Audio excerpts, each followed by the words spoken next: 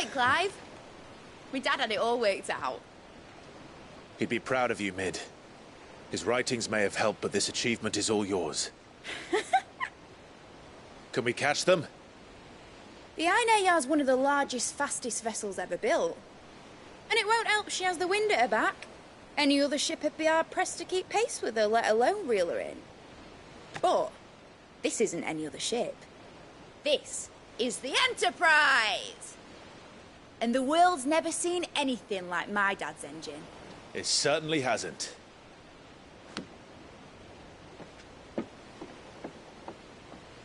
Clive, what do you know of Barnabas Tharm? Only what the bards sing. And he sailed to Ash from southern lands. That it was his mastery of the blade which won him the throne. And that his sword, Odin's sword, can sever the very threads of creation. But don't lose any sleep over a last tilt. We'll do what we must to survive. What we must. The light! I thought this cove was meant to be hidden.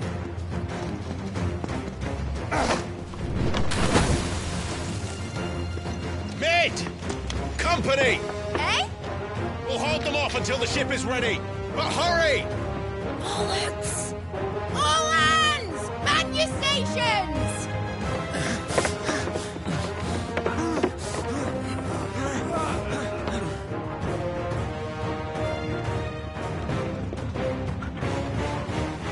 Everyone with me?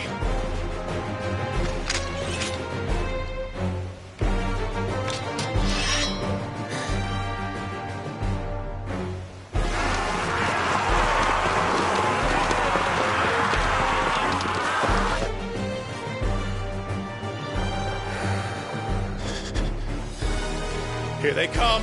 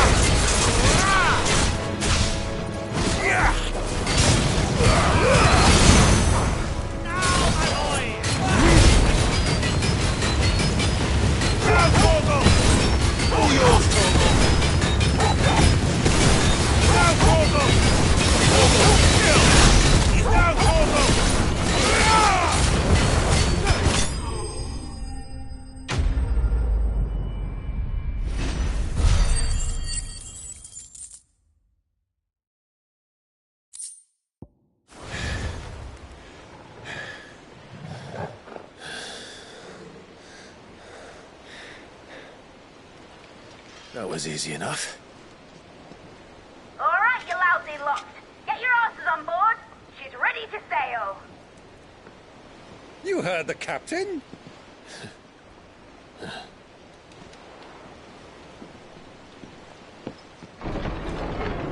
Clive.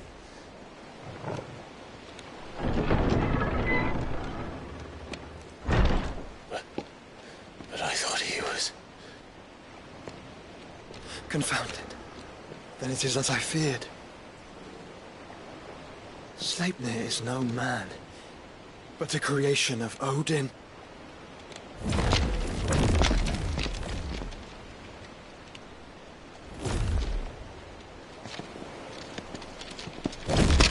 Phoenix's fiery fundament. Have you no normal enemies?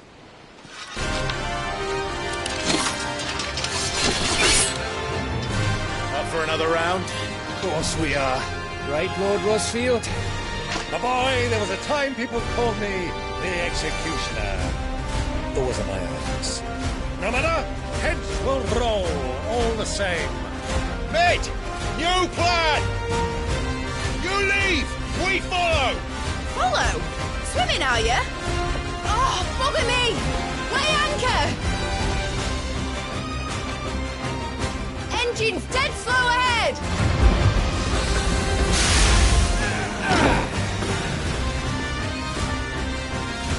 Have care, my friends. Is not blood that runs through an Odin's veins. These foes will not fall easily. Thank you. Like oaks before a woodman's axe. Good thing I brought one! How long are we meant to keep this up? As long as it takes. Unless you have a better idea. Yeah, I've already killed at least 5 of the bastards. Fuck it! Let's do the lot! Wake up! It's over!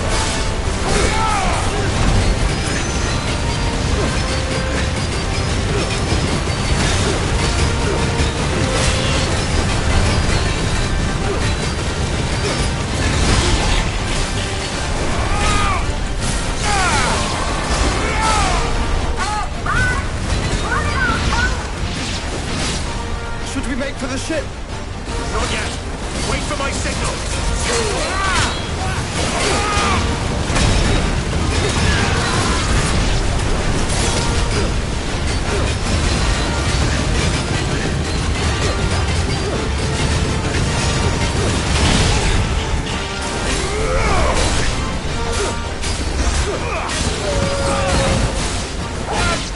In your own time, Clive!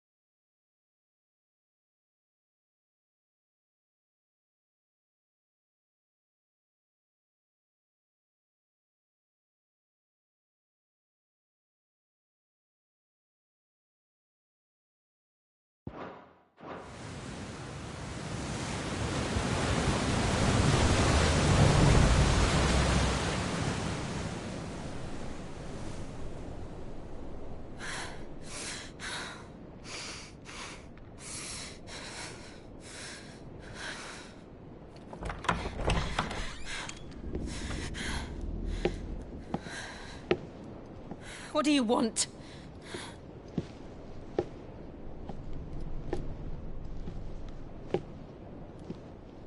That's quite a mess you've made.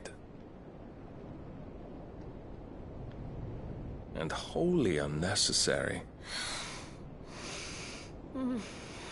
You are my offering to Mythos. I would not see you damaged.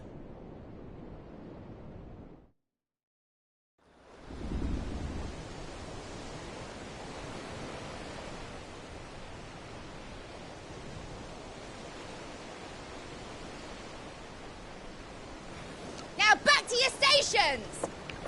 Every bell spent treading water puts another league between us and the galleon.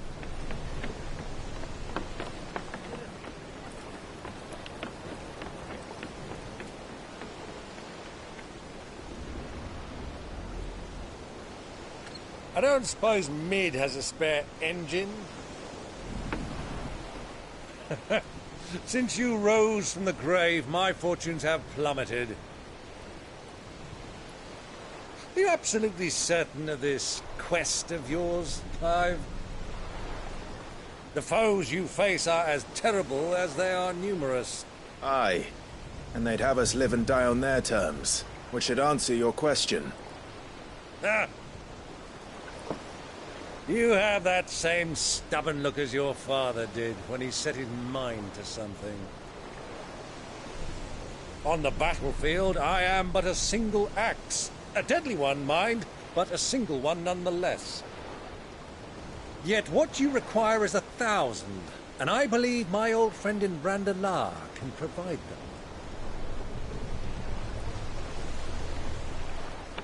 Take care, Clive. I have many more tales of your father's exploits to share. And I cannot very well do that if you're dead. Again. Good luck, Uncle. And may fair winds attend you. As for you, Joshua, take care. I shall do my best, Uncle. Farewell, my nephews. When next you see me, it shall be with an army at my back.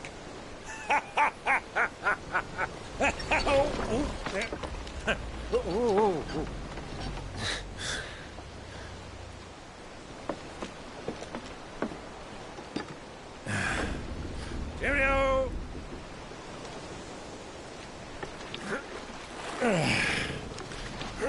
Oh, yeah. Do keep up, my boy.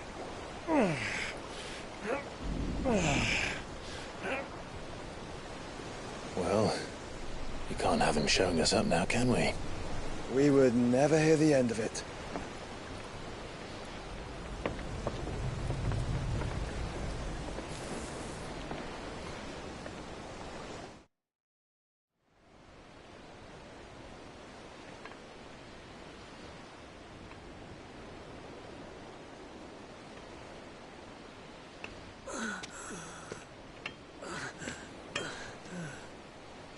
Great God of mercy.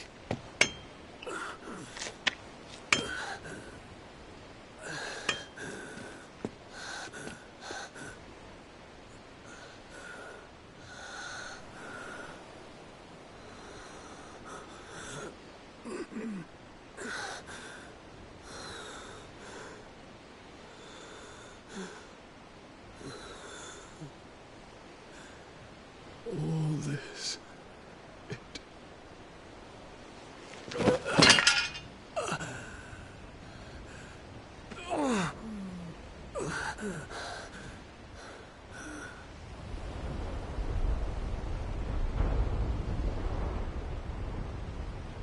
What have I done?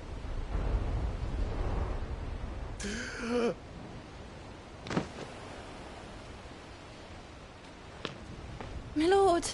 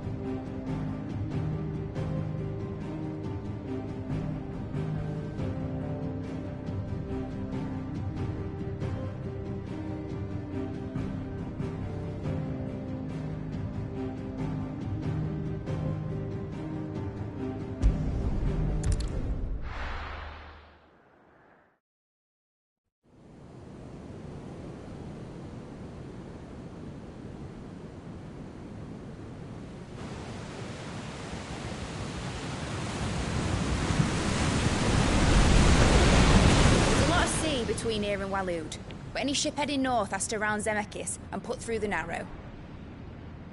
Maintain our current bearing north-northeast, and we'll catch the Black Galleon before she vanishes again. What's to prevent her from circling around Ash from the south? With these winds in those waters, it'd taken forever and a fortnight to reach Stonehenge. Mid knows what she's talking about, Clive. Better than any of us lot, anyway.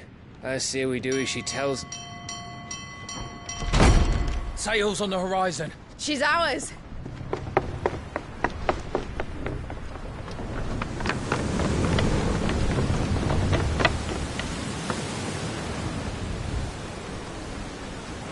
Look alive, boys! Pull ahead! And keep those furnaces fed! Aye, aye! Do you feel that? Jill.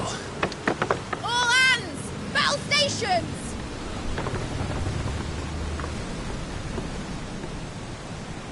Let's see what this girl can do.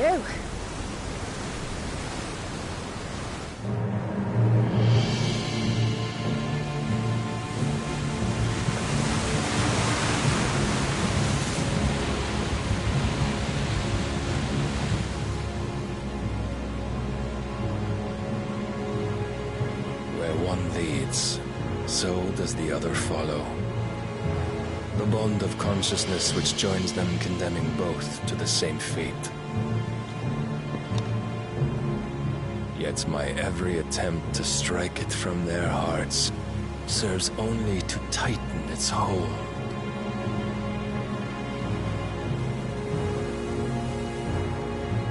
Fascinating.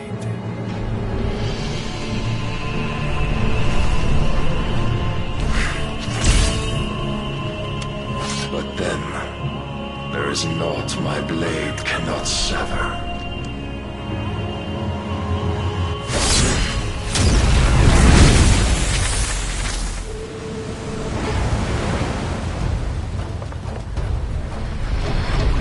Great Gregor's gas!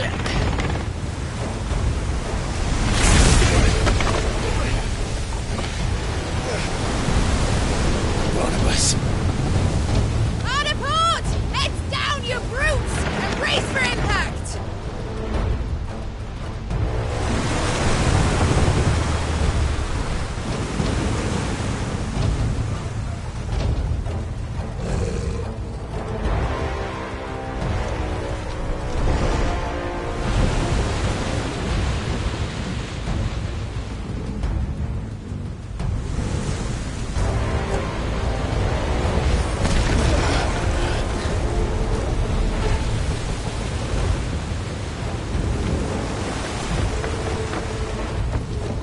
It's now or never.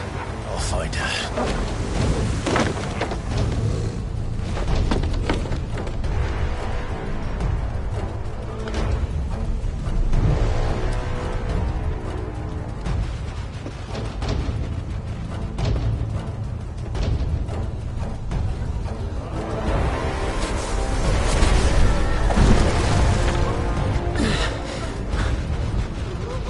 Bloody hell! Out of starboard!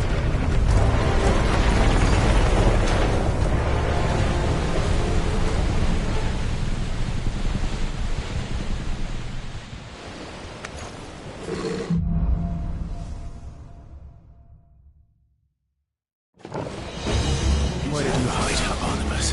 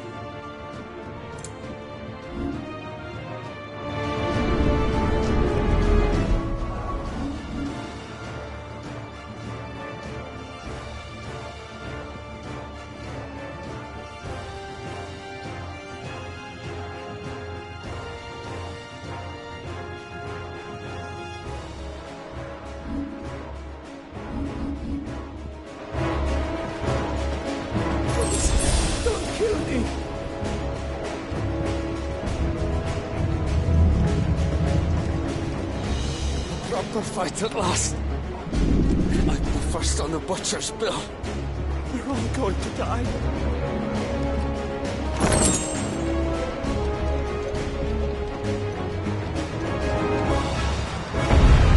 I need to hurry.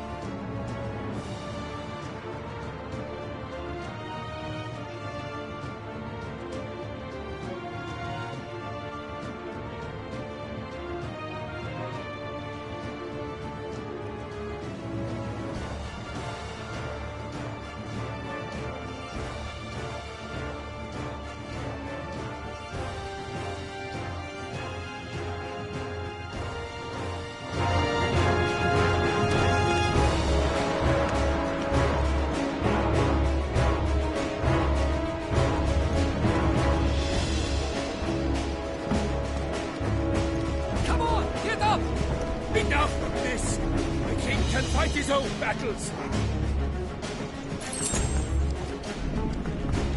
She won't take us yet.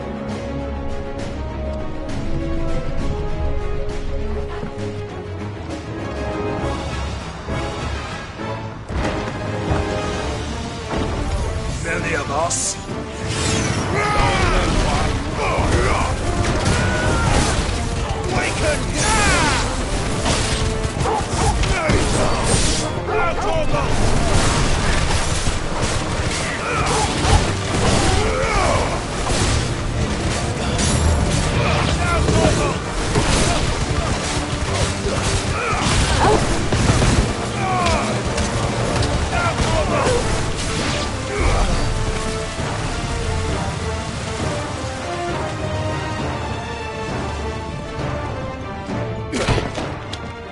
Jill! You came. Get back!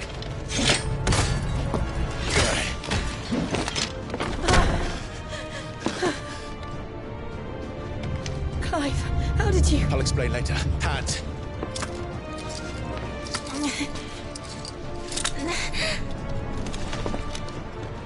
Can you walk?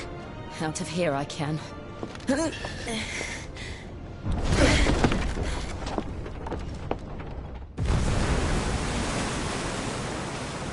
Stand still! Phoenix. Are you not the dominant of fire?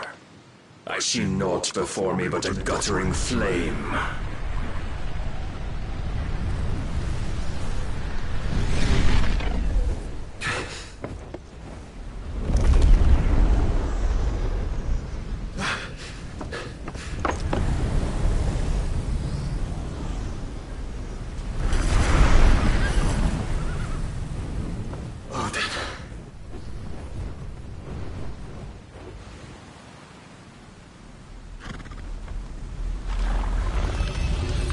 In earnest, then.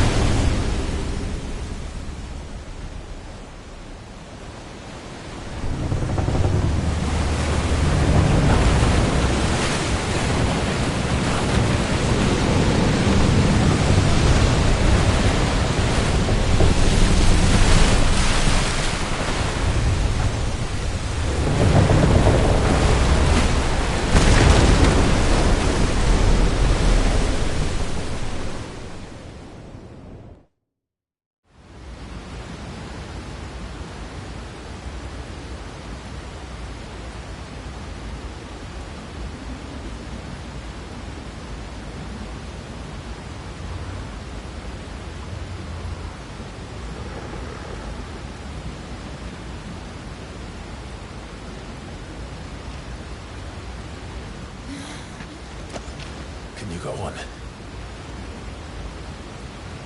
I think so.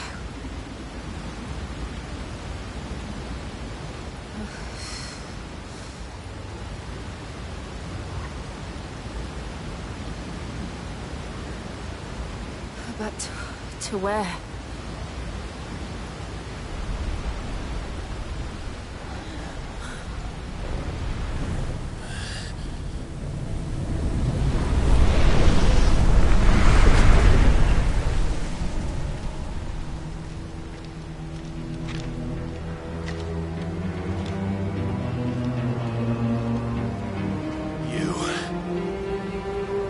What did you do to Joshua? The Phoenix? Oh, I expect he will survive. This consciousness in which you coil your feeble souls is grown thick with desperation. And thus has my master turned to my blade.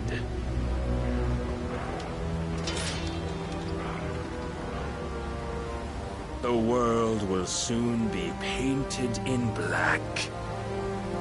And all that live shall gather in death's autumn wake. Not if we remove the cause of this misery. Not if we destroy the last of the Mother Crystals and restore balance to the world. Come. Do you truly think it's so simple?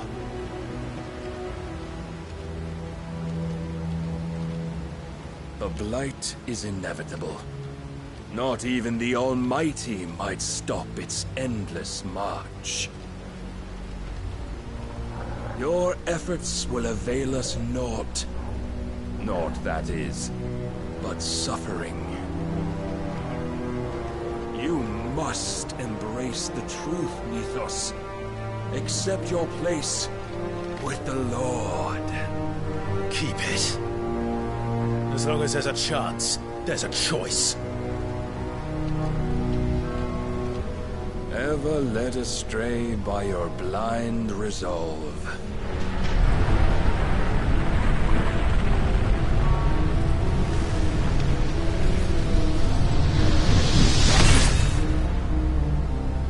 Now, it is time you learn the inevitability of your divine fate.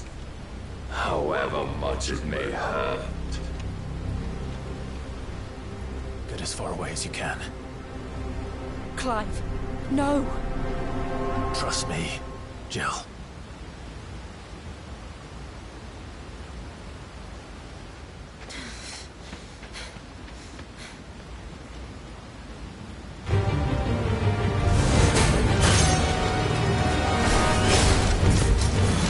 We don't have to do this!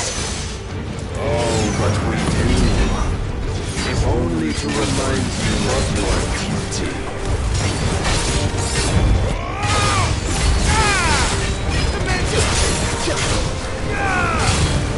Rise, Mythos. In the short time since our last meeting, you have grown much. Yet as a vessel, I fear my lord will still find you lacking.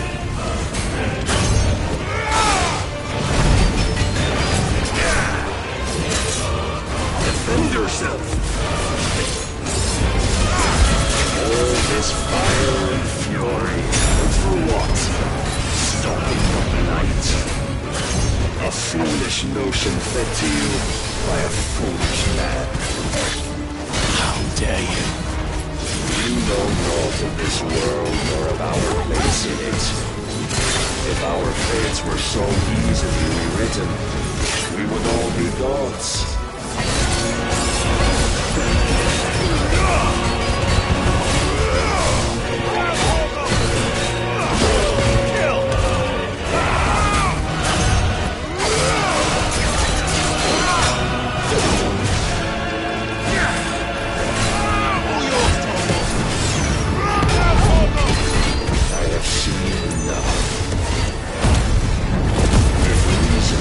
Sway you.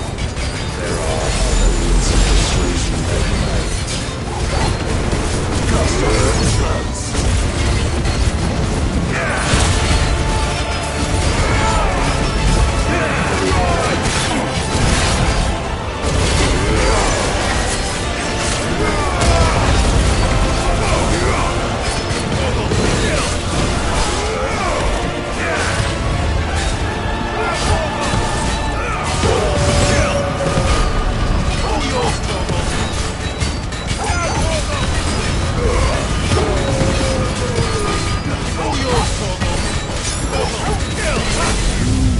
assume the mantle you've been given.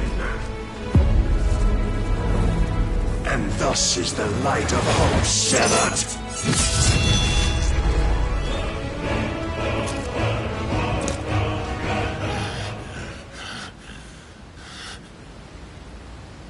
You would yield so soon. Never. Clive!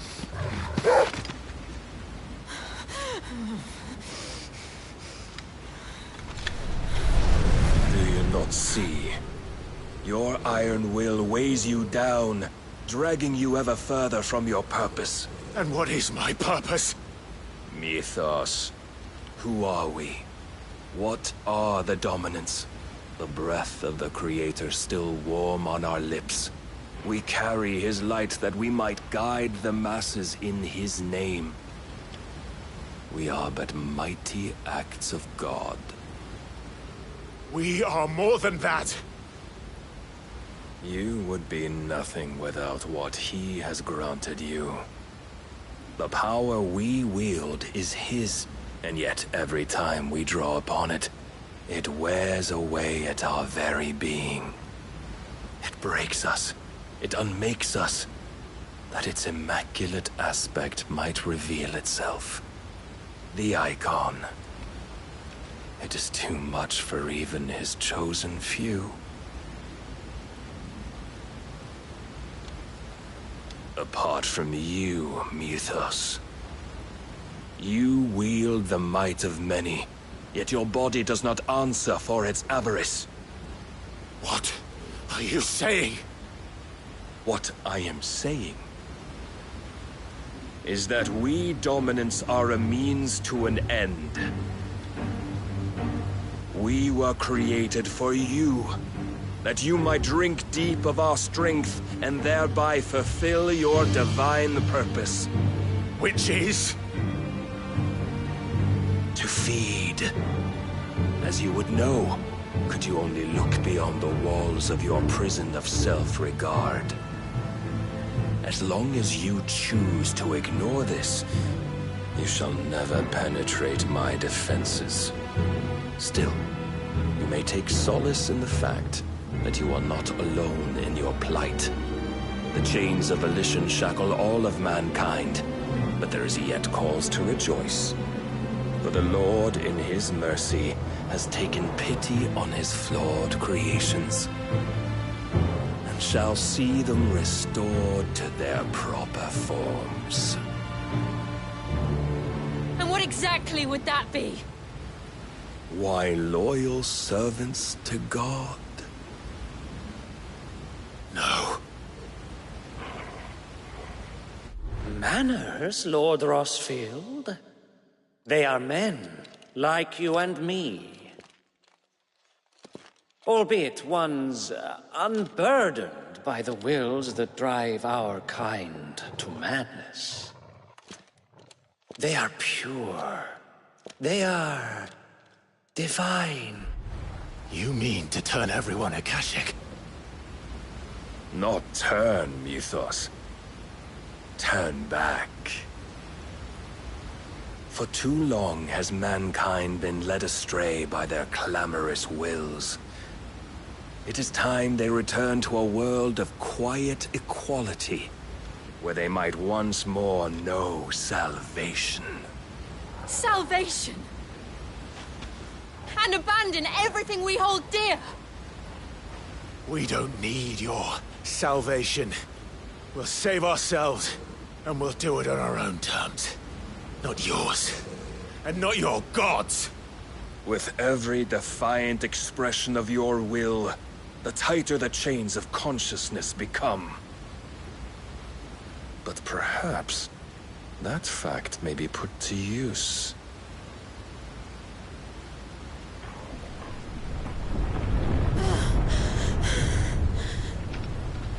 Clive! The faster it binds you to the remaining dominance, the stronger your hunger will become. Until it leads you back to the only answer there ever was. Mayhap not by the path my master intended, but back all the same.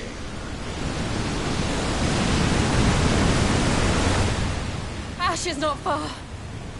I could freeze a path. You're in no fit state. Probably not, but I can try.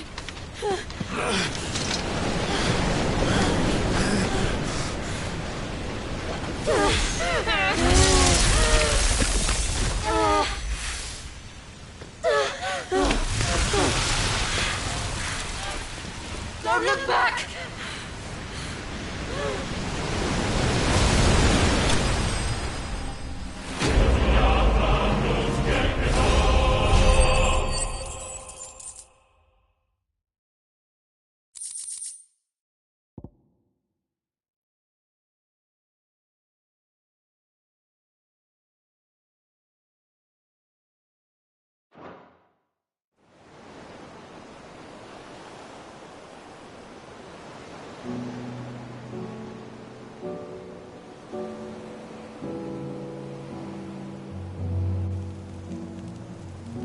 I hope the others are safe.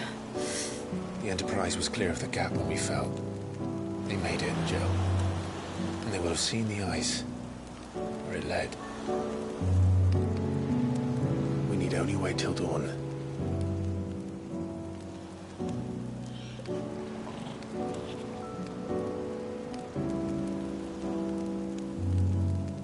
This is the second time Barnabas has bested me. I'm powerless against him. And maybe there really is nothing else for it but to give yourself to his master.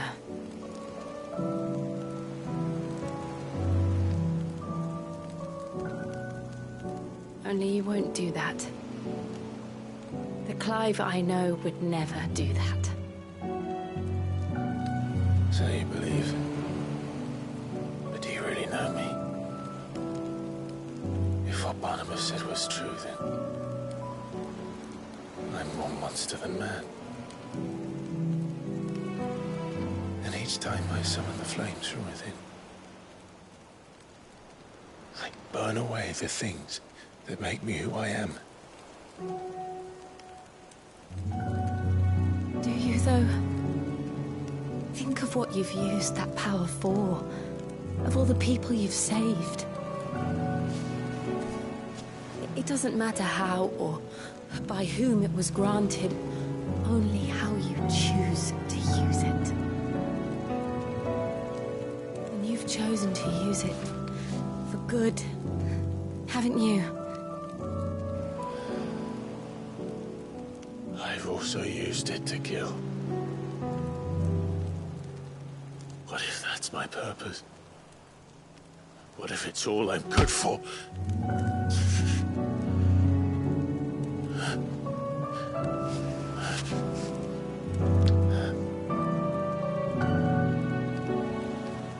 You're still that same boy I grew up with.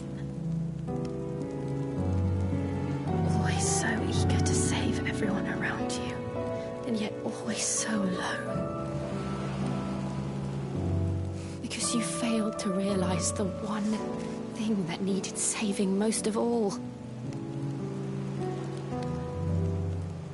You, Clive. You. You never once took the time to save yourself.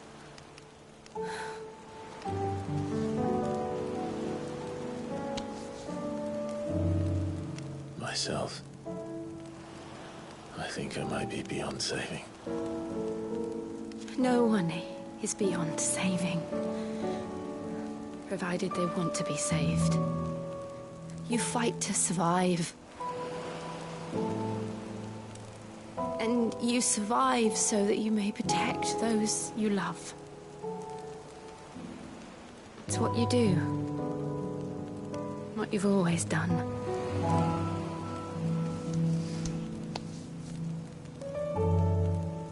And I know you're not about to change.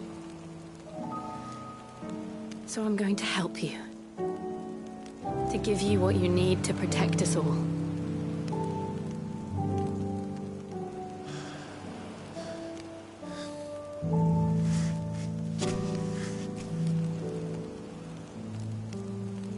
Jill. Are you sure?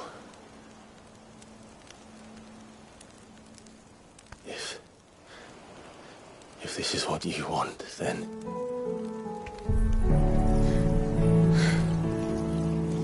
Don't worry, Clive. It is.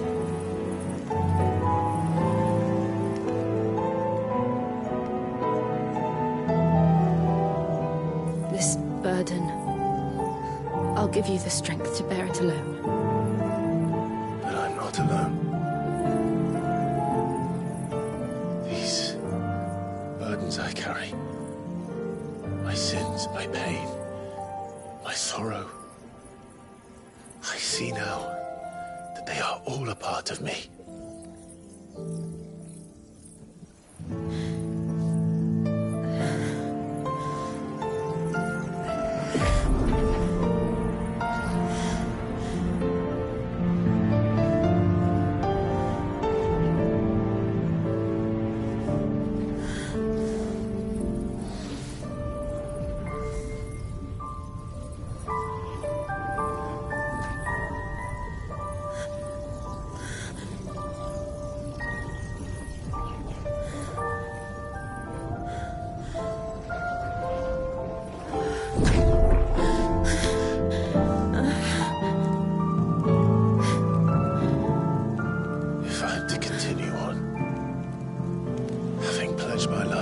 I love. And I will gladly bear your burdens too, until my last breath. Clive.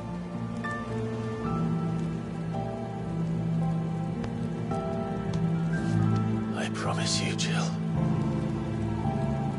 we will find a way to escape this fate. Find a way to save each other.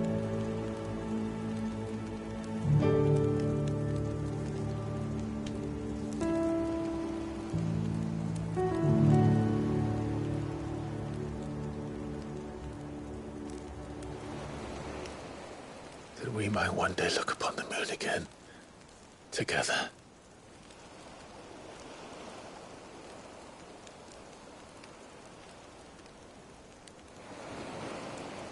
And I promise you, Clive, that I will be there, no matter what you must become. I know.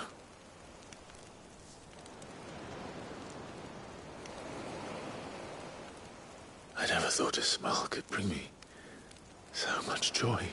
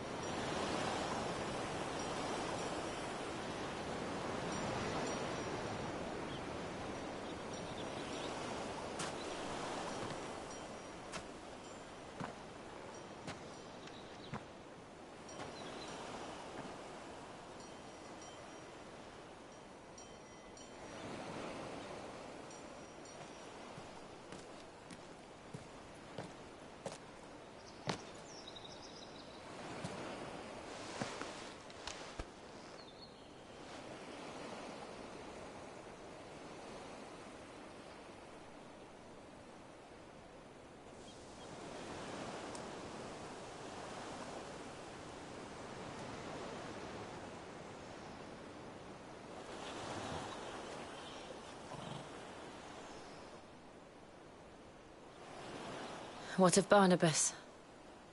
Do we pursue him? No. Our paths will cross again soon enough. Whether we like it or not. Besides, there is something we must do first.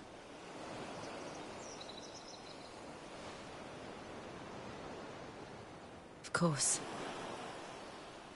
Drake's spine. The last Mother Crystal. The Einherjar is at the bottom of the sea. Waloed won't dare move on Storm without her. But they know we're coming now. We'll need a plan. And a damn good one at that. Then let's go home and find one. Ash will have to wait.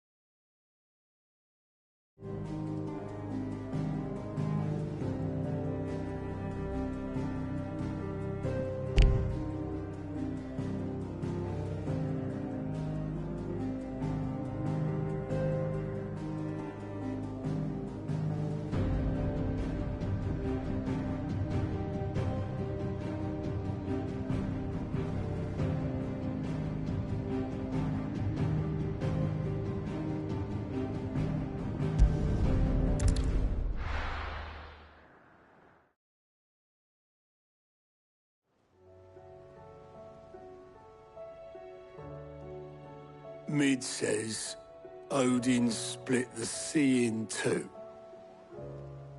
She's always been partial to a tall tale. But there's tall, and then there's tall. I struggle to believe it myself. I see your uncle isn't with you. He stayed with the Enterprise. After our brush with the Einherja, she was in urgent need of repair. And my uncle knows a shipwright in Randalar. We're to join him there when we're ready to sail for Ash. You sure that's wise?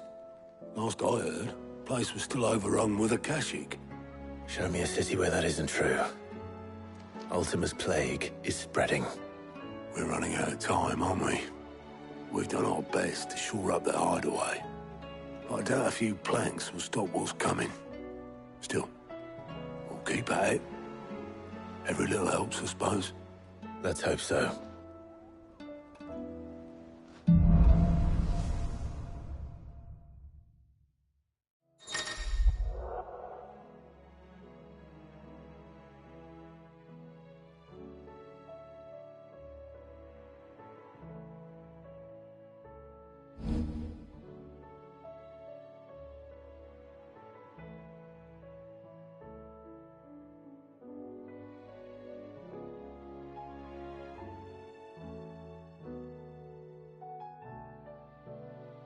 I should visit Joshua, assuming Talia will allow it.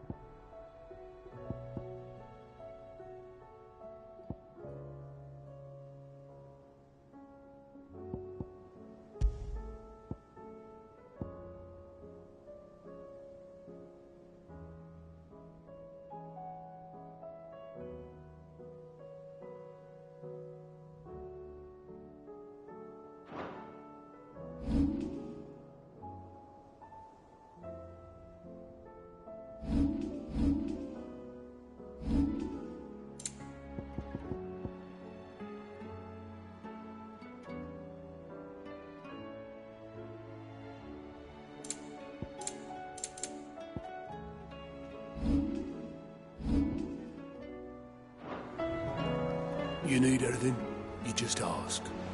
We might not have your uncle's resources, but resourcefulness, we've got in spades.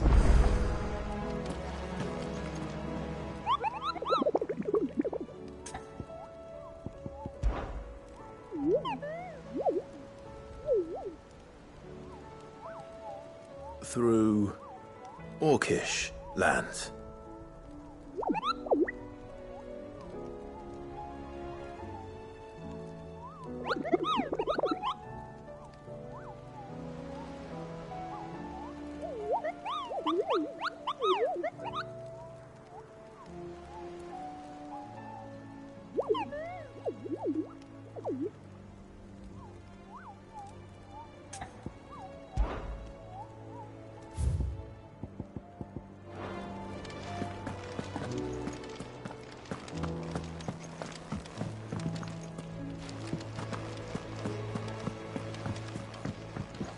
Clive. How may I help you today? Of course.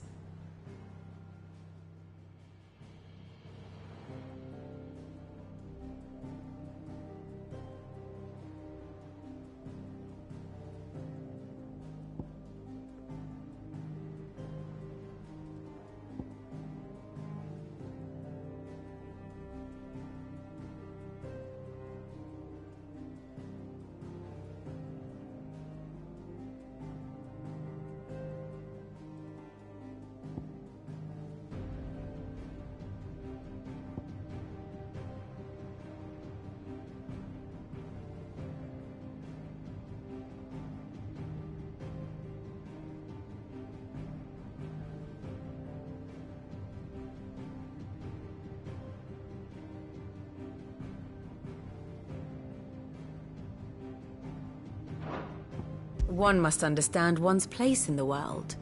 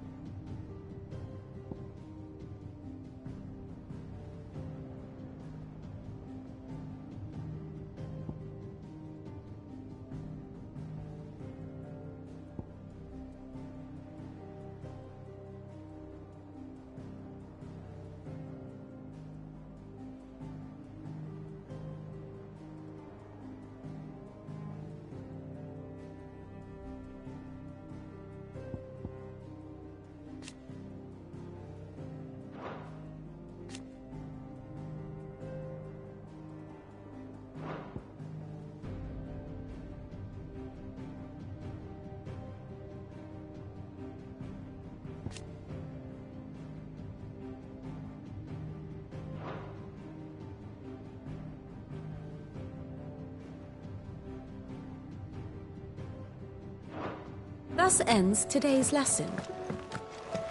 How do you split the sea, you reckon? I reckon we're better off not knowing.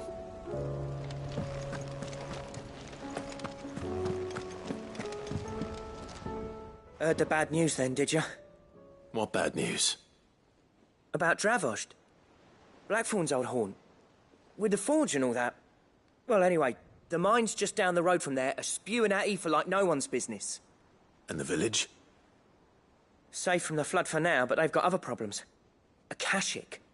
Every creature in the area's either turned, or on the way to turning, apparently. Zoltan and the others are living on borrowed time. They need help, and quick. Doris sent a few curse breakers to keep an eye on things, but there's only so much a couple of scouts can do. Except get eaten. If something ain't done soon, the old place will be overrun. I won't let that happen. Didn't think you would. Does Blackthorn know? I thought it might be better if he didn't. He'd only do something stupid. You reckon we should tell him? No. It's better this way. Yeah, well... I can't stand about knowing what's happening out there, so I'm off. I'll see you in Dravost.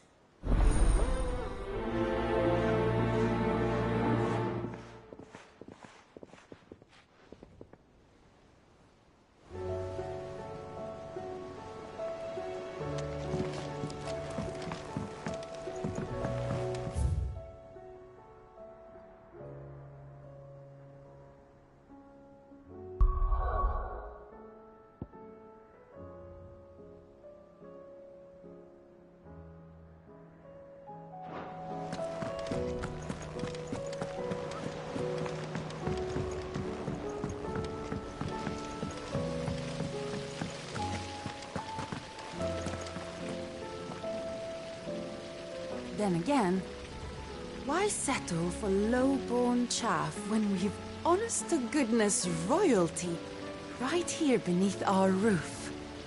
If Prince Dion cannot see my love for him, then perhaps the Phoenix will.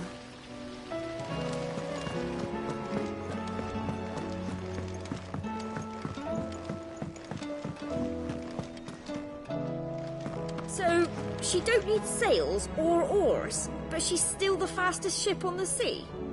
That's what Mid says, anyway. Though I'd have to see it to believe it.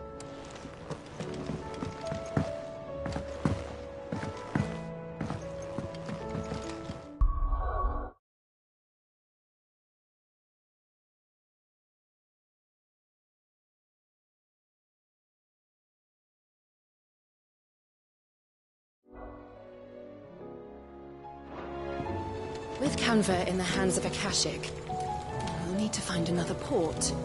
Preferably one as well hidden as the ironworks. How was she?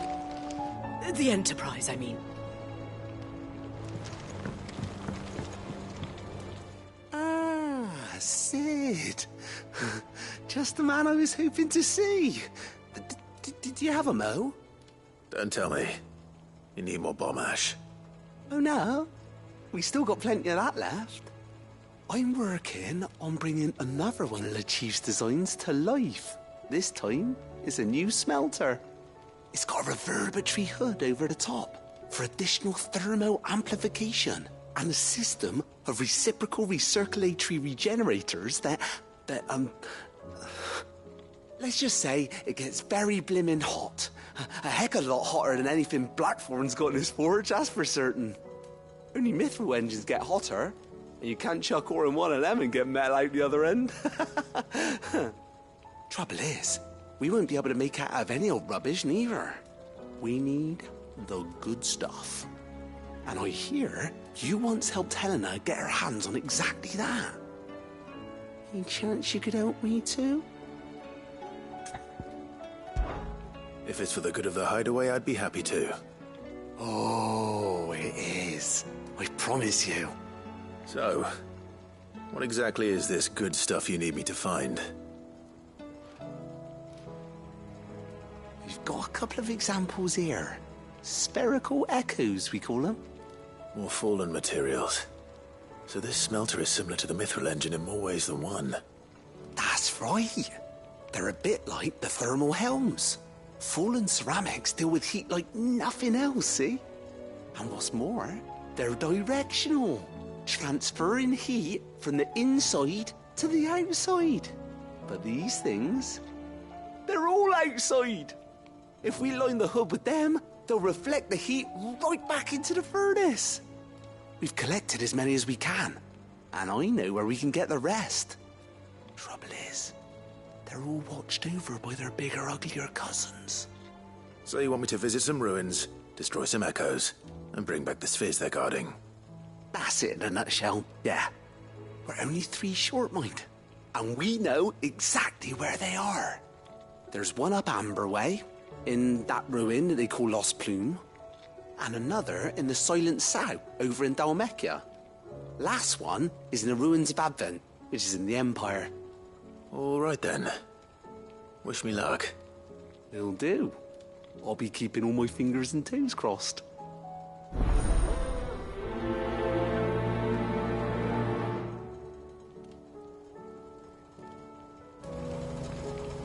Can't say I've ever been to the Silent Sound myself. Nor Advent, for that matter. I've hardly ever been out of the duchy, to tell you the truth. Did get the chance to visit Lost Plume once, though. What a piece of work that place is. Would have stuck around to study the relics more. If half of them hadn't been trying to blimmin' kill me.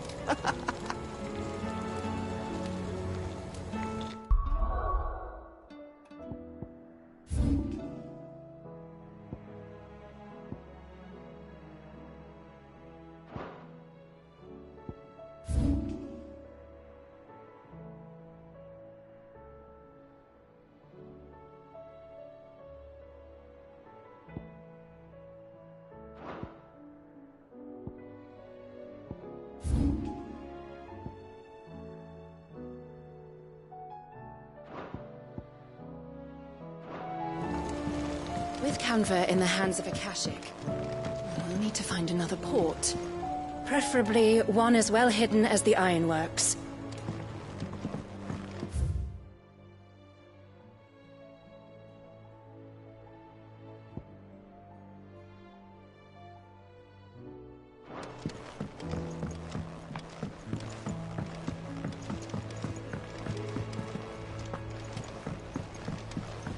Miss, can we read Miss Editor's story for our lesson today? What a wonderful idea, Jocelyn. Let's do just that.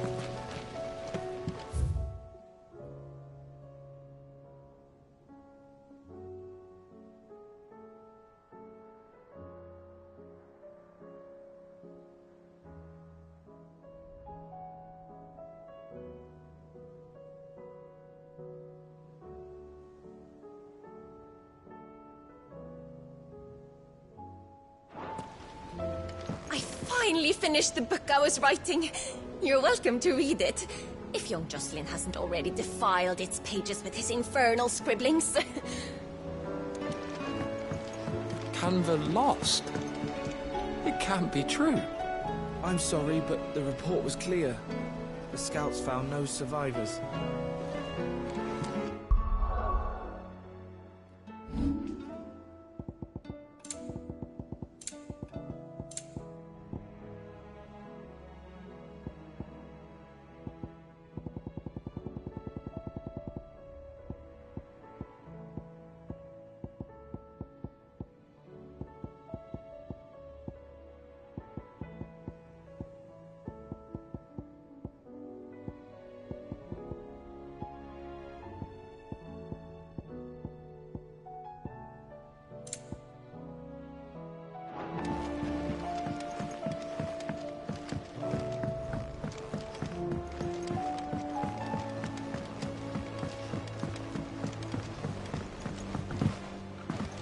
Tried Molly's lemon tarts. I've never had anything so delicious.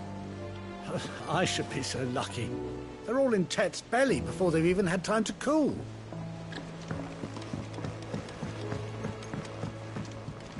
Oh! Be seeing ya. If I painted you black, could you fly me across the lake? Are you even listening?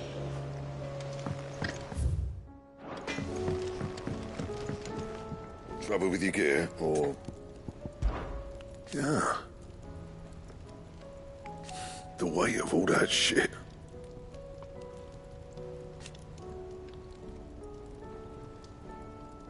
Clever girl, that one. So, what'll it be?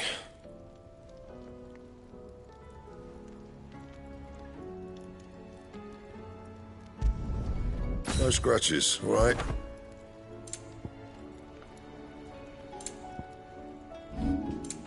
That it? Fine. The stew's awfully thin these days. Oh, what do you expect?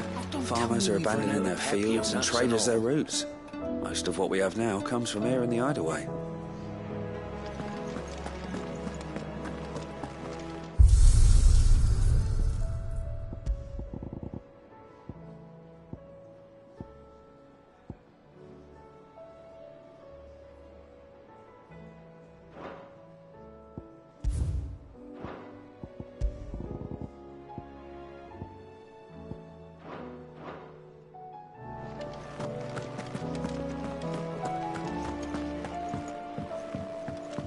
I will not forget this kindness, my lord. I shall go to Eastport, but as soon as the rebuilding work is complete, I promise to return.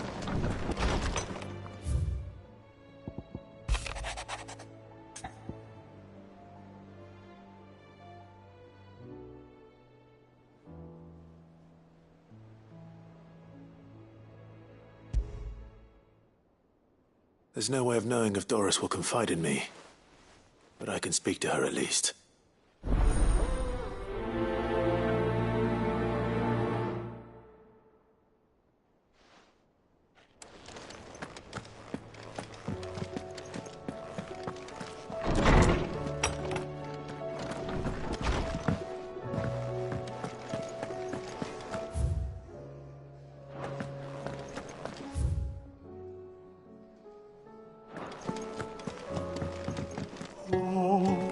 Adrift on foam-flecked peaks, despair looms below.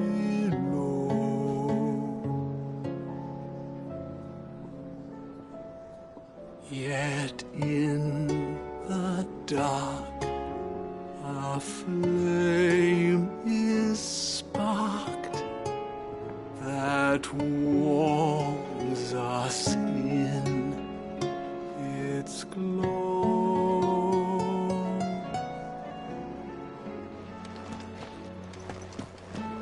What do you recommend?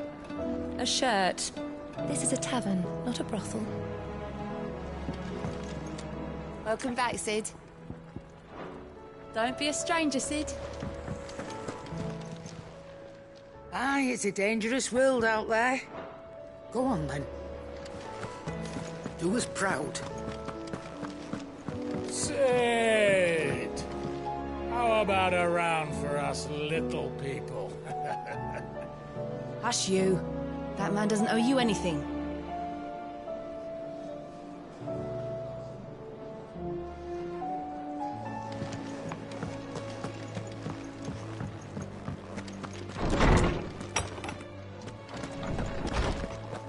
We all know the bearers have a resilience to the ill effects of ether.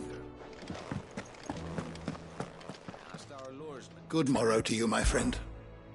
I have a few new notes that might interest you.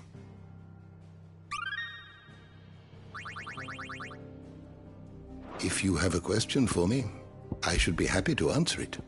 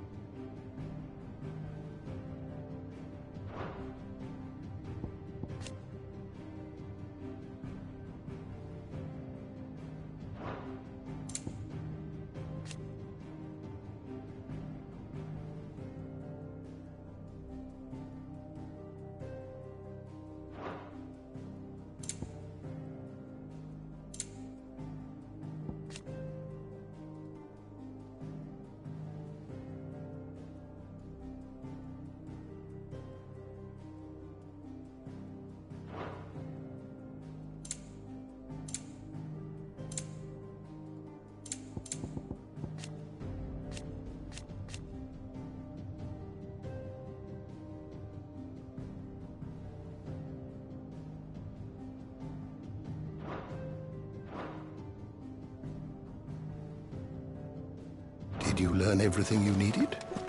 Miss? Said I could ride the Enterprise next. No, she didn't. She said I could.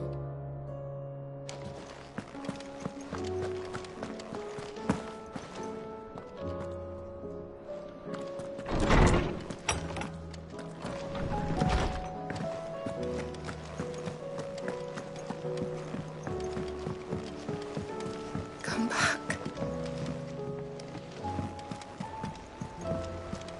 Thank goodness Sid made it home safely. His brother didn't look all that well, though.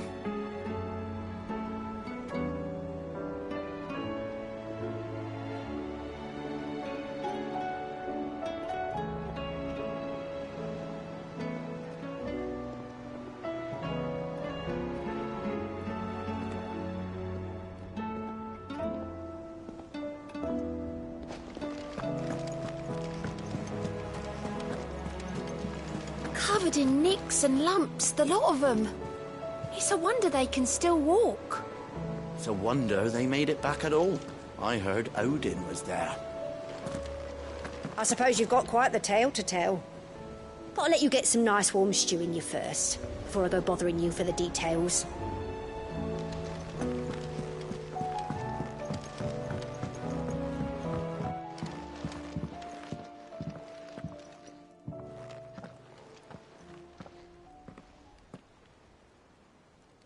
Where are you?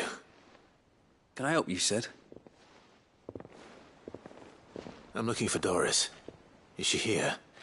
I'm afraid not. She's at Martha's Rest on a job. My job, actually. When she heard what the mission was, she insisted on going herself. Alone. Did she? What was the mission? Following up on some new information. Once they'd settled in, the bearers you helped liberate in the Dragon's Eyrie were keen to talk about their imprisonment. And about their captor. The slaver Cole's team were tracking when they were attacked by the Beastmen. I'll go and find her. She's at Martha's Rest, you say? If she's not moved on already, yes. I hope everything's all right. Why would Doris insist on going alone? Maybe Cole was right to be worried. I would have gone to Martha's Rest with Doris, but she ordered me to stay behind. And I'm not about to start disobeying orders.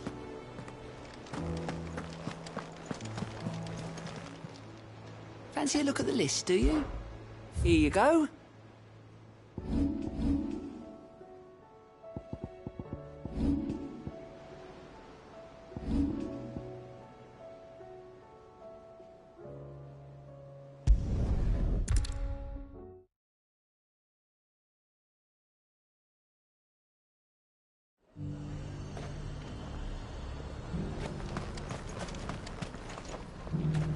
I got peppers to numb your tongue and put fire in your belly. Nothing like a little unrest to fill the coffers, eh? My apologies for the lack of stock. The Vale purchased most of it earlier to brew tonics for the injured they'd taken in. Why, your storm is as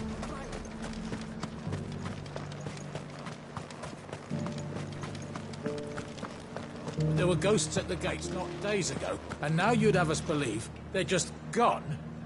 I would. And I'd thank you to trust us. Unless you fancy picking up a sword yourself.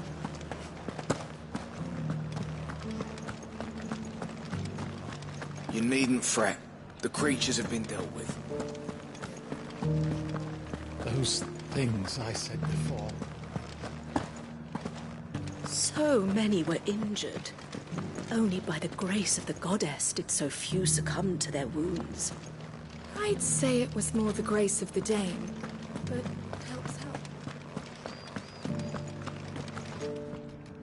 Oh, Clive. What am I to do? My wards and I may soon be without a home. What's happened? The High Cardinal has descended from his lofty throne and taken up residence here in Northreach. The High Cardinal? Leader of the Council of Elders, second only to his Radiance at the head of the Imperial government. Not that any of those things still exist. Now he goes by his noble title, the Duke of Oriflamme. And what does he want with Northreach? He wants to transform it into a military stronghold, a foundation upon which to build a new Sambrec.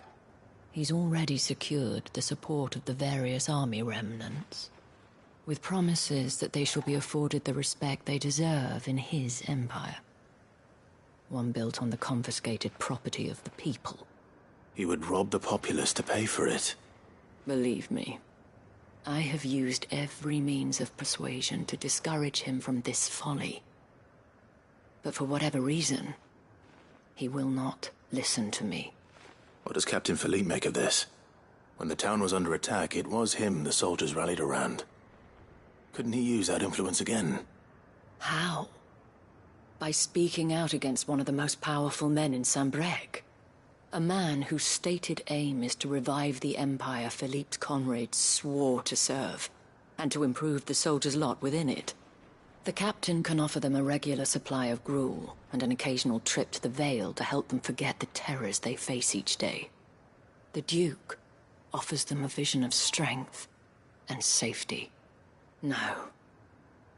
Any attempt to incite mutiny would cost Philippe the support of his men, if it did not cost him his life.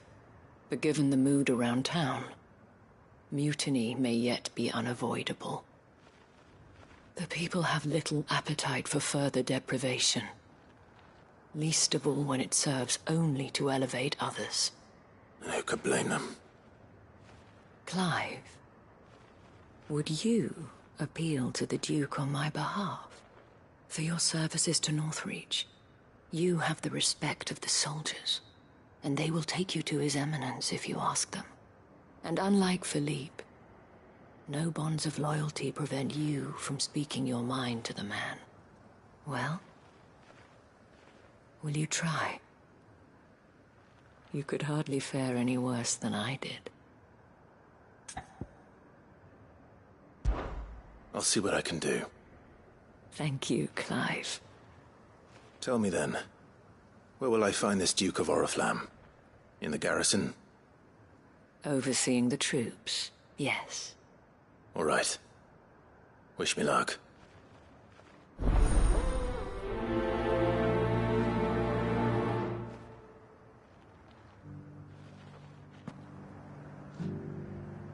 The fact that the soldiers trust you may well carry some weight with the Duke. He needs their support, after all. I only hope that you can make him see sense before he tears the town apart. I may have met this Duke before, at the Remembrance ceremony. Let's hope I didn't make a strong impression. Those things I said before.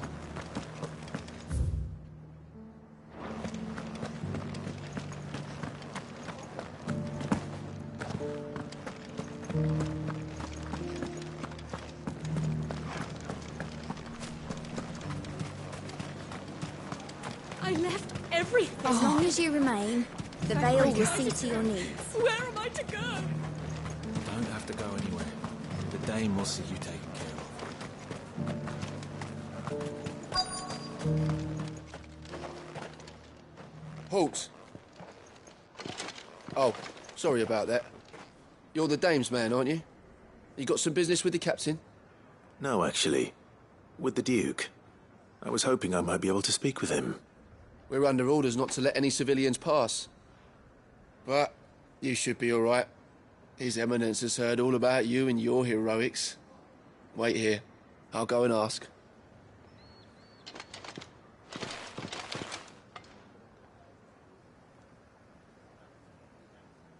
So, you are the sellsword who lent his aid to the garrison.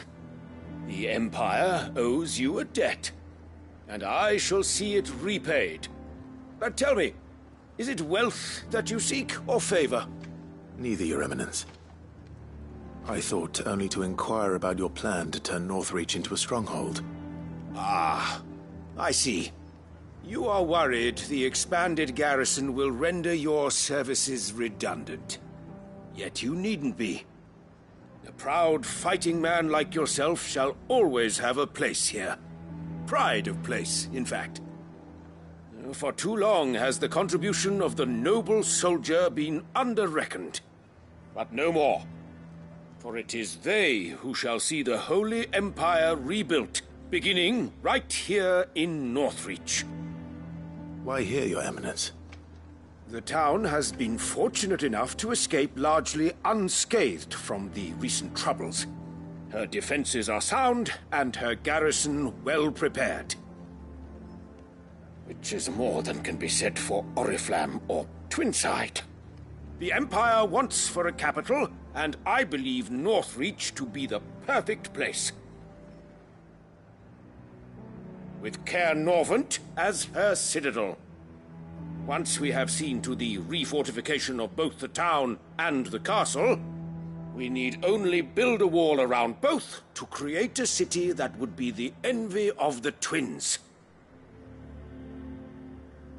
Plans are already underway for the construction. Soon enough, these thralls shall learn that they are no match for the might of Sanbreque. I fear you underestimate how dangerous these creatures are, Your Eminence. Should they return in force, you will need all the people of Northreach to come together in defense of the town. Something they may be loath to do if they've been deprived of their worldly goods. The people will do as their leaders command. If Sanbreque is to be rebuilt, she will require a functioning government. One whose authority is beyond question. That is why this levy is necessary. So that any man who wishes to join the army might do so and be fed, outfitted, and paid as befits a defender of the Empire. And yet there are those who persist in peddling the treasonous lie that I seek to steal from the people and drive them from their homes. I suspect they're afraid of losing what little they have left. Precisely. The common folk have little and less, and you mean to deprive them of even that. You would sow the seeds of your new empire in your own salted earth. Sabine, we have discussed this. Yes, and I told you then how putting the empire before her citizens would lead only to revolt. Without an empire, there are no citizens. And in yours, there will be only beggars. Is that what Griga wills for her people? Do not take her name in vain, Sabine. I'll come back later. A citizens' revolt. I wonder what the people really think of the Duke's plan. It wouldn't hurt to ask them, I suppose. Let's begin with those on the other side of the wall. Sabine, you are embarrassing me. You're embarrassing yourself.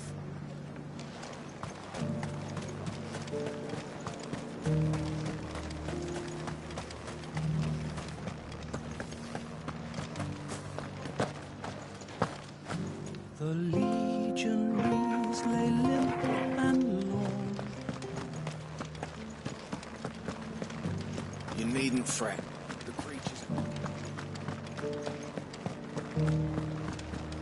There were ghosts at the gates not days ago. All right there. What is it you're after, sir? Just your opinion, actually. I wondered what you thought of the Duke of Oriflamme. Oh, him.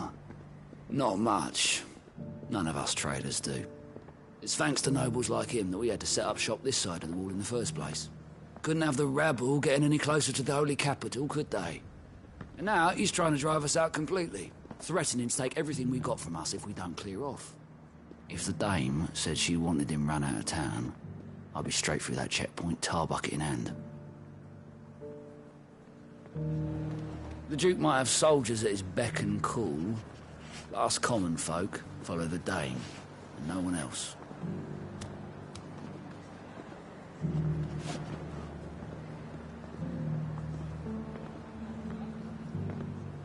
The Duke might have soldiers at his beck and call, but us common folk follow the dame, and no one else.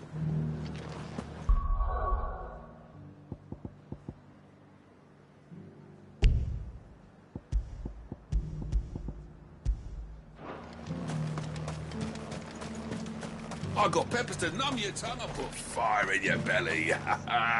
Would you, care for a taste, eh?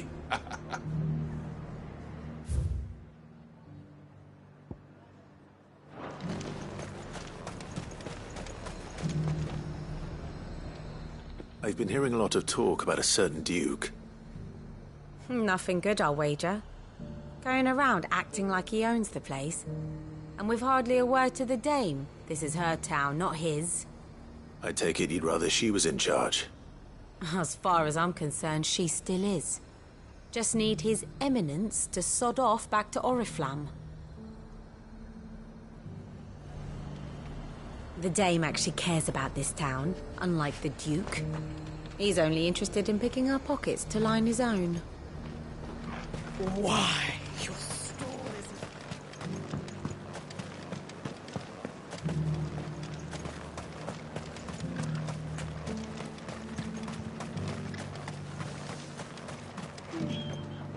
A question, if you don't mind. What do you think of the Duke of Oriflamme? Don't get me started. You build a life for yourself somewhere, earning for some noble to turn up and tell you you've got to hand it all over to him. If he thinks his name and his chains give him the right to empty our purses, he's in for a rude awakening.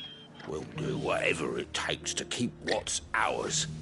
Whatever it takes. Well, the people seem united enough. What about the soldiers? If he comes calling, the only thing I'm giving the Duke of Oriflamme's a piece of my mind. Maybe a smack in the gob.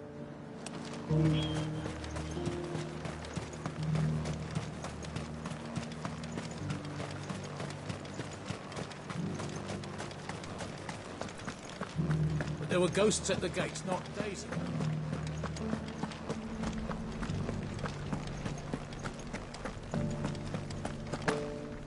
Those things I said before.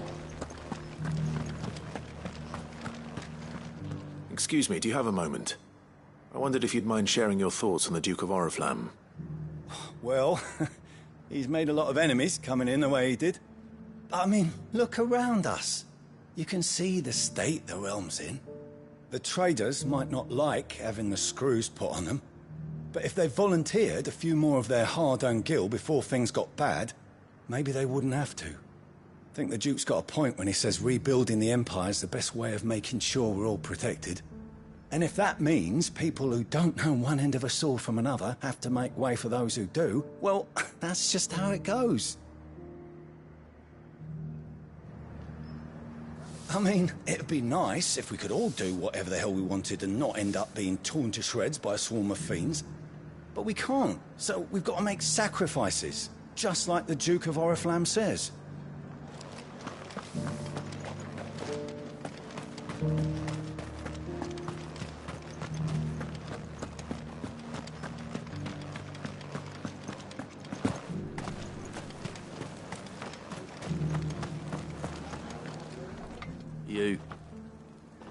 You're the one who was talking to His Eminence.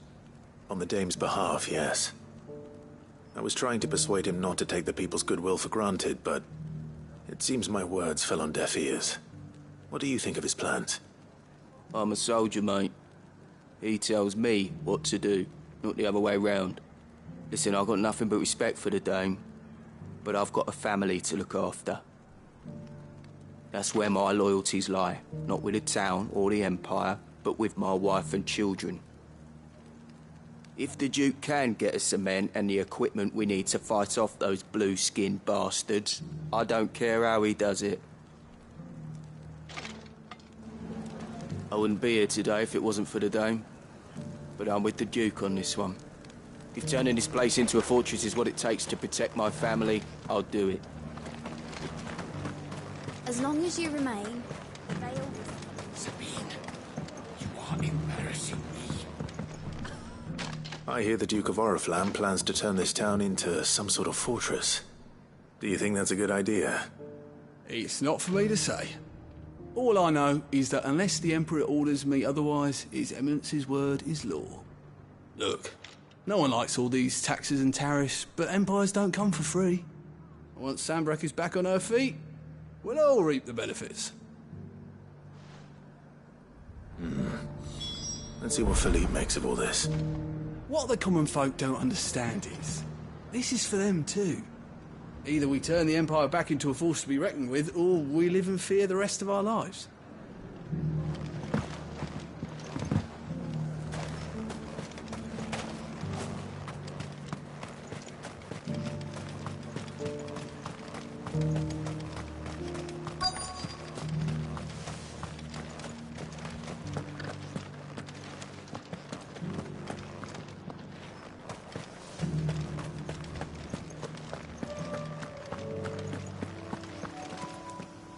Captain, do you have a moment? For you? Certainly. Clive, wasn't it? Thank you for last time.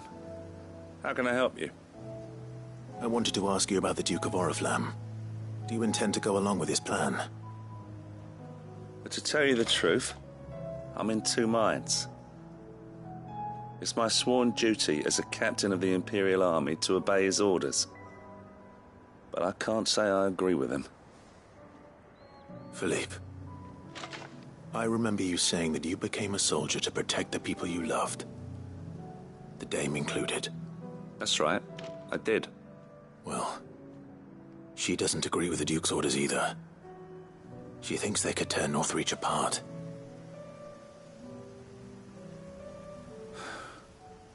And she's probably right.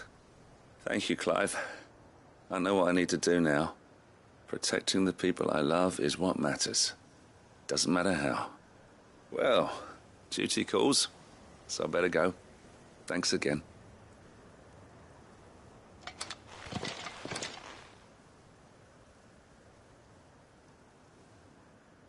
It seems Philippe wants to do the right thing at least. I expect Isabel will be pleased to hear that, if nothing else.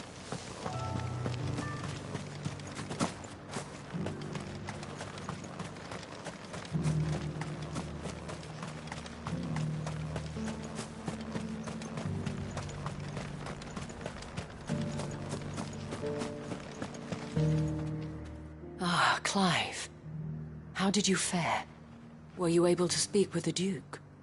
I was, but...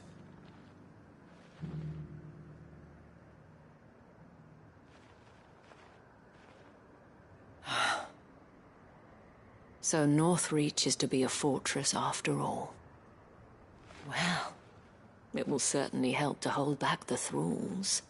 There's no denying that. Though I doubt it will come as much consolation to the townspeople whose worldly goods are confiscated to pay for it. They deserve to be heard, Clive. To have a say in this new empire the Duke means to build. Sadly, His Eminence values their obedience more than their opinions, and hopes to reassert the authority of the state. I fear he sees the people as mere pawns on his chessboard to be sacrificed for the greater good. Needless to say, they themselves are of a different opinion, and would rather their destinies were in your hands. The soldiers, meanwhile, are content to follow their orders. And not just because of the Duke's rank, but because of his vision. I thought as much. Had I sworn to protect Sanbreque, I dare say I too would want nothing more than to see it rise from the ashes. Thank you for trying. But the battle is lost. I don't know about that. What happened to your uniform? I handed it in, along with my resignation. Told the lads I wished them well, but that I owe it to those I love to call it a day. But why? Because I realized what really matters to me. Not following some nobleman's orders for the sake of it, but protecting what I care about. Protecting Northreach. I honestly don't know when those monsters will return, but I'm certain they're not finished with us yet. And when they do come back, we need to be ready for them. We need to stand together, all of us. And with you to lead us, milady, I reckon we can do it. It was you who finally convinced me, Clive. There's no point following orders if they go against everything you believe. Indeed. All of us, standing together. That has always been Northreach's best hope, and one which still lies within our grasp. We have only to turn our attentions to the true enemy, Thank you, Philippe, for showing me what I must do. Anything for you, milady. Speaking of standing together, would you mind if I borrowed a few of the lads from the Vale to help keep watch around the town? I fear His Eminence has loftier tasks in mind for the guard. Not at all. Be my guest.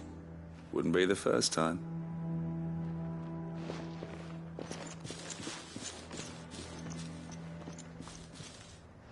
There may be hope for Northreach yet. Especially with men like you and Philippe to champion our cause. I, for my part, shall continue to work upon the Duke, in the stubborn belief that I might still tempt him into joining hands.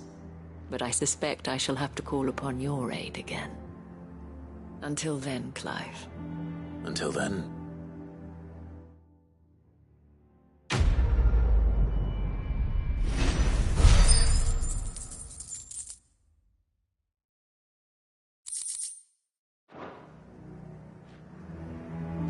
Despite my repeated advances, His Eminence has proven a difficult conquest. Fortunately, I am nothing if not persistent. But, be that as it may, I might yet need you to press the point.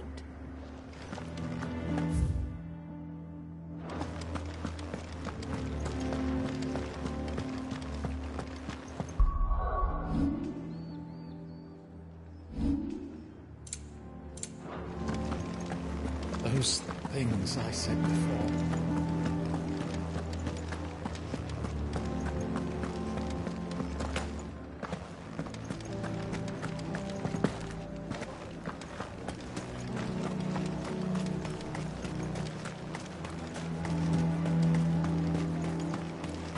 You heard the Herald. The Emperor's dead and the Empire along with him. If we're going to survive, we'll have to do it on our own.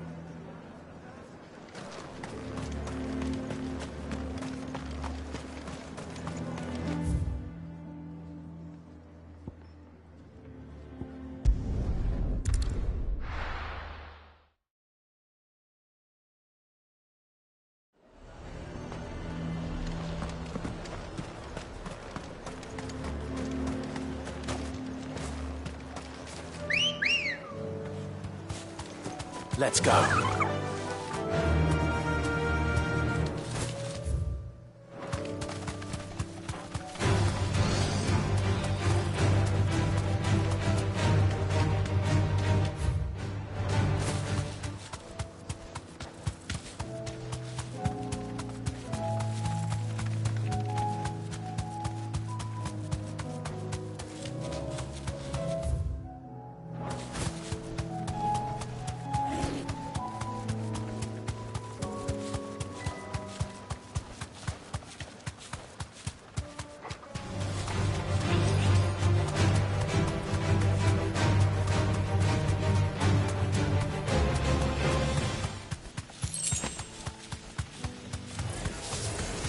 I'll need to deal with these ones first.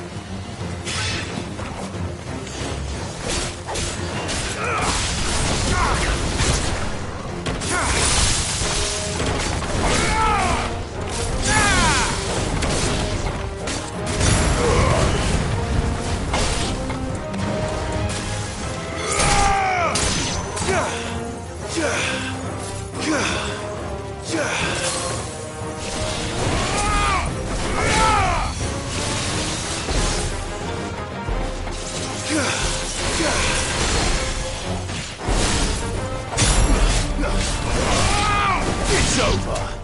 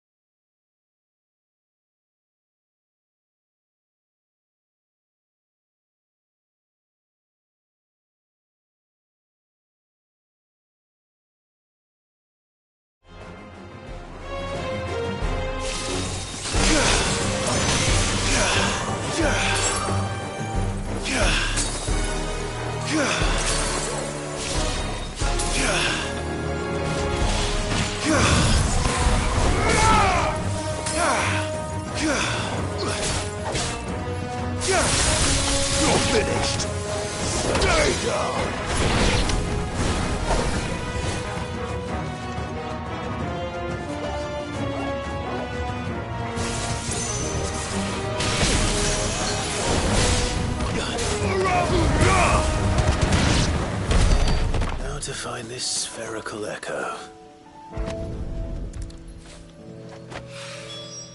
This is it. Right then. Just two more to find.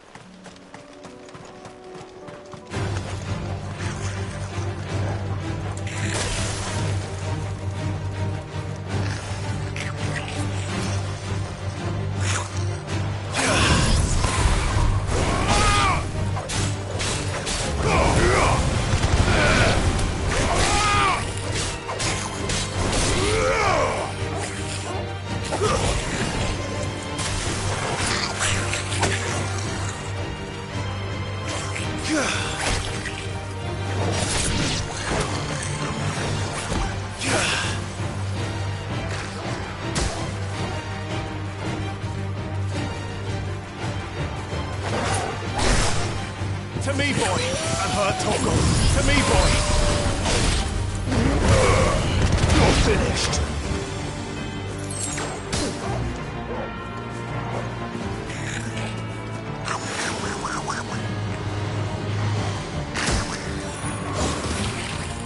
I'm hurt, Torgal! Help me, boy! Help me, boy! Help me, boy! Help me, boy! I'm hurt, Torgal! Help me, boy! I'm hurt, Torgal! To me, boy! Help me, boy! Help me, boy! Help me, boy! I'm hurt, Torgal! I'm hurt, Torgal! To me, boy!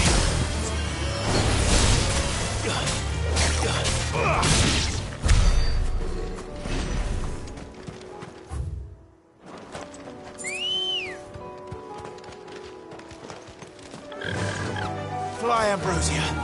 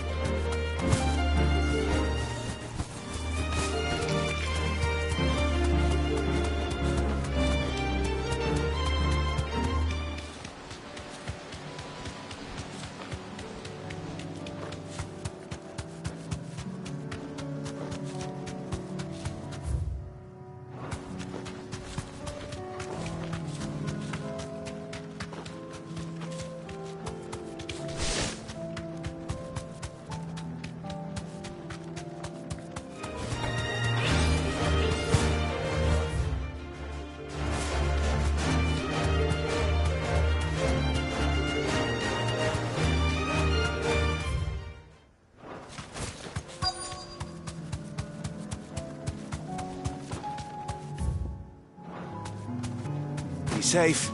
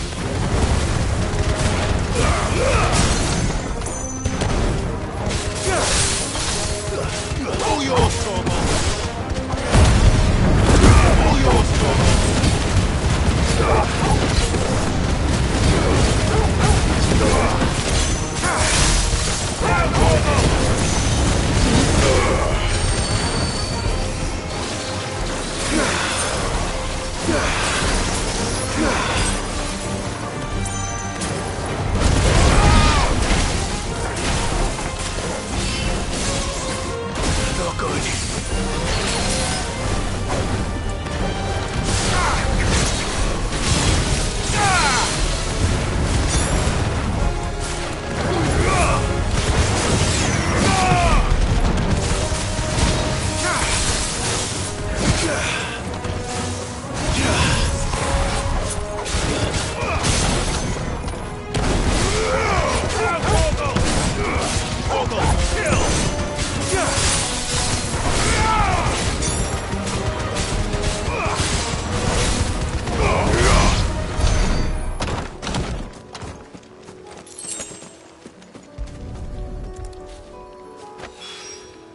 Two down, one to go.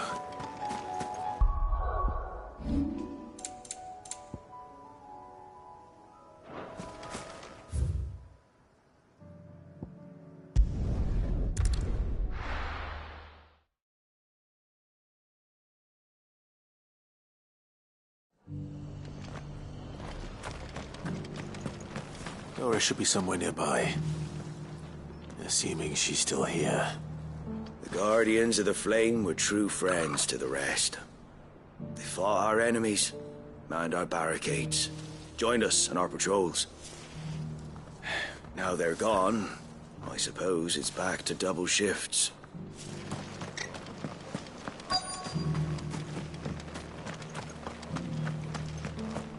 The world seems to be changing so fast lately I can hardly keep up. But what I do know is that there's more bad news than good.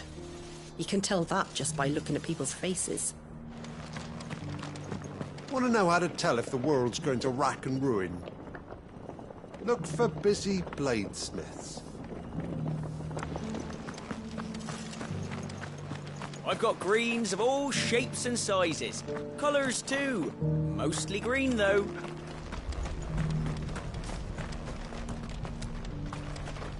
How do?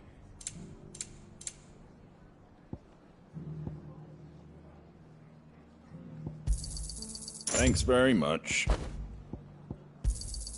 Much obliged.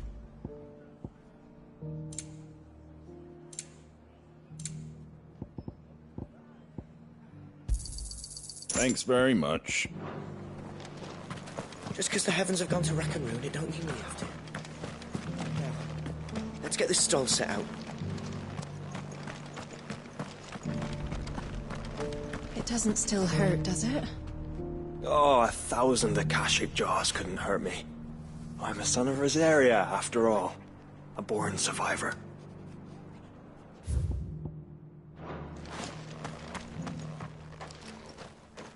It's been a pleasure, Doris. Just like old times. I'll give your offer some thought, my lady. How goes the investigation? Sid, what brings you to Martha's Rest? You. I heard you were out here on your own, tracking our slaver. I trust you're being careful. Of course. And it had to be me.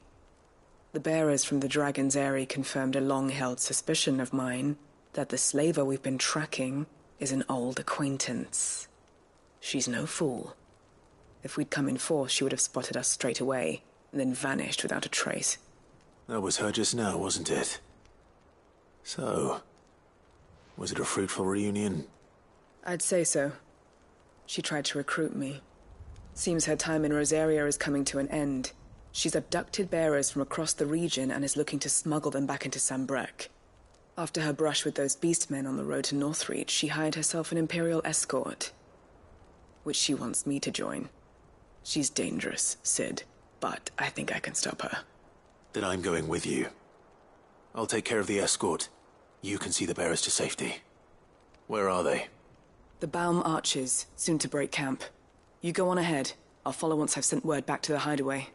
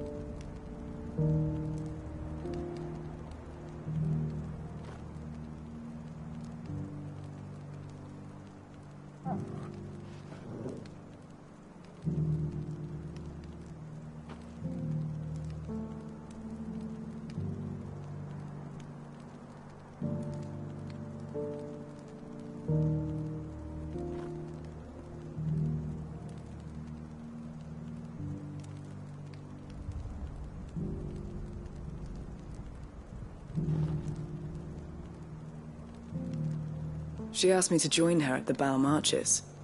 It's a wonder she still trusts me after everything that happened.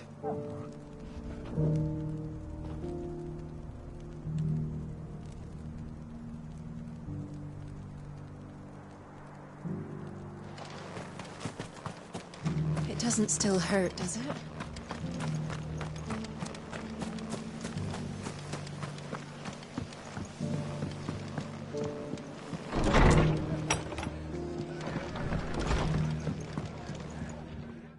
Clive, I was just about to send for you. I'd like you to take something to Sir Wade up in Eastpool. Seeds for planting. Thought it was about time they started growing their own food. I'll keep providing them with whatever they need in the meantime, of course. But if Eastpool's going to survive, it's got to be able to fend for itself. As have those poor bearers. They've lived their whole lives in servitude, but now they're their own masters. Small wonder they ain't got the foggiest how to provide for themselves. So it's up to us to teach them. And if you're wondering why you, well, the Wagoneers taking supplies up that way have been coming back with more and more reports of Akashic around the village of late. Sir Wade's putting a brave face on it, but I think even he's starting to worry. And if he's likely to share those concerns with anyone, it's you. All right. Thanks. Wouldn't ask if I didn't have to. There. That should be enough to keep them in Gazal Greens for a few years at least. Gazal Greens? Not the most mouth-watering crop, I'll admit. But they're hardy, they grow fast, and they fill a hole. Better that than something that'll wither away at first frost. And chocobos love 'em too, which is no small thing. When I say all of us need to pull together to get Eastpool back on its feet, I mean all of us. They ain't exactly succulent, but cook 'em right and they're just about bearable. I'll take your word for it. Anyway, Sir Wade'll know what to do with them. And if he don't, well, I'll go up there and show him myself. I'm sure you will.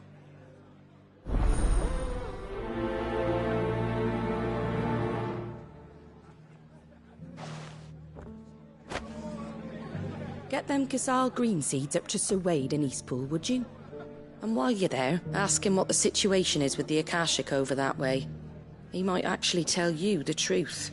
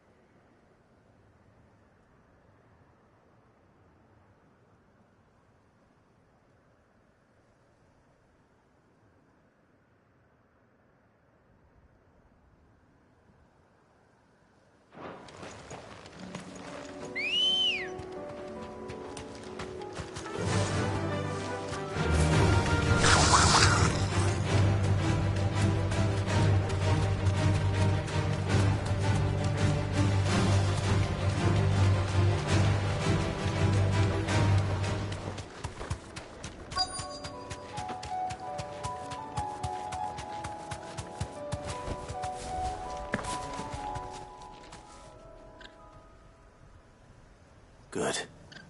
They haven't broken camp yet. How did Doris come to know a slaver, I wonder?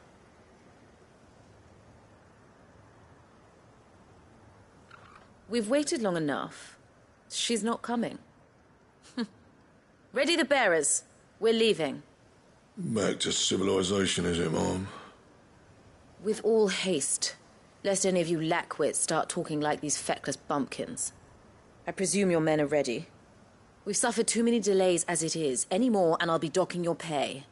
Yes, Mom. Oh, but before you go, it appears we have company. Kill him. You're welcome to try.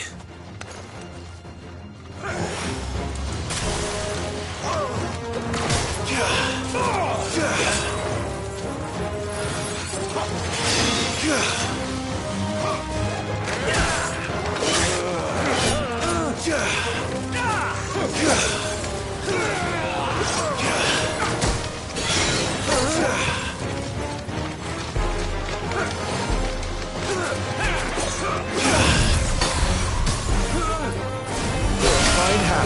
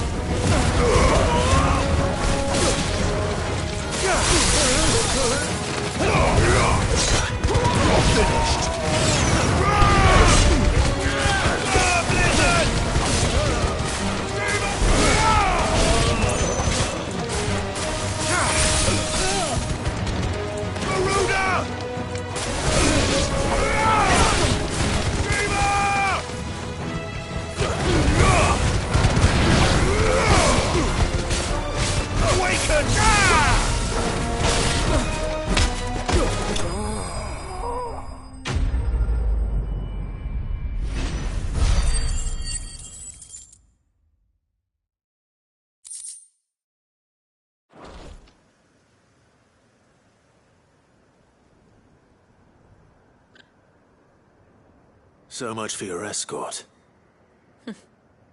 You'll forgive me for not avenging my men. I'm not the swordswoman I used to be.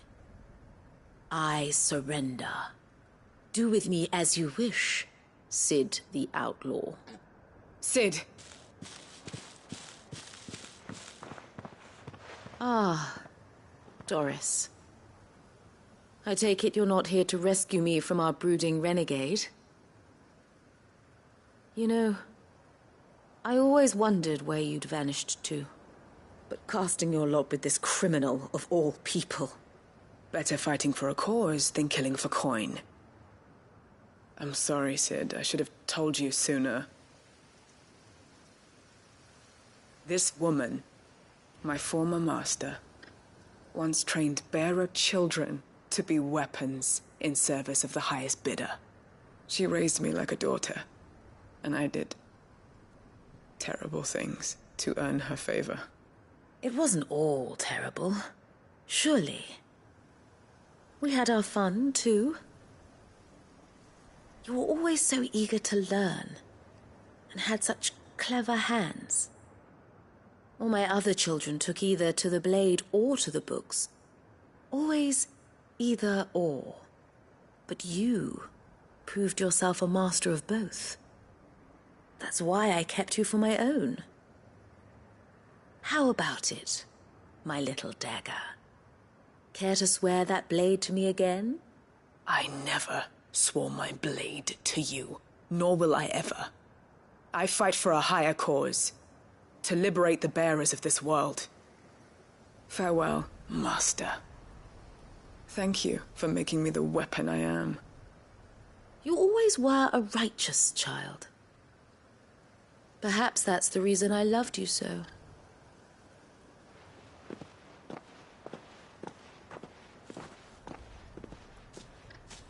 What do you want to do with her? I am not the killer she wanted me to be. Not anymore. And she no longer has friends in high places. The Dame does, though. Her connections at the Imperial Court will see that justice is done. All right. If you're certain. I am. And thank you for everything. Now, I better let these bearers know that they're safe.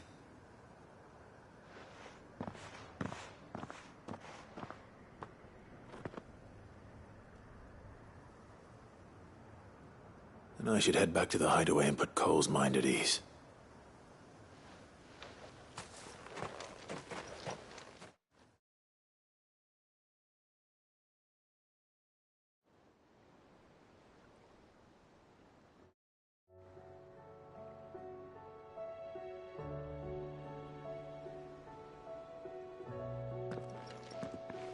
Welcome back, Sid. Doris's message just arrived. I hear you saved more bearers from being smuggled across the border. With any luck, they'll be joining us in the hideaway shortly. Oh, and your letter. You don't need to worry about Doris anymore. I'd been hoping as much. She mentioned one or two things in her report. So the slaver we'd been chasing all these months was her former master. Wish I'd known.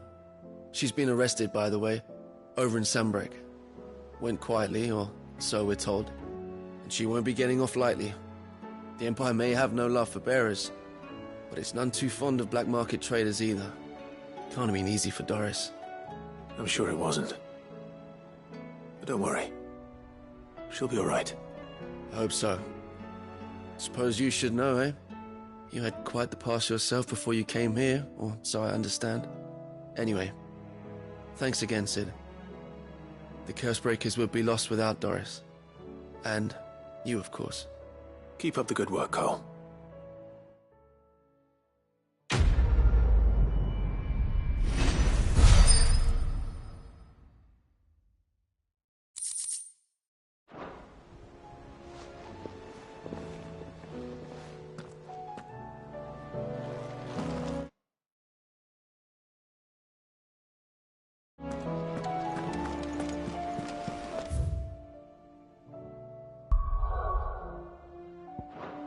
Covered in nicks and lumps, the lot.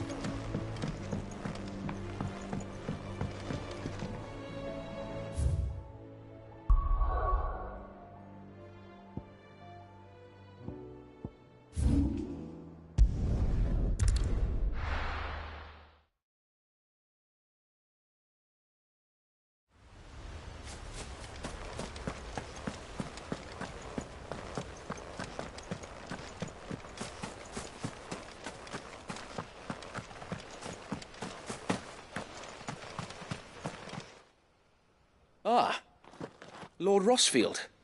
What brings you to Eastpool? A delivery from Martha.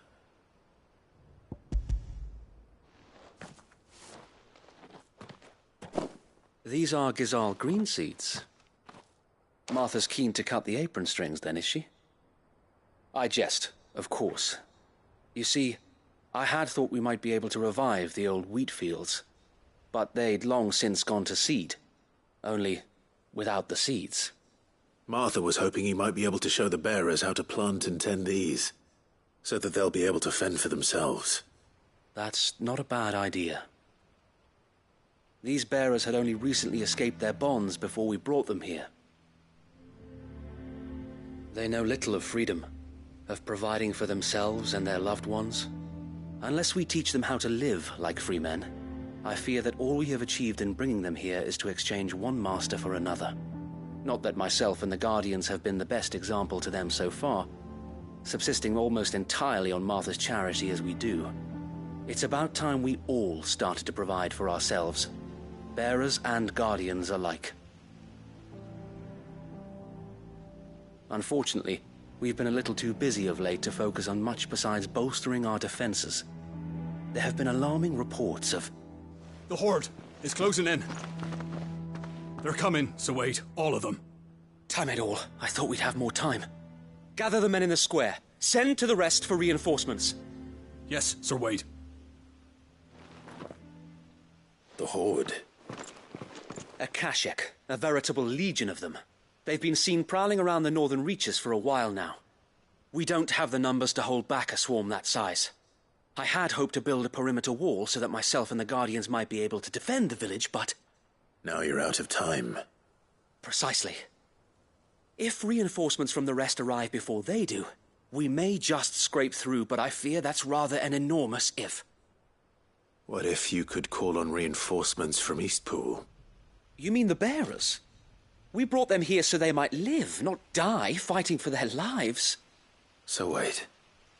You said you lack men to defend the village. Are the bearers not men? Do they not wish to see Eastpool saved?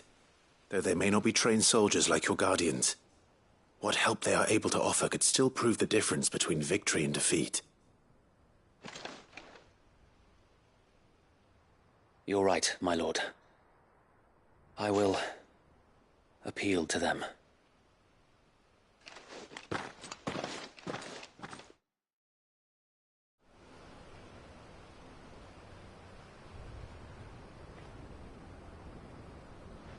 My friends, I humbly beg your aid. We Guardians are few and our enemies many. But I swear we can defeat them with you at our side.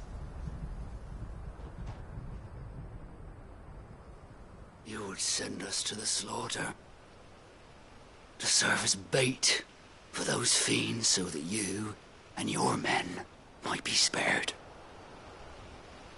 And to think we trusted you. Say what you will, a home is not worth dying for. But it is worth fighting for. Sir Wade fights to give you lot a chance. Just like I do. Just like Sid does. We all wanted to give you a home where you could be free. And you got one, didn't you? This place, Eastpool. This is your village. Your home. And if you don't fight to protect what's yours, you'll lose it. You know I'm right. This world wants to take everything from you. Everything. Your homes, your freedom, your very lives. So then, are you going to stand by and let that happen to you? Are you going to accept fate like good little Bran did and die, having never stood up for yourselves? Or will you fight like free men and women?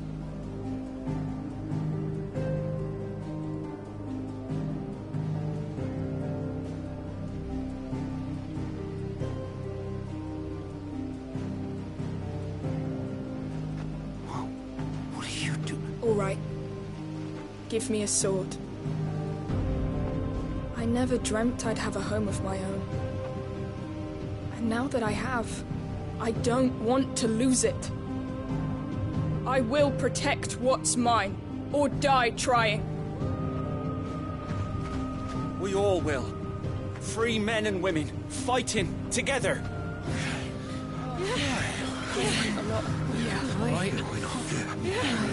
For Eastpool! For Eastpool!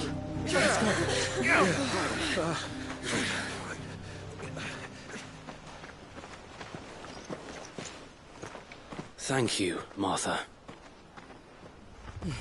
Don't mention it. Just promise me one thing. That you'll show them how freeborn fight. Gladly.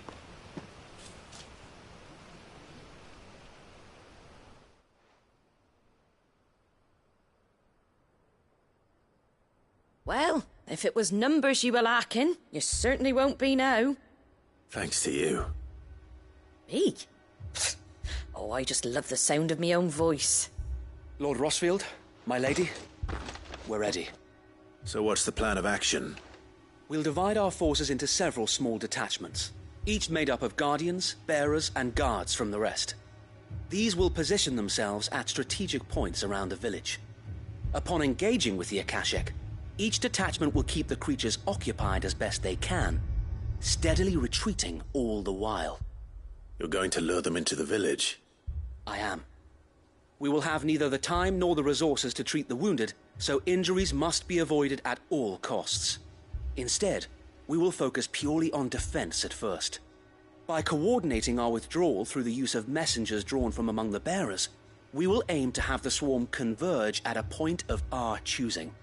With luck, that point will be the village square, the perfect place for our most able warriors to surround them and fall upon them, and for you and I to finish them off.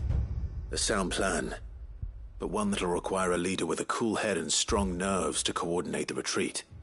I'd say you have both in abundance, Await, but you'll be needed. Please, leave the last of the fighting to me. Ha! And let you have all the glory. Sir Wade! They're here! Then you know what you must do. We work together, everyone playing their part, each shielding the other that no man might fall, that Eastpool might live on. For Rosaria! For Rosaria! We've no time to argue, my lord. I'll do as you ask. And I will do as you ask. Suppose we'd better do our bit too, then, eh? Right you are, Martha.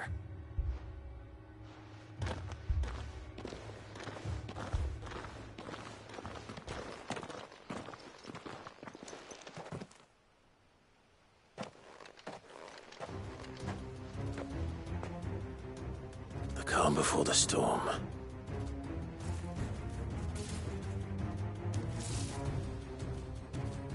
And here it comes.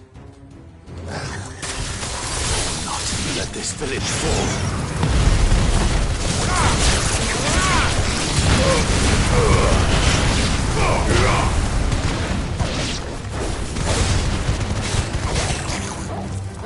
I'm hurt, Torgal.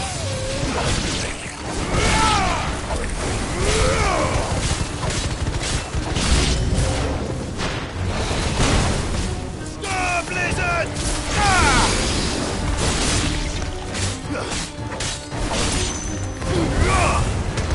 Help me, boy. There's a good boy.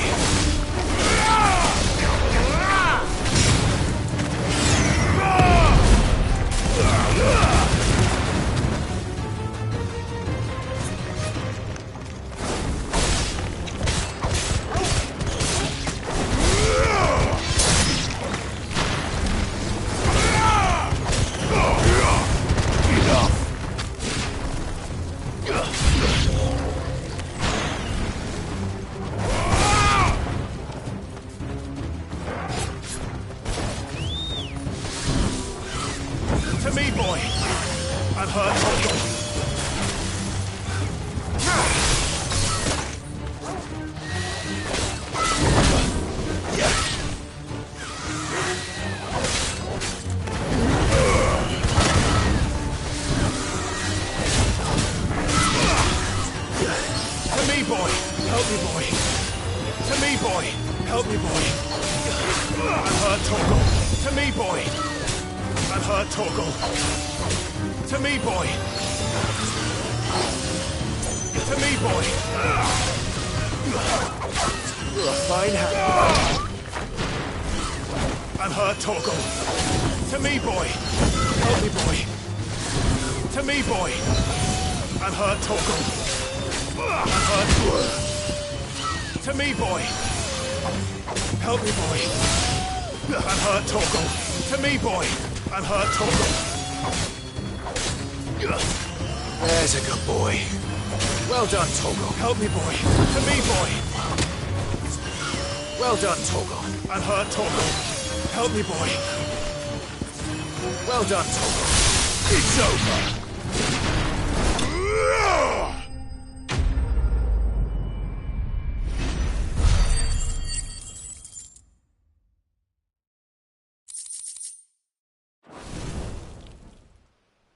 Looks like that's the last of them. Lord Rossfield! Change of plan! What is it? Owl from the rest. An Akashic curl's been sighted on Rhiannon's ride and is headed in their direction. Well, the better half of her guard is here. So wait, how many Akashic remain in East Pool? Hard to say. My men are still facing some resistance, but I think the worst is behind us. I could order a detachment or two to fall back and... No. Let them finish the job. You stay here too, Sir Wade. Your men need you. I'll go after the curl. Join me only when East Pool is won. If you're sure, my lord. May the Founder protect you.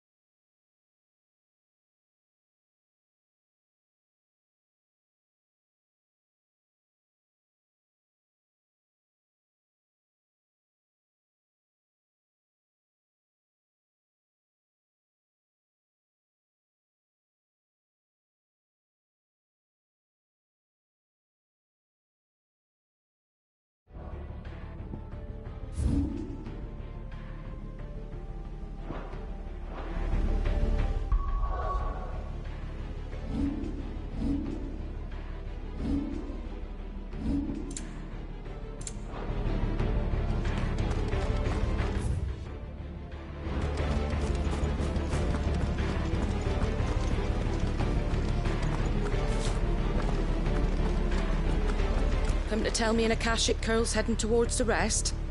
Get yourself down there. We can handle things here. Next one's mine. I might not know one end of a sword from the other, but I can roast the bastards. All right, but stay with me. We fight as one.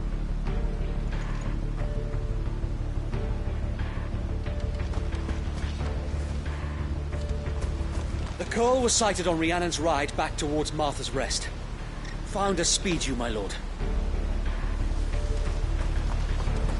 East Pool will be safe in our hands, my lord. You have my word.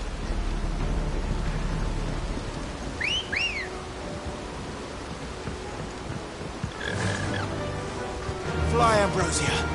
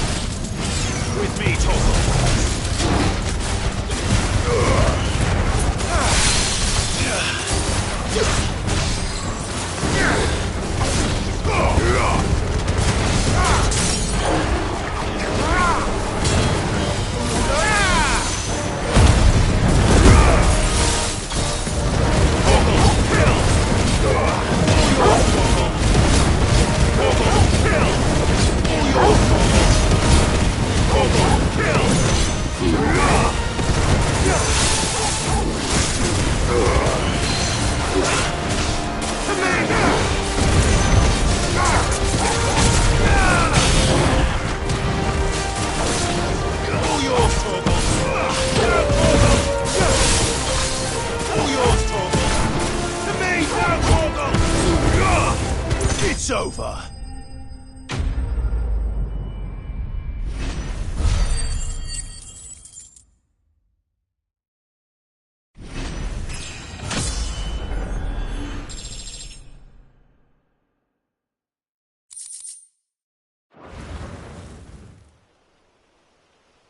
All right. Back to Eastpool.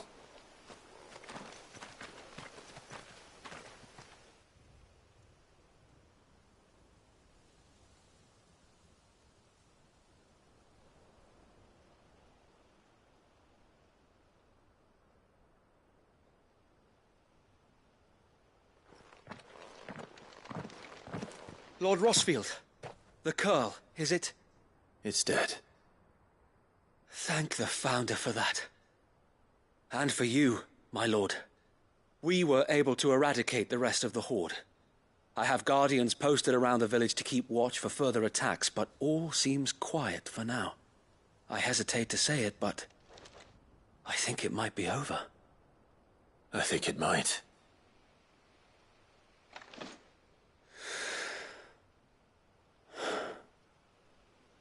We did it. We saved Eastpool. Thank you, my friends. Thank you. No, Sir Wade. It's us who should be thanking you. You brought us together. Showed us what it means to fight for what you hold dear. We never had nothing to call our own before. We didn't know what it meant to protect it, but now we do. We really do. Forgive us, Sir Wade. You and your people saved us, and still we doubted you. But there's no doubt in my mind anymore. We're free men now, so we have to start acting like it. We have to fight to protect what's ours, to protect Eastpool. And we shall. We all shall. Together. This is our home. And if anyone or anything tries to take it away, they'll have us to answer to. Come on then. Let's get to work. This village isn't going to rebuild itself.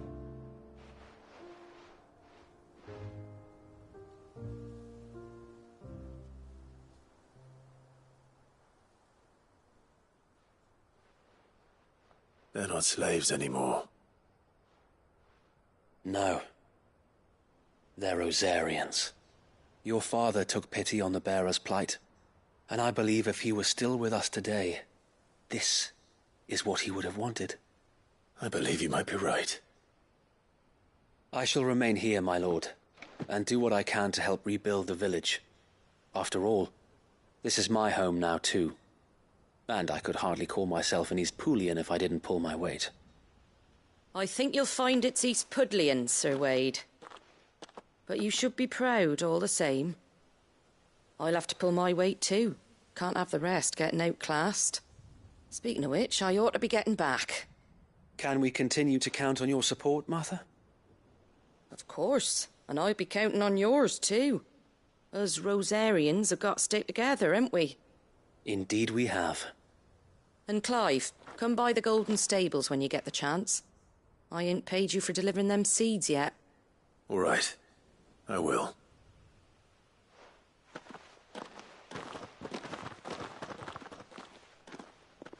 Lord Rossfield, do you remember our very first mission together? Clearing the goblins from the Stillwind marshes? How could I forget?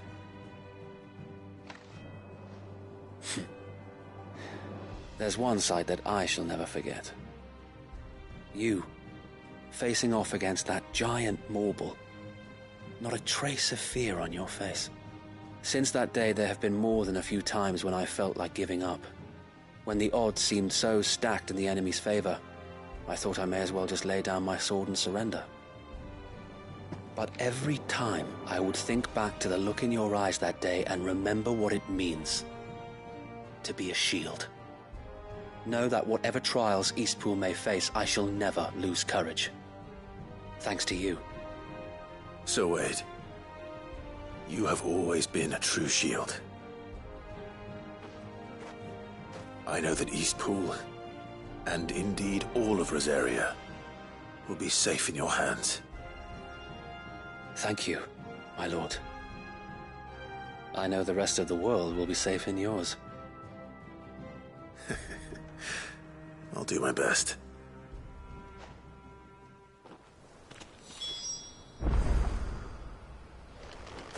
Thank you again for all you have done for me and mine, my lord. You may rest assured that Eastpool will be safe in my hands. Thanks to you. We defended Eastpool once, and we can do it again, and again, and again! Thank you, my lord. You showed us what it means to fight for what's ours, and we shall strive to follow in your footsteps. We couldn't have done this if we hadn't all pulled together.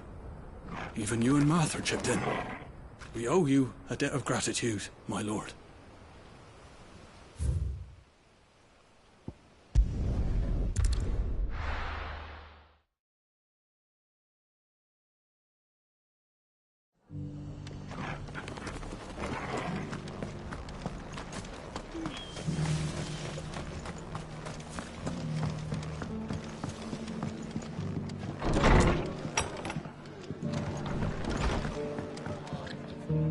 The hero returns.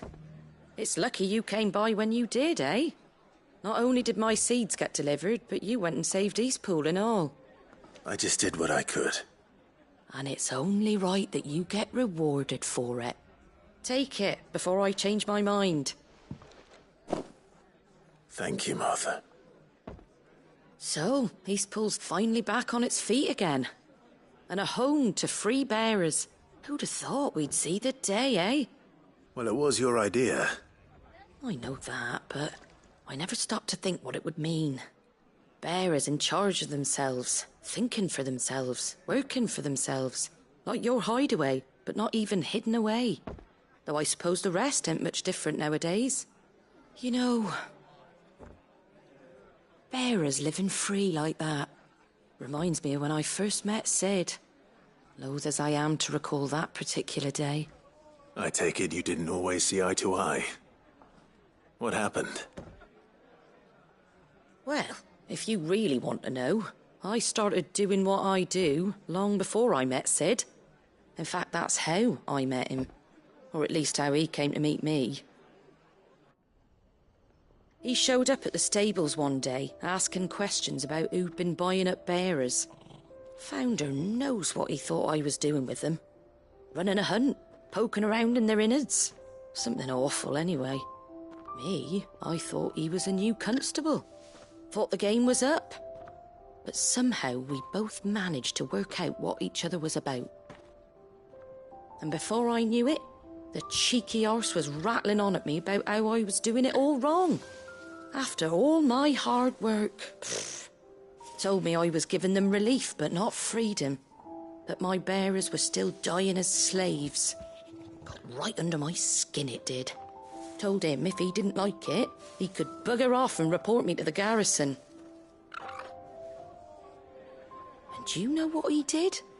He smiled. And then he laughed. And then I did the same. We made a pact that day. That whenever one of us was in need, the other would always be there for him.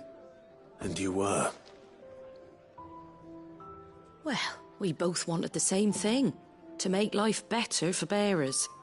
Just like your dad. Do you know I was born right around the time Elwyn became Archduke? Growing up, I saw how he tried to change things. He certainly didn't lack for ambition, that one. Indeed. But the loftier one's ambitions, the harder they are to achieve. Which is why those of us who follow in their footsteps need to finish what people like Sid and my father started. Suppose you're right, aye. And if we don't manage it, there's always them who come after us. Good thing we've got a few half-decent sorts waiting in the wings, eh? It's almost enough to give you a little bit of hope. Just a little. Anyway, enough nattering. Better get back to work. Let's see about making everyone some dinner, shall we? The least the folks who saved Eastpool deserve is a hot meal. And you and me ain't gonna save the world on an empty stomach neither. That sounds like a wonderful idea.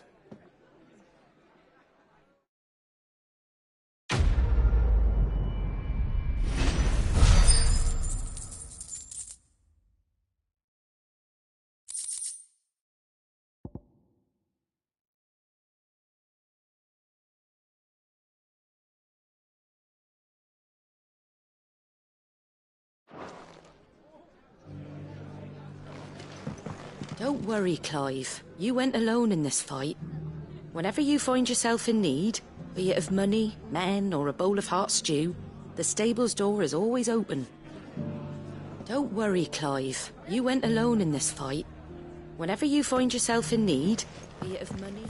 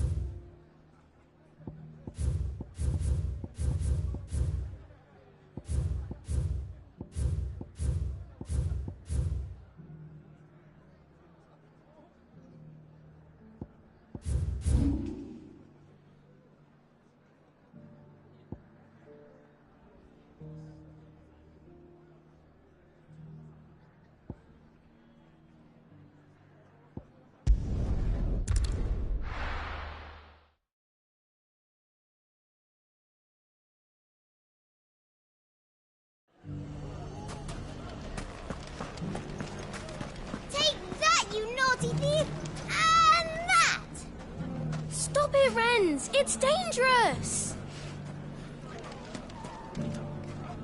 Clive! To what do I owe the pleasure? I just wanted to see how the town's been faring since you brought everyone together. Since we brought everyone together, all is absolutely wonderful. Conrad and Natalie's hands remain safely away from each other's throats and firmly at the helm. Our stores are full, and the bandits still too disorganized to raid them. Just as the good Lady Jane and Lord Underhill intended. Are you a lord? Lubor's going to be one too. They're going to make him the Lord of Dalimil, because of how he stopped all the grown-ups from fighting. It's the mayor of Dalimil, dear child, and the vote hasn't taken place just yet. But if the people wish me to lead them, I shall. And my first act will be to build a school so that menaces like you two learn not to interrupt your elders. Speaking of menaces, there may be a rather worrying one just over the horizon. May there indeed. I'm afraid the example Conrad and Natalie set in putting aside their differences and presenting a united front might have caught the bandits' attention. And they might have elected to take a similar approach. They have formed what one could call a League of Outlaws, and they grow more organized by the day. But we'll fight them all off just like last time, no matter how many of them there are. Won't we, Lubor? Of course we will. If we continue to work together, we can overcome any challenge we choose to face. The longer we avoid facing this one, the more difficult it will be, until the only way to overcome it might be to run for the hills. Our best hope is to nip these efforts at organization in the bud, by finding those ne'er-do-wells who have yet to join the cause, and ensuring that they never do. Perhaps a certain Lord Underhill might be willing to lend us his aid once more? How could I refuse? Thank you, my lord. Victor will fill you in on the particulars. I have him stationed by the desert gate, receiving and collating reports from my scouts. Such an amenable soul. He reminds me of you. I'll go and speak with him.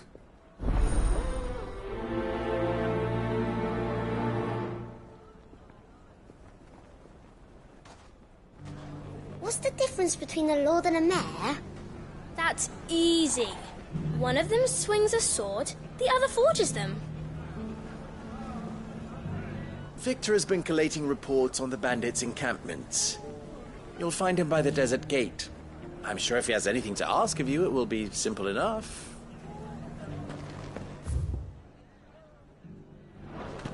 League of Outlaws. Sounds like we have some competition.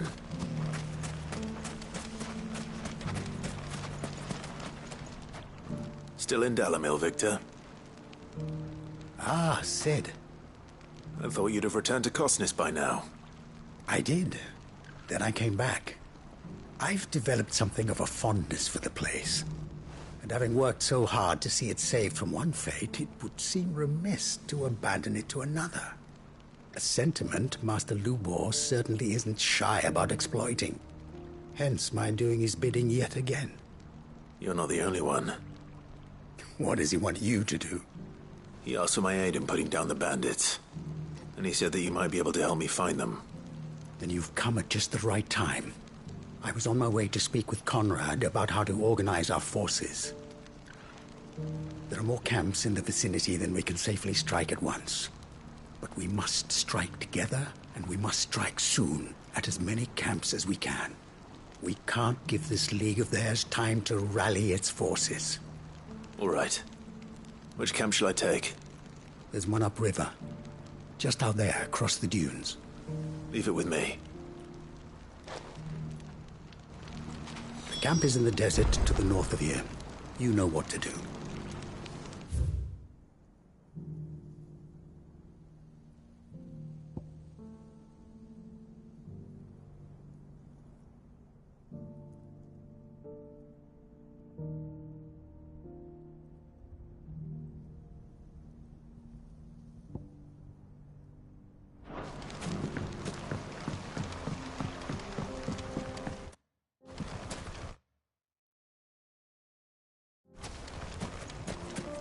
If those ne'er-do-wells want to band together, let them. They'll be no match for us.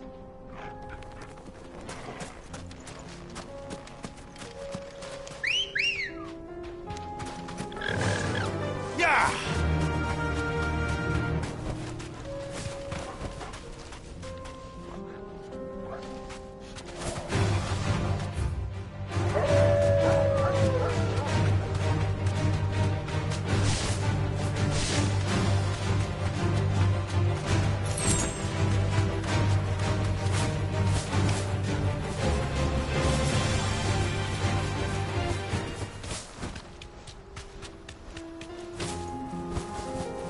That must be the camp Victor mentioned.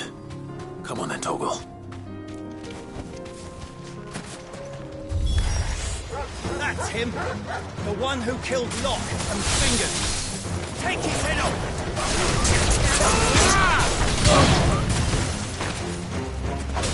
Help me, boy. To me, boy. Help me, boy. To me, boy. I'm hurt, Torgal. To me, boy.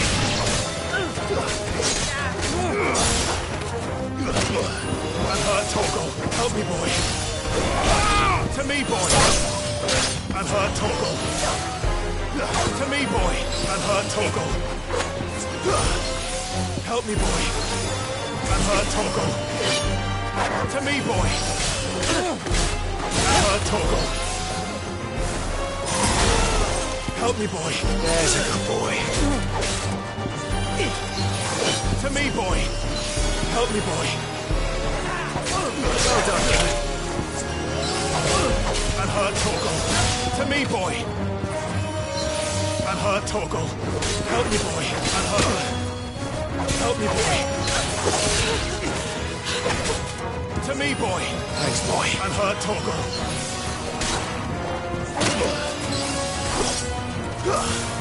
To me, boy. Thanks, boy. To me, boy. Help me, boy. To me, boy. Help me, boy. Help me, boy. To me, boy. Help me, boy. To me, boy. I'm hurt, Torgal. To me, boy.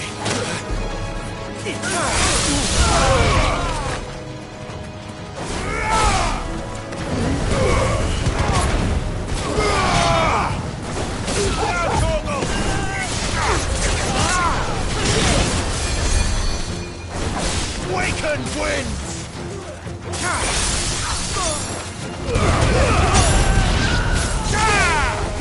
It's over!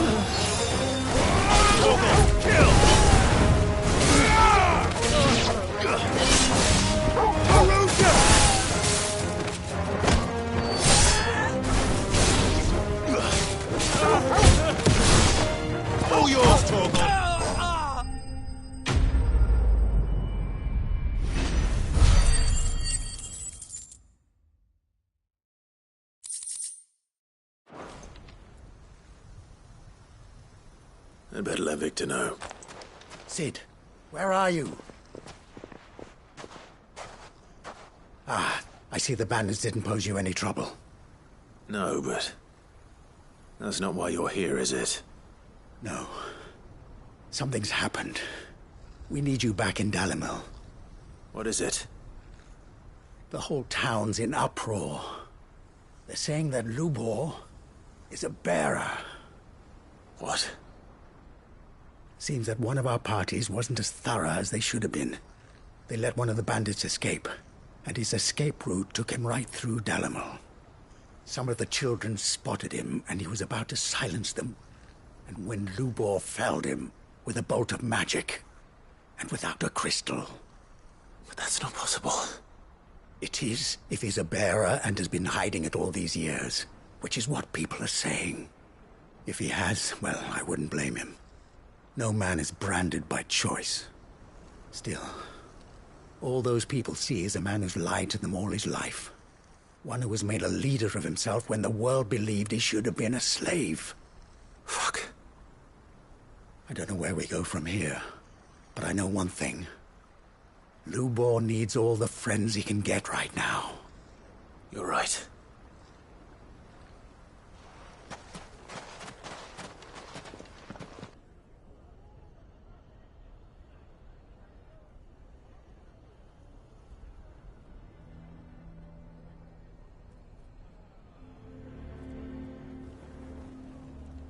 And now everyone knows. I made it a habit to keep a crystal close at hand for just such an occasion. And when that occasion arose, I forgot to reach for it. Well, it was bound to come out sooner or later. We're sorry, Lubor. We tried to keep running. But we just couldn't anymore. There's nothing to be sorry for. I rather enjoyed playing the hero for once. All that matters to me is that you two are safe. Look at him talking to his betters like it's nothing. All lies, I'll wager. Just like the ones he fed us all these years. Once people make up their minds, it's hard to change them. We need to do something, and quickly. Convince the people not to let their prejudices blind them. Convince them that nothing has changed. That their enemy lies outside these walls, not within them. You're right. We should speak to everyone. I'm glad you agree. I'll handle the townsfolk. I'm a Dalmec born and bred. They listen to me.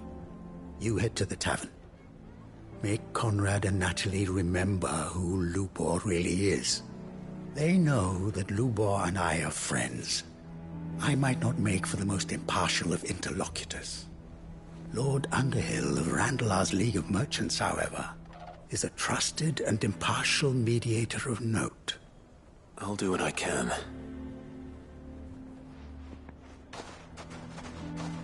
Lubor, stay here with the children. I can't promise anything, but we'll try. And that is all I can ask of you.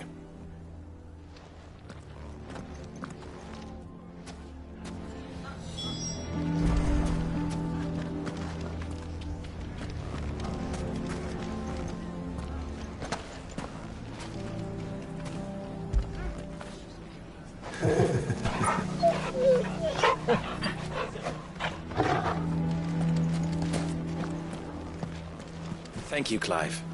I'm sure you have better things to do with your time. I don't care if Lubor's a bearer. He's still Lubor, isn't he? The man with the sword was going to kill us, but then Lubor shot magic at him. It was amazing.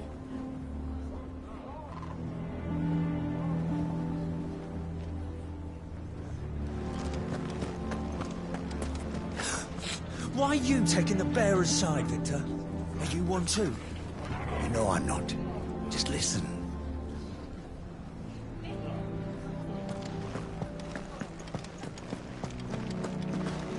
So, Lubor is a bearer, is he? He did well to keep it hidden so long. Unlike some of my fellow Dalimilians, the deception doesn't trouble me. Does the world know the full truth about them, I wonder?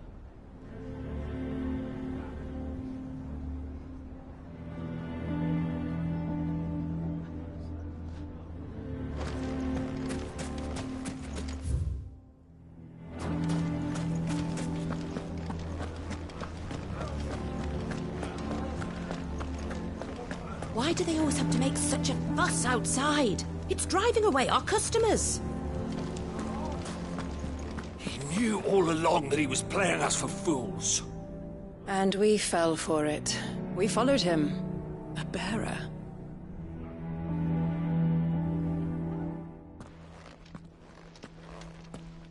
Forgive me for disturbing you, but could I have a moment of your time? I've seen your face before. As have I. Lord Underhill, wasn't it? Of the League of Merchants. That's right. I wanted to speak to you about Lubor. The rumors that he's a bearer. All true, I'm afraid. He'll never be mayor now. Not if I have anything to do with it. But what of his wares? Bearer or no, his steel is highly valued throughout the Republic. In this at least he's done the town a service. Might that not earn him a little leniency? Leniency? He pretended to be one of us when he was laughing behind our backs all the while. I'm sorry, my lord, but he lied to us. He lied to you. He cannot be trusted. So what do you propose? Will you drive him from his home? Close his forge? Perhaps. That is a question for the people of Dalimil. And they will thank you not to get involved.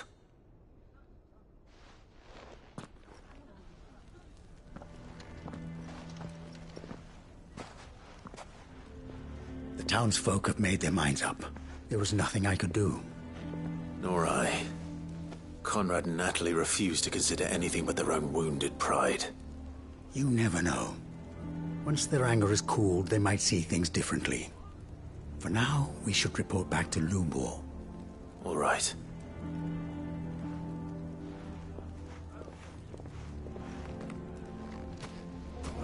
Why do they always have to make such a fuss outside? It's driving away our customers.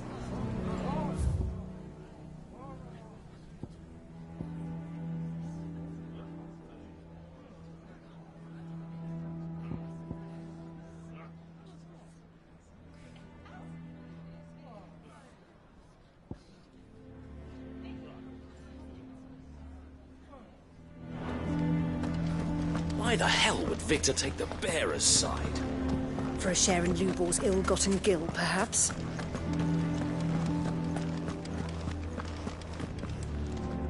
I assume the situation is hopeless? There's still hope. But...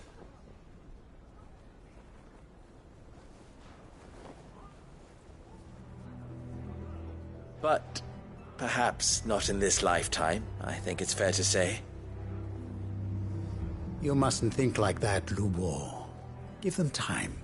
They'll come around. We'll talk some sense into them in the end, you'll see. No, you won't. And your efforts would be better spent elsewhere. But Lubor... Rosina would often tell me that steel does not lie, that a blade is a reflection of the smith who forged it. To yourself be true, that was her point. Rather an ironic one when you consider that her life was taken with a blade of her own making. But I do not doubt that she was always true to herself and what she believed in, right to the end. And so must I be. I must do what I know to be right, no matter what others might think of me. And now, I know what that is. I must embrace my new role of villain so that the people of Dalimil have something to unite against. For only united can they hope to stand against the threat that awaits them. I'll need to make a suitably dramatic exit, of course. Don't go, Lubor. You're the only one who was ever kind to us. We'll be all alone. Again. Trust me, little ones. It is for the best that I go. Not only for the town, but for you, too. How could it possibly be for the best? These children need you. The least you can do is give the townspeople a chance to change their minds. They would not take it, Victor. It's over. Over, you say? And so just like that, you're going to throw this town And these children to the wolves? I thought you were better than this. But it seems you had me fooled as well. Victor. Forget it. Do what you will. You sure you're making the right choice, Lubor? Of those available to me, I believe it's the best one. Yes. Ah, but where are my manners? Here. A reward for clearing out that bandit camp. Right then. I have packing to do. If there's anything I can do. Anything. I'll bear it in mind. Thank you.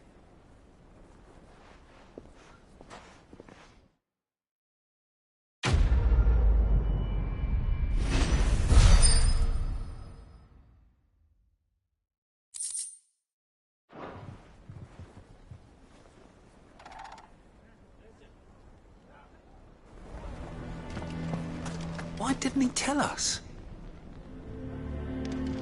I'm going to go with him. Why is everyone being mean to Lubor? He didn't do anything wrong. If you're going to try and convince me to stay, save your breath. I will not put those children at risk. What do you mean? Don't jump to conclusions. He cast a spell without a crystal. What other conclusion is there?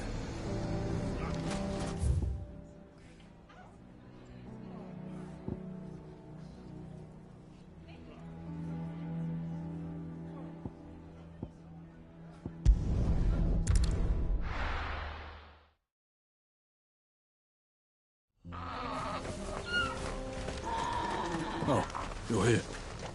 August waiting for you inside. Well, go on then. So Dravost is still standing. For now, at least.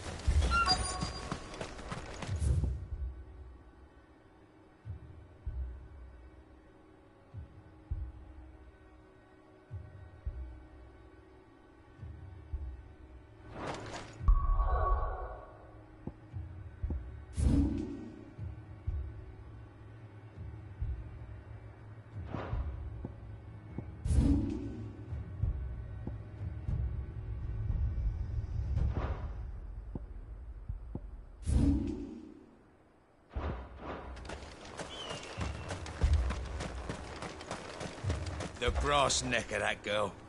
Everyone's coming together to fight for their lives, and she hasn't lowered her prices a gill.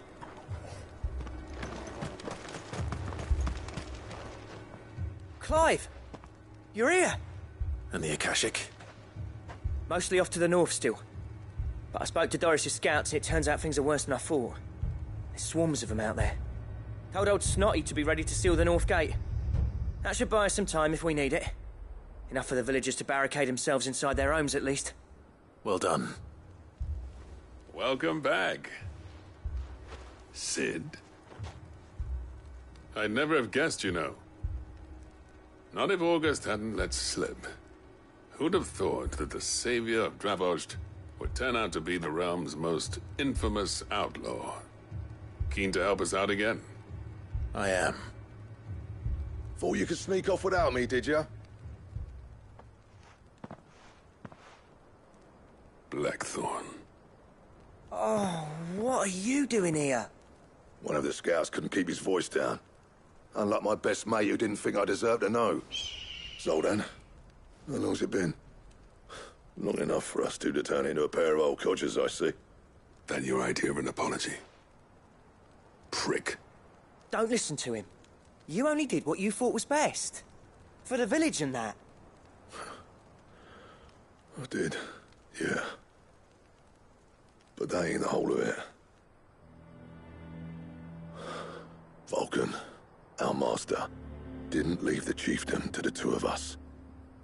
He left it to me. The best blacksmith in Dravost, barring himself, of course. Bloody stupid tradition, in my opinion. If someone's got their craft, not ask them to settle petty feuds and barter for grain. Our master wasted half his life that way. I wasn't about to let that happen to me. So you wasted half of mine instead? You're what Dravost needed. Under me and my precious ideals, this place wouldn't have lasted a year. So I left to devote myself to the work and spare you lot the consequences. I may be a selfish prick, but I only did what I felt I had to. What you had to do was your duty! Even if it meant we all starved? Enough. This is no time for bickering. You can finish beating each other up once Dravozd is safe. Fine. I've said my piece anyway. Yeah. So have I. Sorry, Clive. I shouldn't have stuck my nose in. We're short enough on time as it is. Still, give us a mo, would you? I need to get my head straight before any of them Akashic try to bite it off.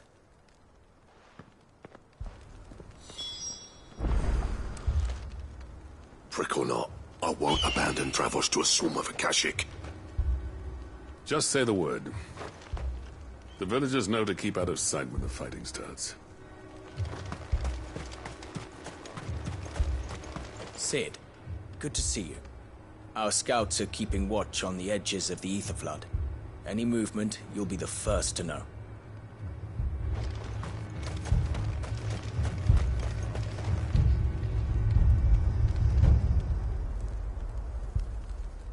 You, ready for the off, then?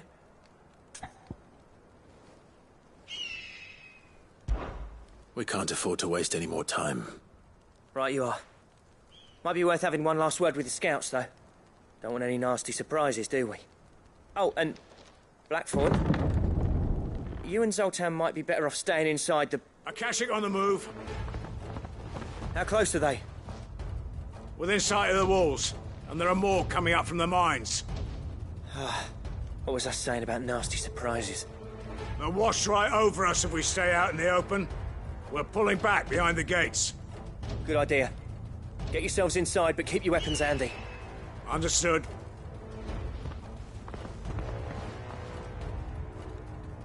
I'm prepared to fight if I have to. Well, let's hope you don't.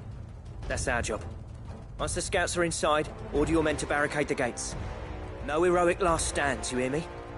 No fighting at all if you can help it. August's right. I've seen what Akashic beasts can do to armor. The people here are tough and willing, but they ain't equipped to face what's coming. I'm going out there. Start work on the gate as soon as I've left. I'll give you as much time as I can. And if they kill you? You evacuate. But it won't come to that. I promise. You'd better be right. Take good care of Dravozd till I get back. Leave it to me. And give those things what for, yeah?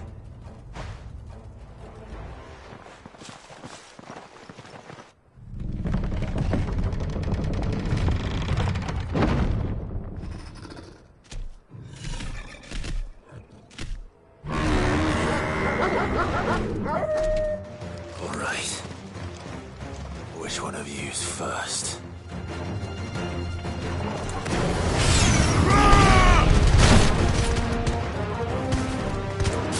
Kill!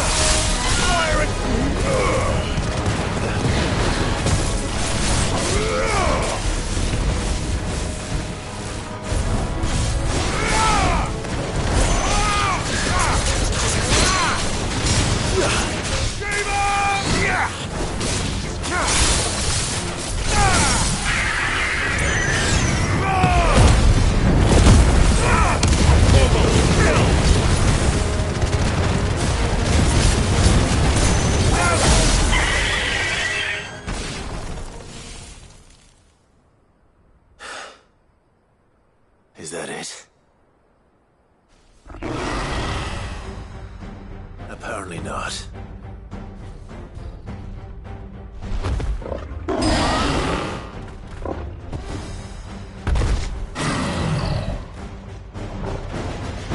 They're not getting past me.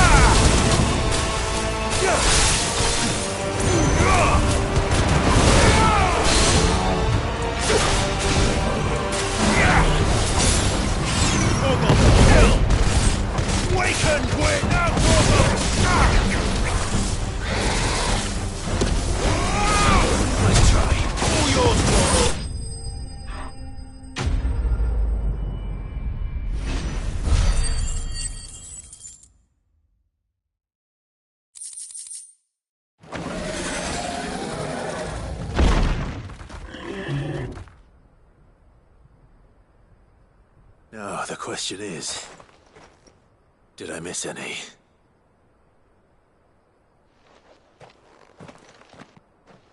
Man alive! You're still in one piece! I slew as many as I could. As many as I could, he says. The old bleeding lot, more like it. Well, almost. Only almost. Yeah, one or two did try to sneak over the wall. But we got the bastards, don't you worry. Good. Though you do know, more will come in time. In time, yeah. But we can think about them later. Let's get you back inside.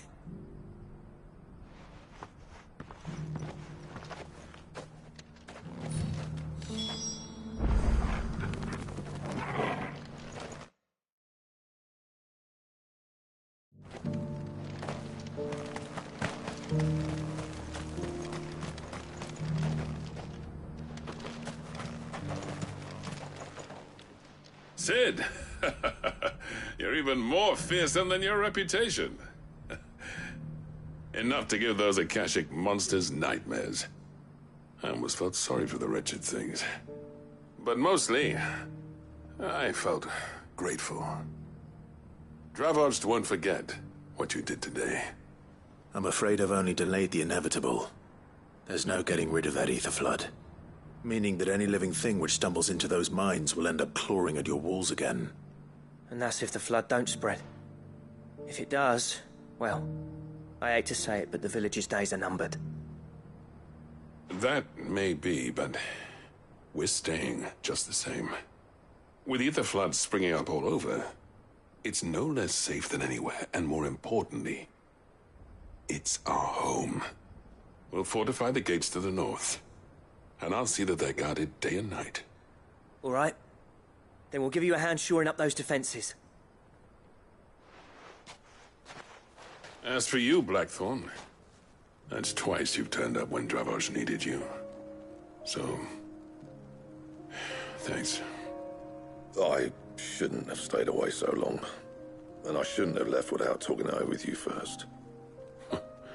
Too bloody right you shouldn't. Though I doubt I'd have listened. I always envied you. How you made everything look so easy when, for me, it was anything but. You leaving gave me the perfect excuse to hate you. And from that day on, I never once stopped to wonder what it would have been like if you'd stayed. But what you said earlier, it was true. You'd have been the death of this place. Finally, something we can agree on. I hope you see the sense of it eventually. You kept this place alive.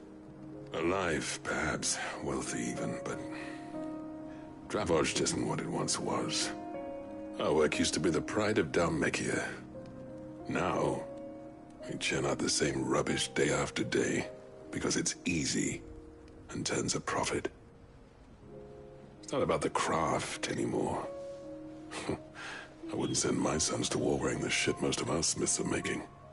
I've kept working, honing my skills, trying to lead by example, but no one sees the point. The average castle apprentice has as much passion for the craft as our current lot.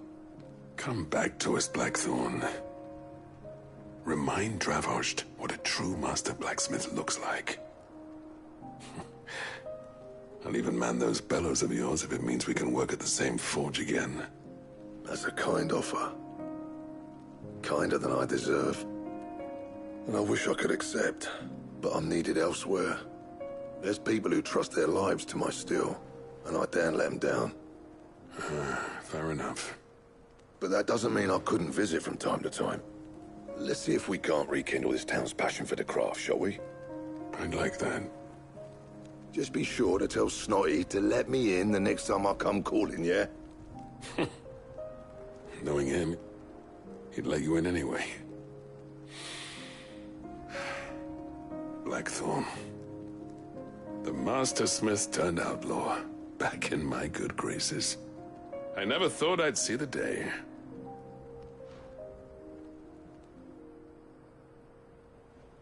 I'd say that went pretty well, wouldn't you? Even better than I'd hoped. Sid, I've got something for you.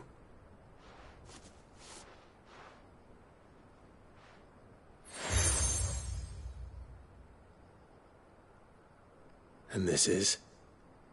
A token of our lasting gratitude. But I'm of a mind to make you a far grander gift. Designs for a certain sword have been passed down from chief to chief for generations. Now hold on, Zoltan. There's a reason no one's made that blade in centuries. There's not been a craftsman equal to the task. I'll admit your cinders make impressive steel, and I've learned to own an edge Odin would be proud of.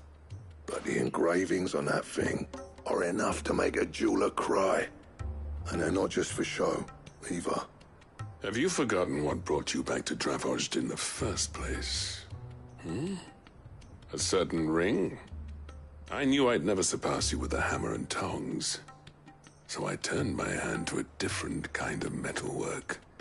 Between the two of us, I'd say we're the equal of any master craftsman ever to have graced a forge.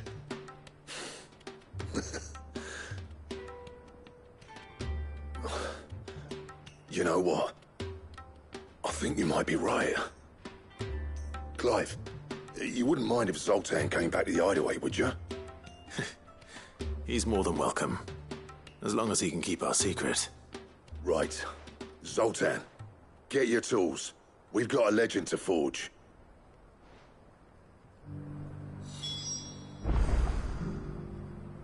With a little help from Blackthorn, I don't see why we can't restore Dravos to its former glory.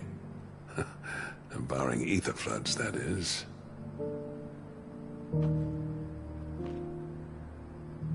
I'll get him back to the hideaway.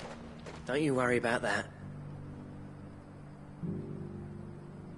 I'll tell you what, Clive. If we pull this off, it will ruin every other sword you've ever held.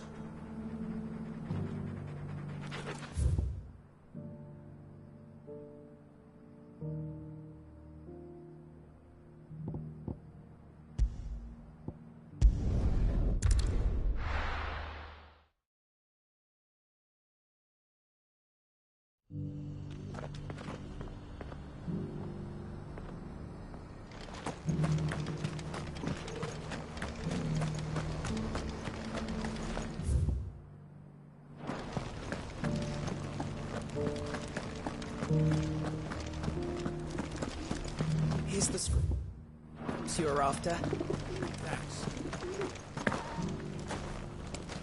The bearer of the burning quill is within, my lord. Prithee enter.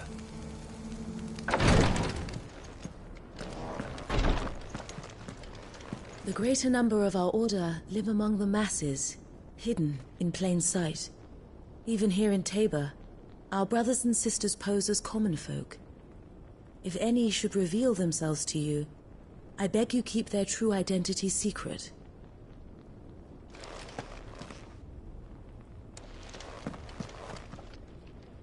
Lord Rosfield, is there aught the Undying might assist you with this day? Perhaps. My brother said that your order was helping him with his quest to uncover Ultima's origins. Have you learned anything of note since last we spoke? Little unless, I regret to report. I see. Be assured, however, that we will not rest until the truth is known. Even now, our archaeologians scour ruins in every corner of the realm for traces of Ultima's touch. Fallen ruins, I take it. Dating back as far as Phoenix Gate. Indeed. Ultima's thralls are oft sighted among the remnants of the fallen civilization, as if protecting the secrets concealed within. Secrets we'd see unearthed. Should our methods be of interest, my lord, mayhap it would please you to observe some of our number at work. Would that be possible? Of course. A survey is being conducted not far from here. Perchance you are familiar with Kretov, a small hamlet built around a fallen airship. I was due to visit my colleagues there to collect their preliminary findings, but if you would consent to do so in my stead, I'm sure that they would be honored to relate any discoveries they have made to you directly. All right. I'll go and meet with them. They will be most gratified, I am sure. Might I suggest you take the road through Titan's Wake? It will lead you straight to the village after but a short walk. Thank you. I will. I wish you a safe journey, my lord. May the Firebird's flames burn ever in your heart.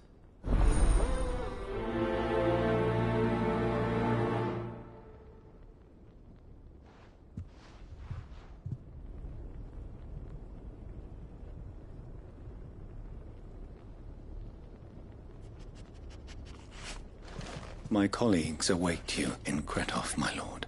But say the word, and they will be only too glad to share their findings.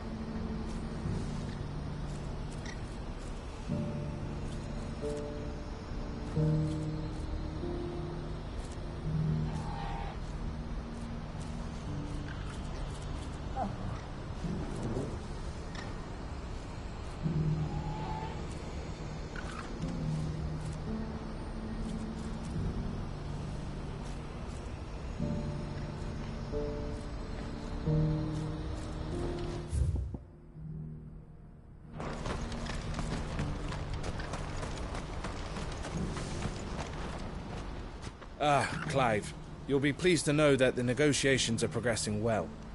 That is good news. Yes.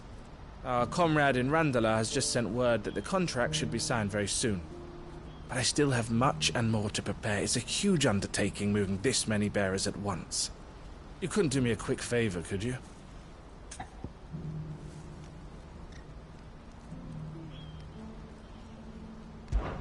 What is it this time? More wild beasts? Nothing like that. I just need you to go over to the caravans and ask El how long we have until the bearers arrive. Find out exactly how much faster I need to get all these supplies moved. All right. I'll go and ask. Thanks, Clive. I owe you one.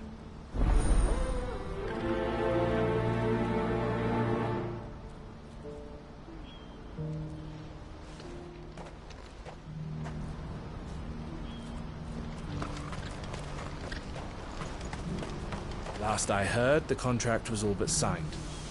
Hopefully El knows when the bearers are due to arrive now.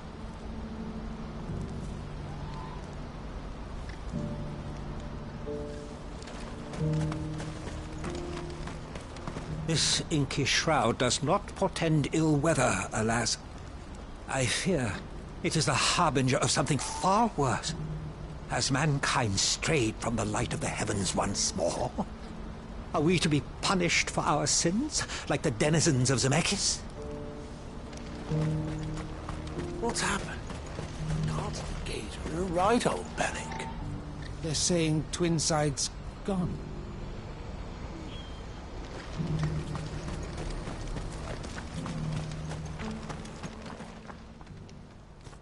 Don't blame yourself, El.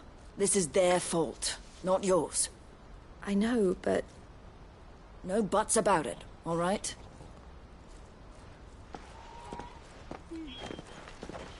Is something wrong?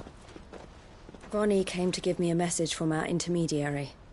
The talks with the Republican Army have fallen through. They've reached an agreement with the Silver Peak Consortium instead. Though prices have fallen of late, we deliberately offered above the going rate to try and deter other bidders. But the Consortium offered double what we did, and the Army jumped at the chance. And you had no opportunity to make a counteroffer? None at all. And we were so close. El? What's happened? I saw Vonnie leaving. She didn't look happy. And with good reason.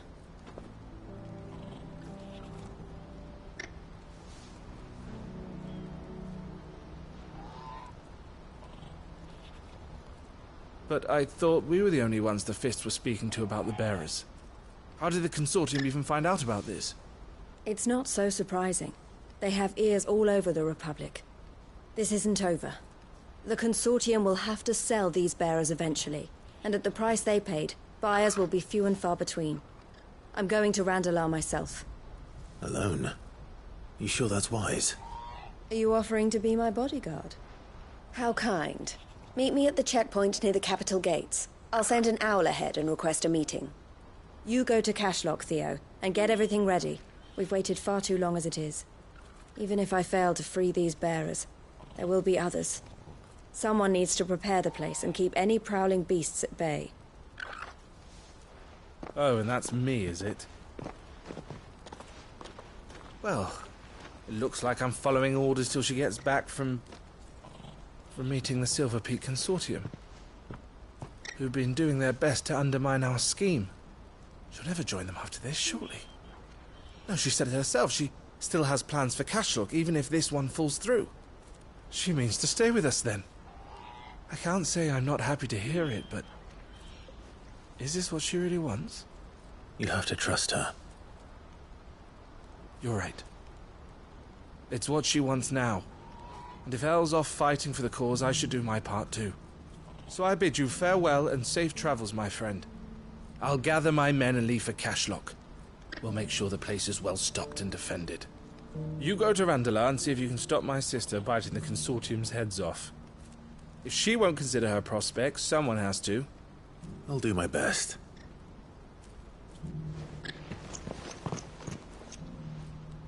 All right. To Randalar, then. And better not keep Eloise waiting.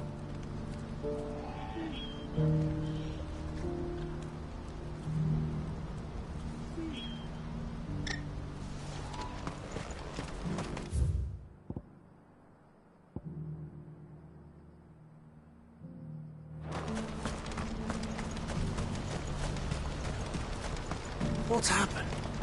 Can't...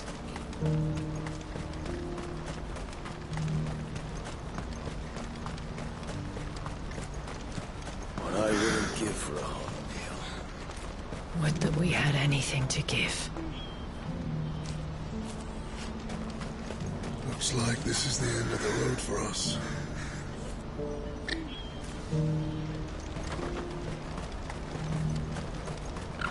When are they gonna let us through? I don't know.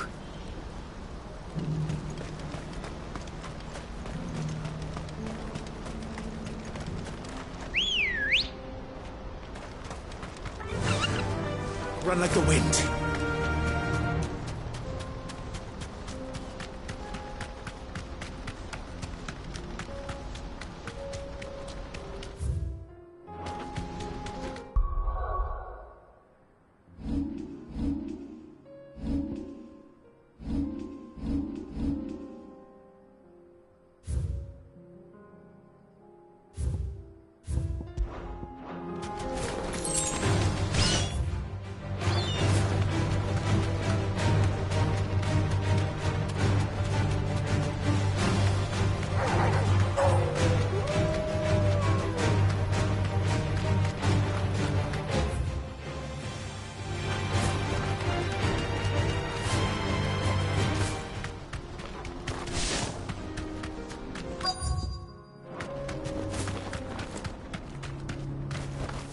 Straight home now. I hope I didn't keep you waiting. Did you arrange to speak with the consortium? Here they are now. You wish to consult with me? I did. It's about the bearers you recently purchased from the Fist. We had all but finished making arrangements to buy them ourselves, and then you stepped into the fray. You misunderstand. The consortium had an interest in purchasing them from the very first. It was only our regard for you that kept us from bidding. But your hesitancy in accepting our offer to you suggested that the regard was not mutual. And so we resumed our business. I did not hesitate. I am simply not inclined to make such decisions without first giving them due consideration. But what is done is done. Come then. How much do you want for them? Alas, you are too late yet again. We rarely take on such unconventional merchandise without a purchaser in mind. The bearers belong to him now. Who is your buyer? A trader from across the water. A most demanding fellow, if it's any consolation. He insisted the bearers be fed, dressed, even given their own bunks for the voyage over. That's what you get when you deal with continental types. I wouldn't know. Oh yes, the culture on the continent is quite different to ours. They pay good money for bearers not fit for the knacker's yard, and treat them like kings. But as long as they pay... That does sound unusual. No matter then. If they've already left our shores, there's little that can be done. Allow me to withdraw my interest. And with it, my interest in joining your organization. My associates will be sorry to hear that.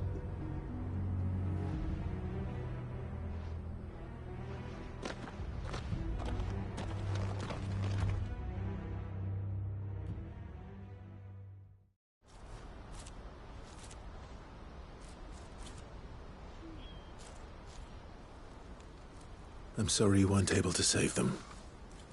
As am I. But I only have myself to blame. He was right, you see. The Silver Peak Consortium did intend to buy those bearers before I did. Their representative hinted at a possible purchase when he came to recruit me. I feigned interest in joining them in the hope he might be encouraged to tell me more. And he did just that. As soon as he left, I sent my own offer to Randalar. So you never... No. I entertained the consortium's proposal solely so I could learn more about those bearers. But I was a fool to think they wouldn't find out. I knew exactly who I was dealing with. You tried. I did. And if what he said was true, the bearers are to be well treated. Which is something, at least. They deserved more. I wanted so badly to see them freed. Eloise! Eloise! Word from Cashlock. The village is under attack. A pack of beasts have come down from the mountains, and there's a dragon at its head. Theo and the others are trying to hold them off as best they can, but the odds are against them. They need help, and fast. Theo. I'll go on ahead. Thank you, Clive. I'll gather some men and join you there. Just make sure he's safe.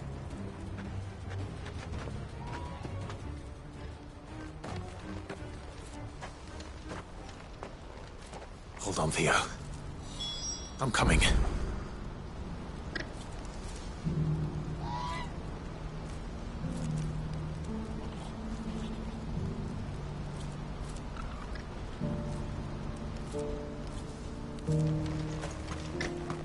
Please, you have to go and help him. You're my only hope. You're Theo's only hope.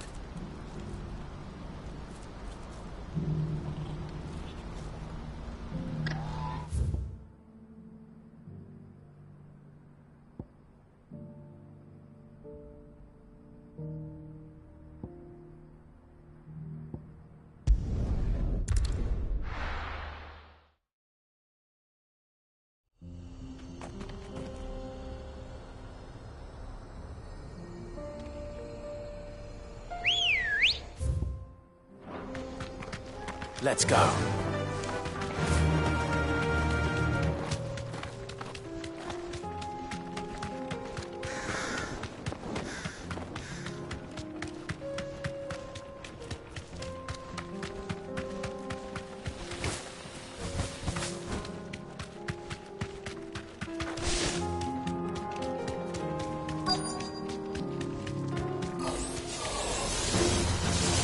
Straight home now.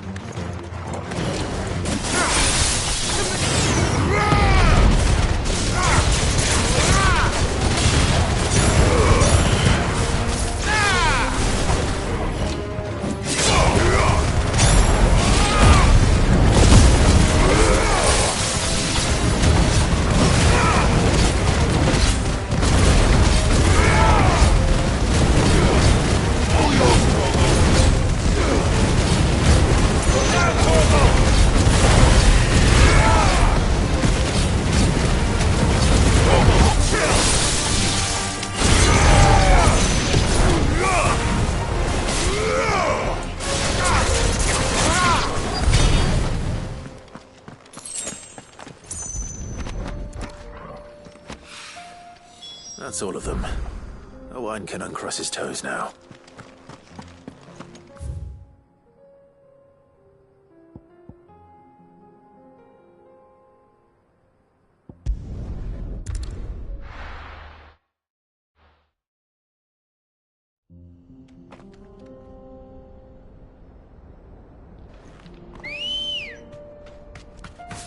Good girl.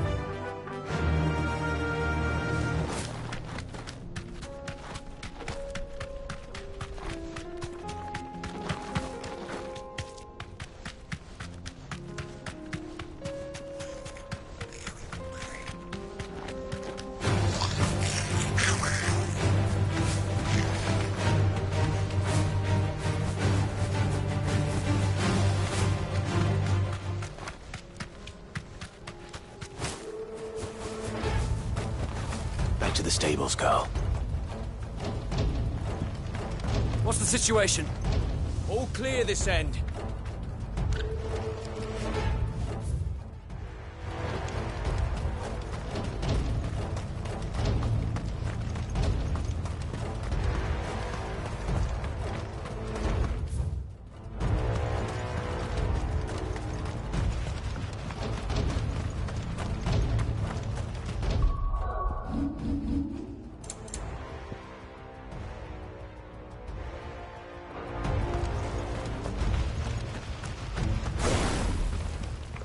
Where's Theodore?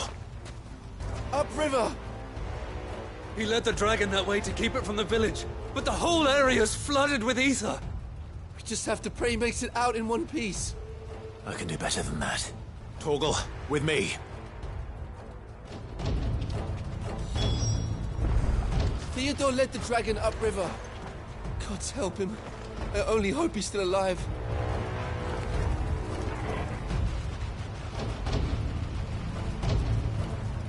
There's an ether flood up ahead. I know Theo's a bearer, but even he can't stay in there forever.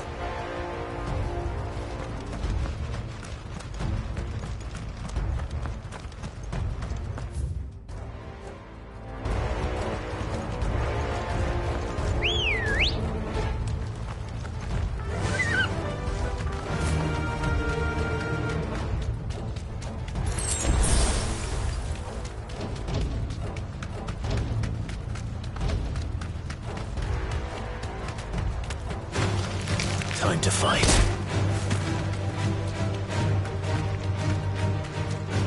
Where are you, Theo?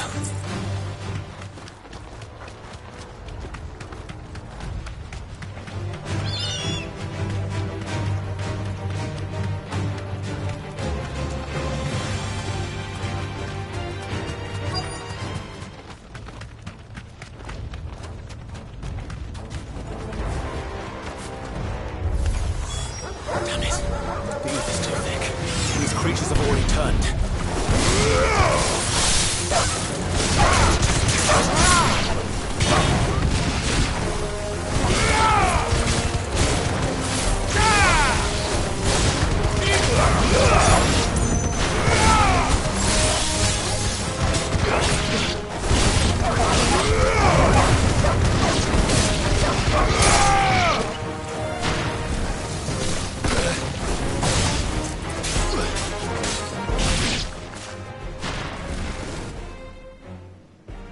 I can't waste any more time.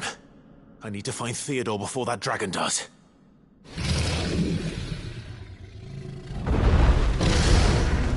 Looks like it's found me. This thing's turned as well. This isn't going to be easy. Awaken, wind!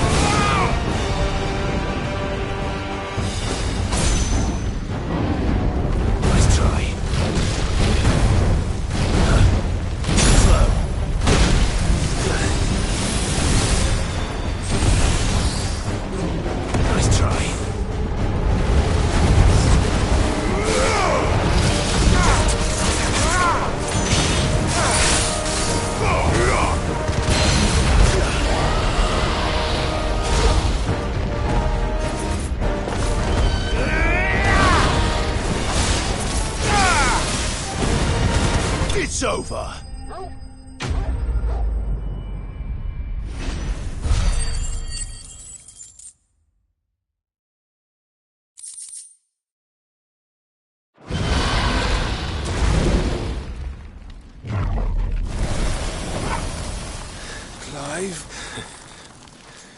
Theodore, you had me worried for...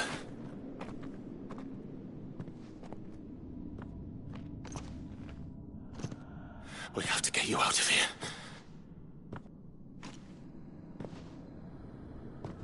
I think it might be a little too late for that. Bearer or no, there's only so much ether a man can take, and that Drake just wouldn't let me leave. You have my thanks, Sid, for finishing what I could not. For keeping Elle's dream. Theodore!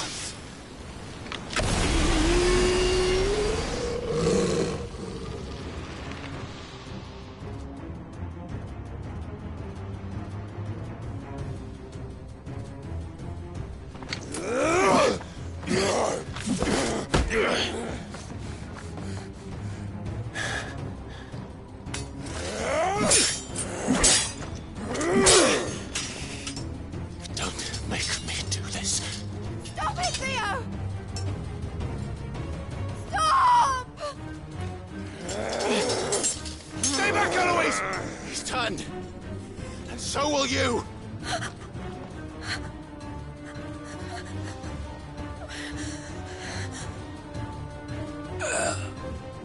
Elle.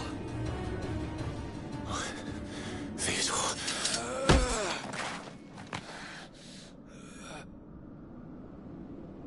Take care of my sister. Theodore, wait. Goodbye, Elle.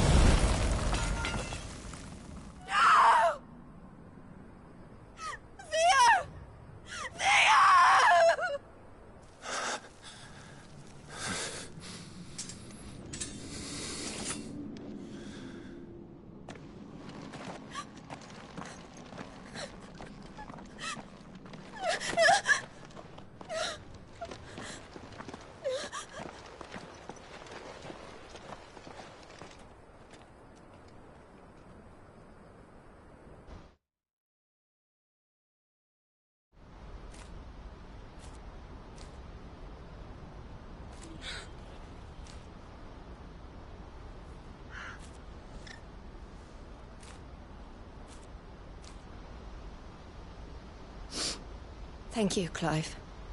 I think I'll be all right now. That was true bravery he showed. Leading the dragon away from the village like that. His first instinct was always to protect people. To put others' well-being before his own. And now he's gone. Because I sent him to that place, against his will. It wasn't against his will. He was ready to do whatever it took to show you he could stand on his own. So that you would finally be free to live your own life. To live my own life? He never could come to terms with the choice I made. What exactly happened? You once told me Theo was the first bearer you ever helped.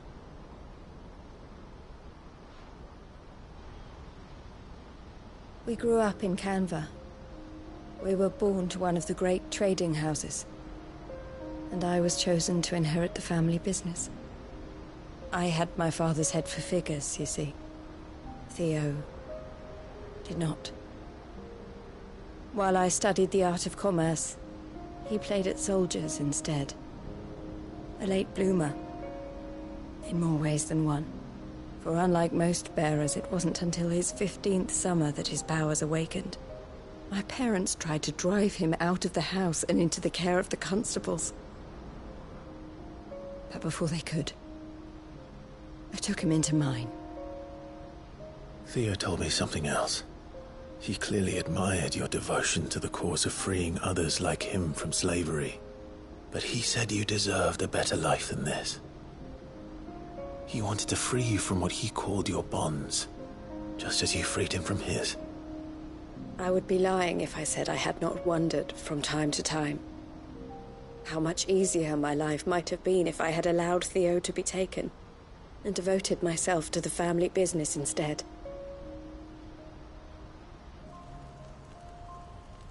But I have never regretted the decision I made. Being with my brother meant more to me than tradition or reputation. I only had to look at him to remind myself of that night and the choice I made and the fact that I would make the same choice again in a heartbeat.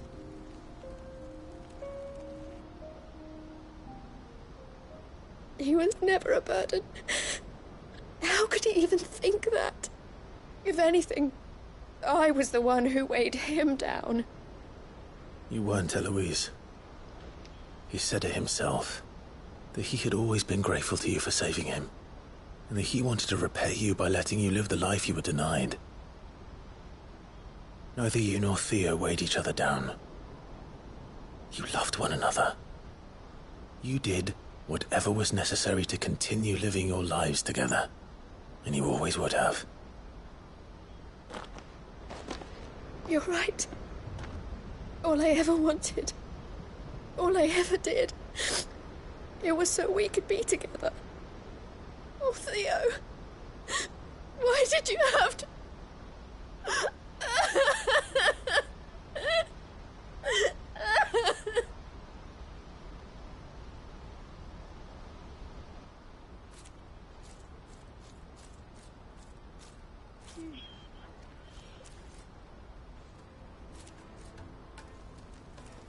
I know Theo wanted me to move on, but I'm staying here at the Crimson Caravans to continue our work. We can make a difference here. We can help people, save them. I need nothing more from life than that. So I'll carry on doing what we do, ensuring that goods, people, bearers get where they need to be, bringing smiles to people's faces just like we always have, and to Theo's. Wherever he is. This is the life I have chosen. The life I will always choose. I've made a choice of my own. To continue helping you however I can. Whenever you need it. Thank you, Clive. Let's go on together then. For Theodore.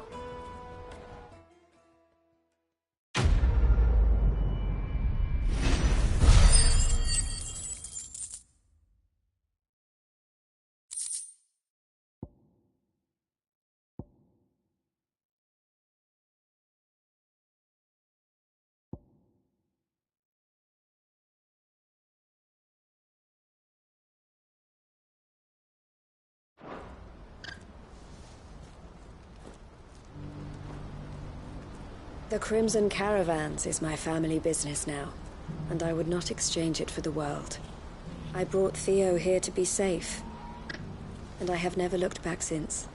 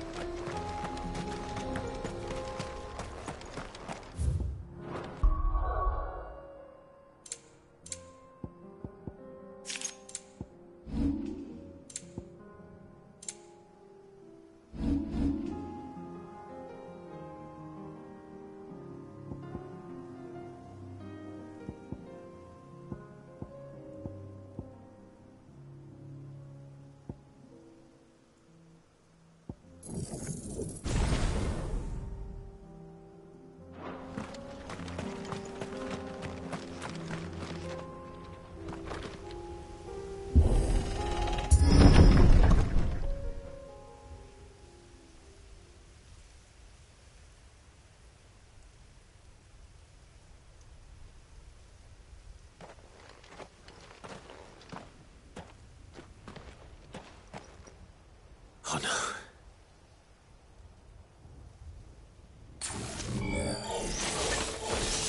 You'll pay for this. May still be survivors.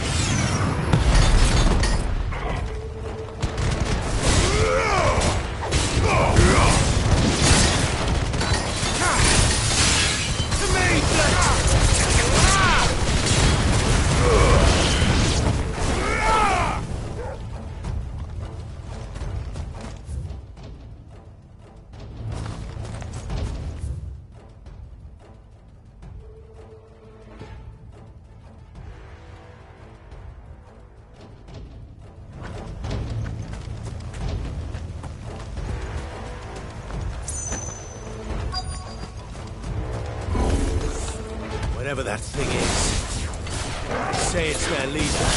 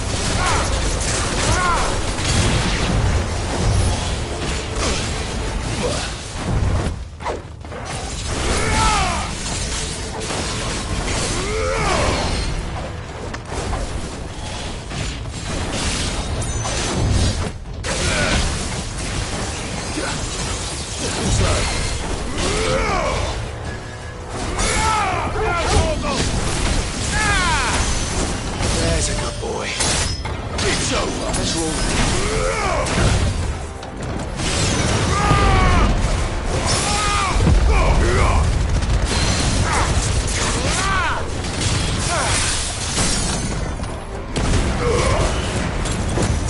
All yours, Torgal. Torgal, kill! Torgal!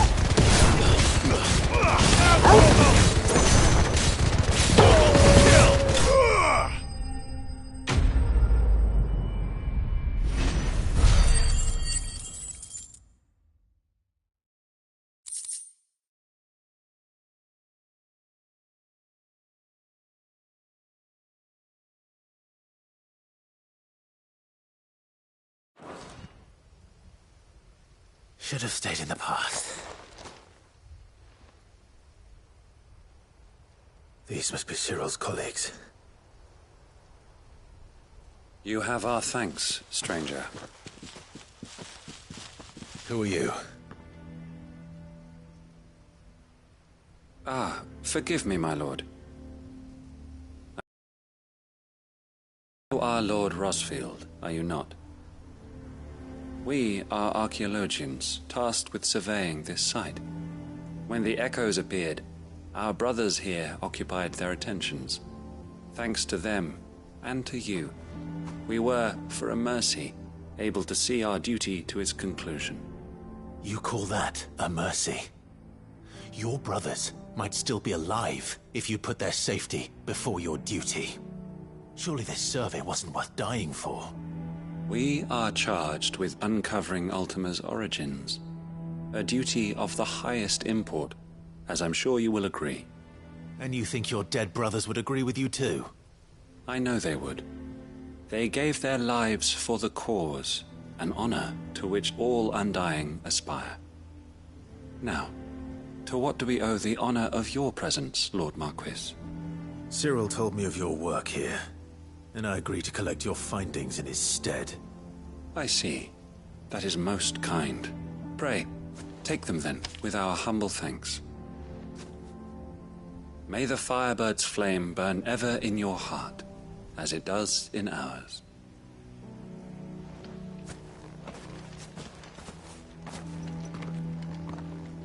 It's one thing to lay down your life for another, but for a survey... I suppose I'd better get this back to Cyril.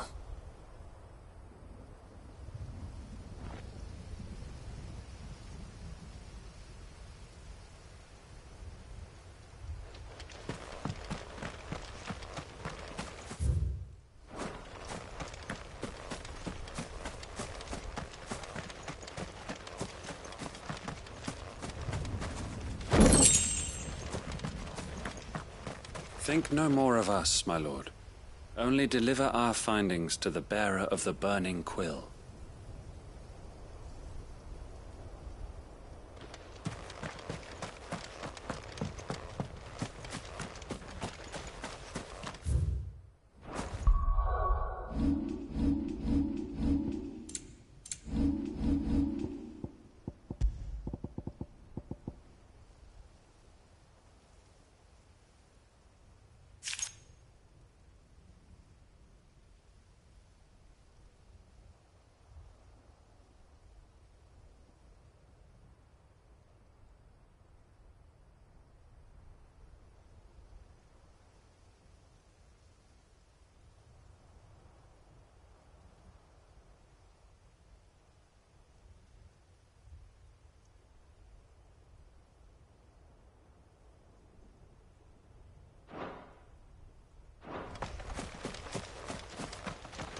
Let us continue then.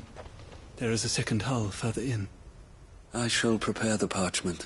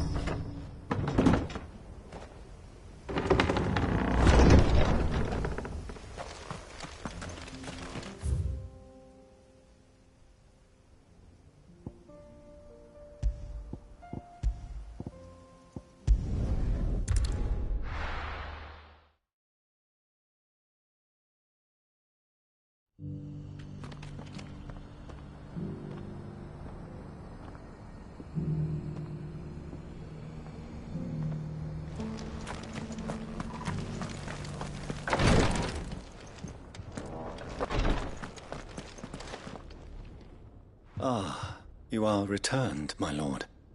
I collected your colleagues' preliminary findings. Here, take them.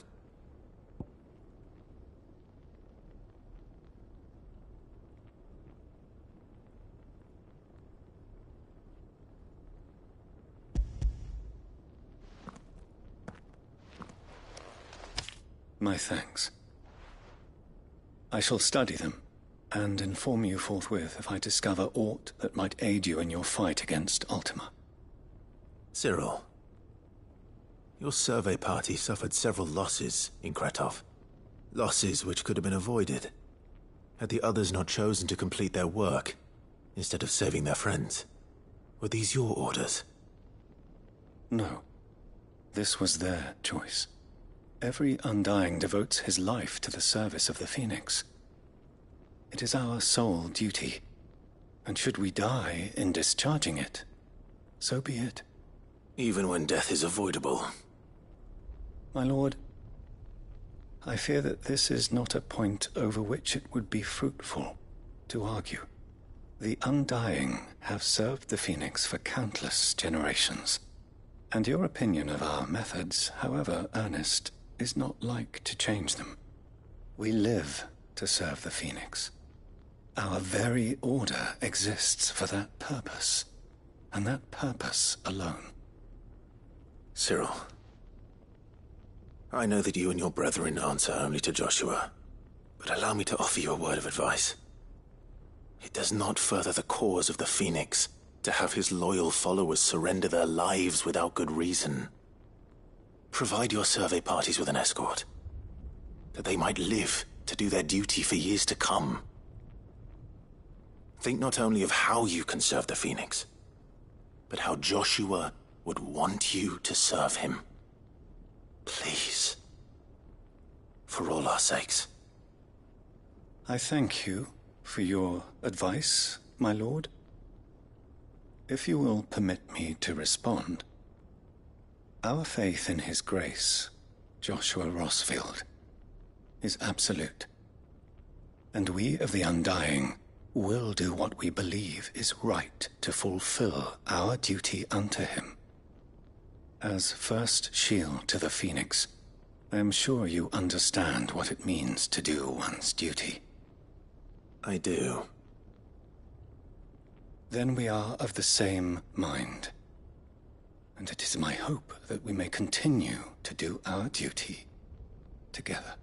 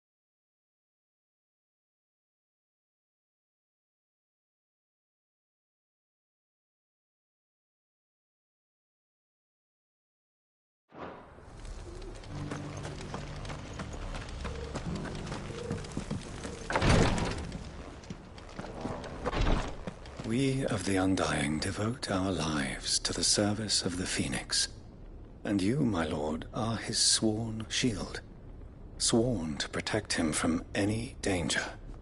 We both have our duties, so let us see them done.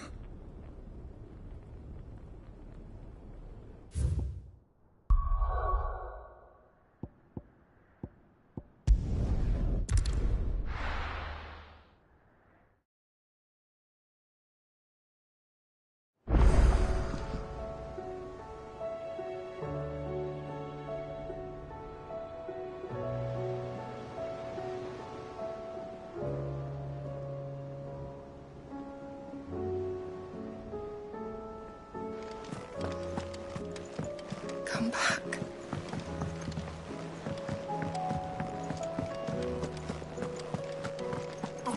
me we've run out of pep here.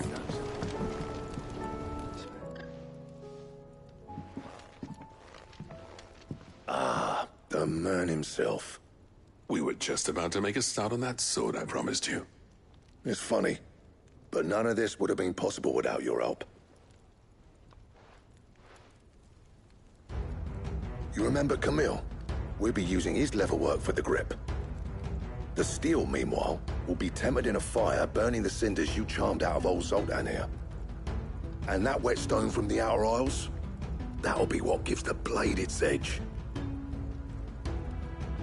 And the final flourish will be my talented colleagues' engraving. A team effort led by the greatest blacksmith alive. Now, save that talk till the thing's finished, yeah? Right. I'm ready if you are. To the bellows it is, then.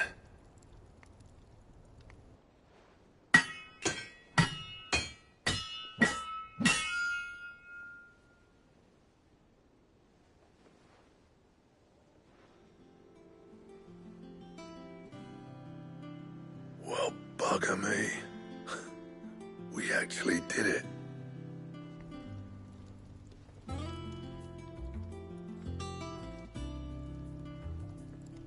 The sword to end all swords. Ragnarok. It's quite something. I trust you'll take good care of it. Thank you. Both of you. So, does this make you pair the greatest craftsmen alive, then? This? Nah. This was just following the footsteps of the greats of old. It'll take more than that to earn us our place in history. But we're up for the challenge. Here. A list of materials. Zoltan and I got talking on the long road back from Dravost. We reckon with those items there, we could craft something even better than the Ragnarok. Something worthy of a legendary outlaw like yourself.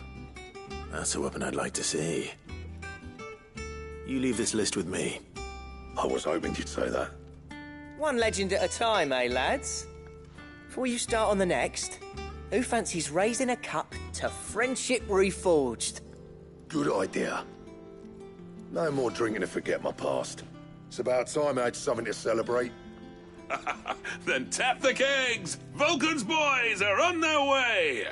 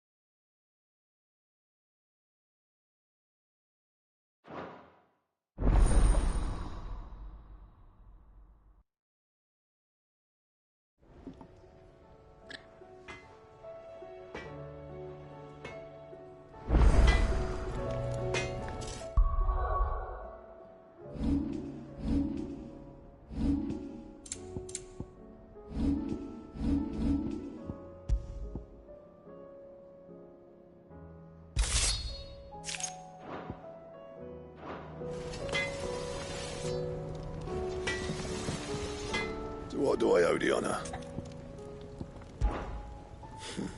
I never thought me and Zoltan would ever speak again, let alone work together. And if it hadn't been for you, we wouldn't. You've been a good friend to me, Clive. The best. What do you want?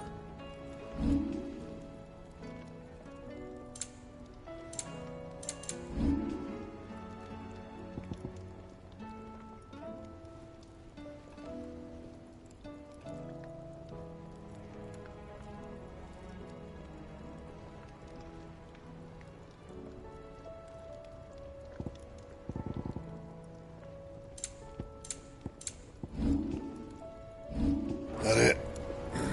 Fine. No need to thank me for the sword. I'm happy just to be here. You've built a fine home for yourselves. And I can see why Blackthorn's so taken with it. Look after the old bastard for me, will you? I'll be off soon, but next time you're in Dalmekir, be sure to pay me a visit. Snotty will let you in. Do you reckon we finally got to the bottom of Blackthorn's troubles then? That'd be something, eh? Though he wouldn't be Blackthorn if he didn't give us the odd scale. The stews. Awfully thin these days. Don't tell me.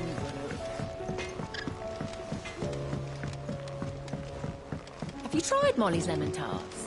I've never had.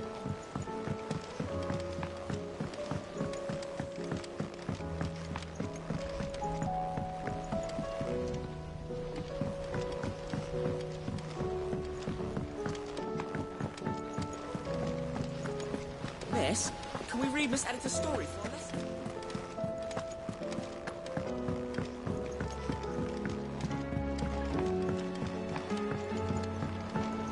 With Canva in the hands of Akashic. Ah, Sid. Wasn't expecting you back so soon. So, is it good news or bad? Good, thankfully. Here. Ah, that's brilliant!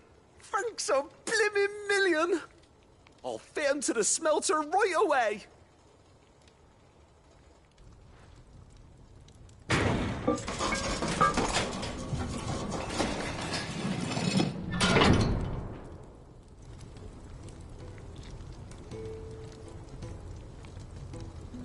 May I present to you the Telemon Furnace! Ain't bad, is she? She's a beauty. You saved my bacon again, Sid, and I ain't about to let your good deed go unrewarded. It's fine, really. My bag's flexible enough already. Oh, don't say that. I'm sure I can make a few improvements to it yet. You could just buy me a bigger... How about that clasp? Looks a bit stiff. Reckon you could loosen it up and make some more room? And I reckon I know how. With a new alloy we've been working on. The Telemon Furnace was just what we needed to perfect it. It's a metal, see?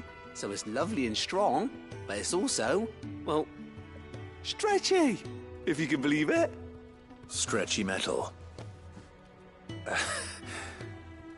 Well, if you insist.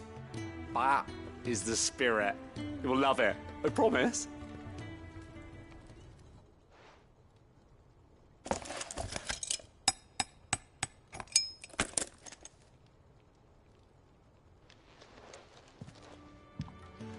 So, what do you reckon?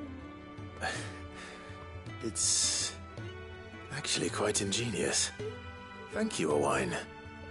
Shh, don't mention it. You earned it. And I wanted to get some practice in using that metal anyway.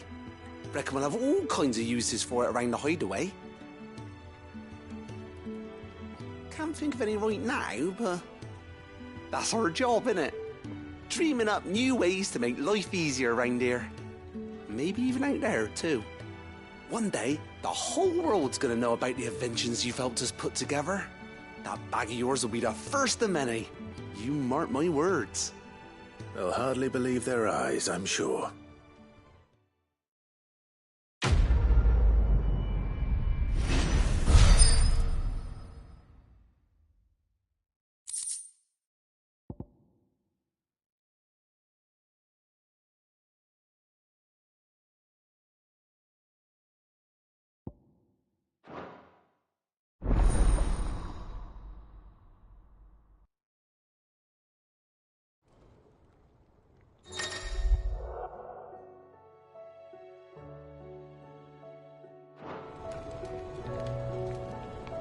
Right then, let's get back to work. These world-changing inventions ain't gonna invent themselves. How was she? The Enterprise, I mean.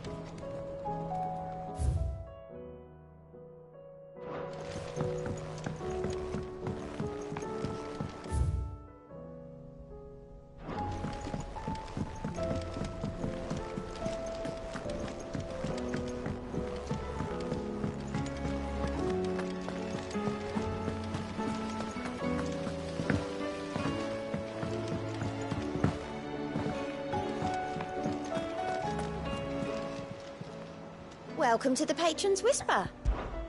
Come to claim your just desserts?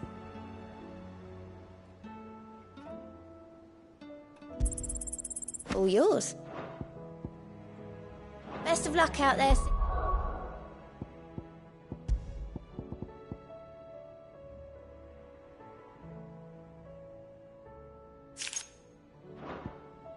Sid.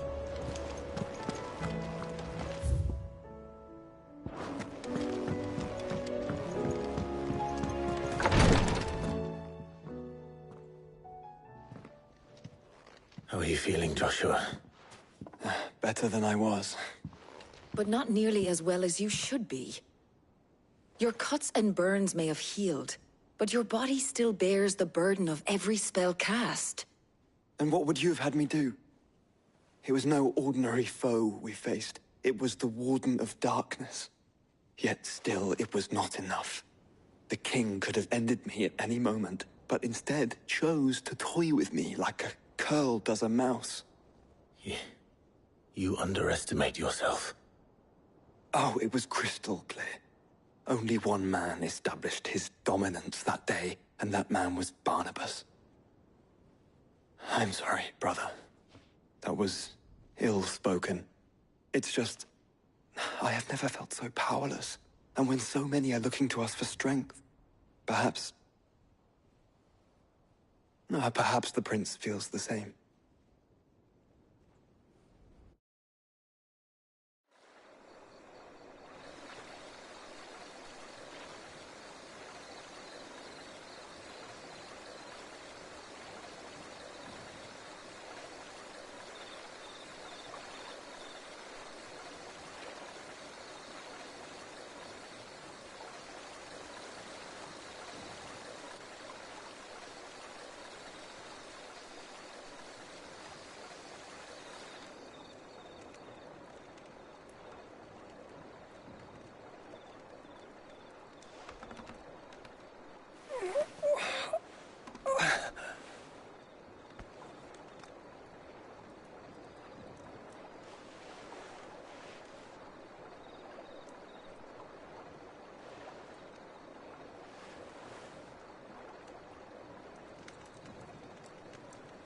What is this place?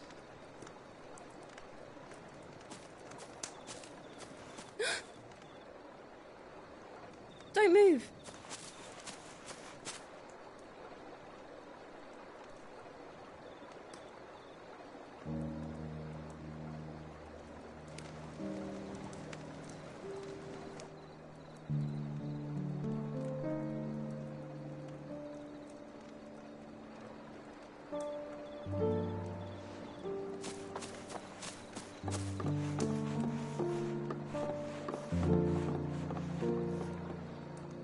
Here, it's fresh from the well.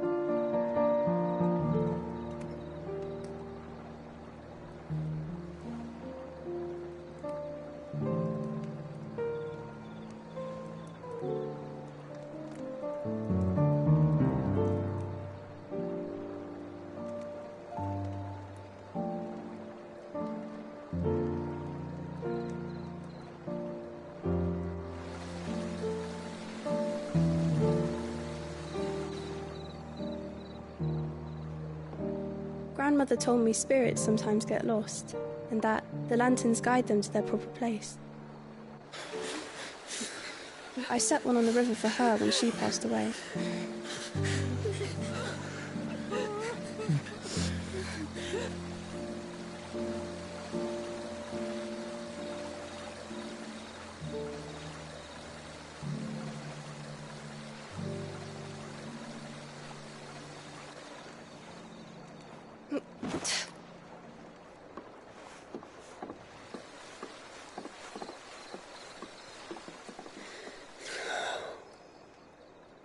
The fiend works from the shadows. Was it you who guided my hand then, Ultima? No, not you.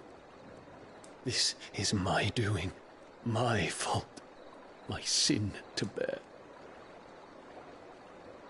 And for it, I must atone. Your hurts are healing nicely. It was my poultices that saw you well. You make them? And sell them, or try to. Earns me enough for bread, most days. Forgive me. I have nothing to... I know, but I couldn't just leave you lying there.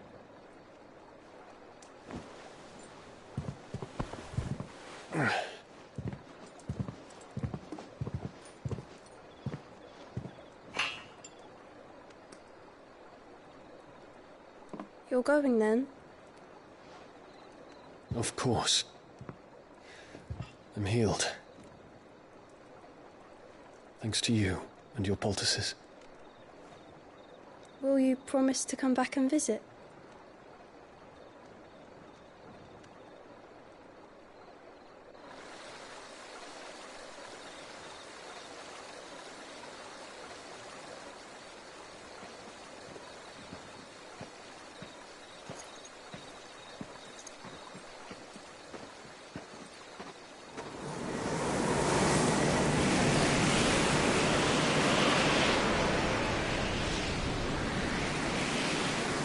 Well, Phoenix, it would seem that I owe you my wings.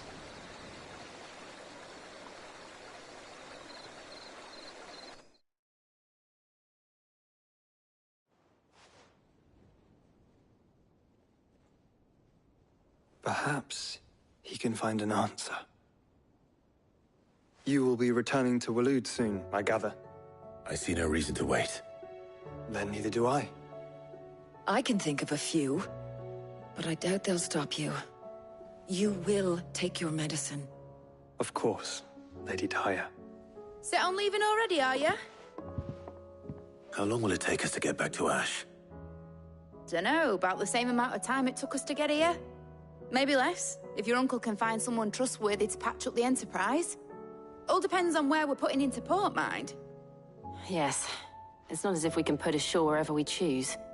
We have to assume that the whole of Ash is hostile, and that we'll be attacked on sight. Then we must find a place they won't think to look. And I have an idea who might know of one. The Professor! I'll go and tell you come in. While you're plotting our course, I'll be in the shelves with your lawsman. I wish to pick his brains about Ultima. Then I'll talk to Karen about supplies for the journey. They may not be easy to come by in Ash.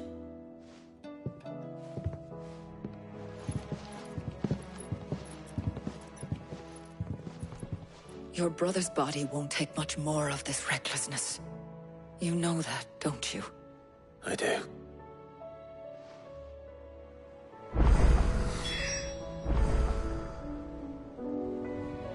You've seen more of the world these past 5 years than most do in a lifetime. It's a shame you never had a moment to enjoy it.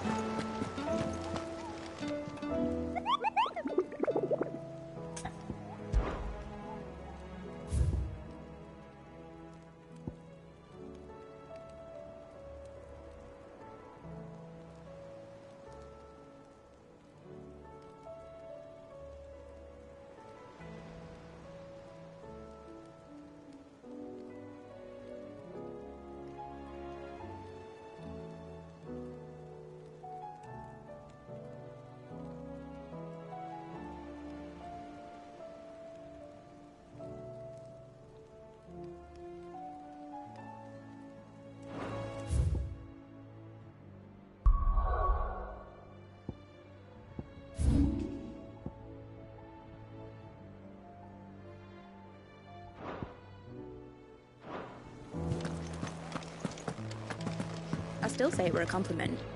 Say it all you like. It doesn't make it true. Ah, Clive. I was wondering when you'd arrive. Please tell me you've come to take our young prodigy here off my hands. I'm not here for Mid. I need information on Ash. Then why not ask Molly if you can look in one of her ovens? Go on. As soon as the Enterprise is ready, we'll be setting out for Drake's Spine. And we're going to need a safe place to land. Preferably one that won't see my ship blown to shit and splinters. If it were that easy, do you think Waloed would have resisted invasion for so long? Very little is known of Ash, and the information we do have is spotty and outdated. We have the good King Barnabas to thank for that. Waloed's borders have been closed to outsiders since the day he seized the throne. If there is anywhere safe to land, you won't find it on my map. Then tell us what we will find. I'm sure you know better than we do. But no splinters! All right, if it will get you out of my hair. But interrupt me, and it's over. Understood?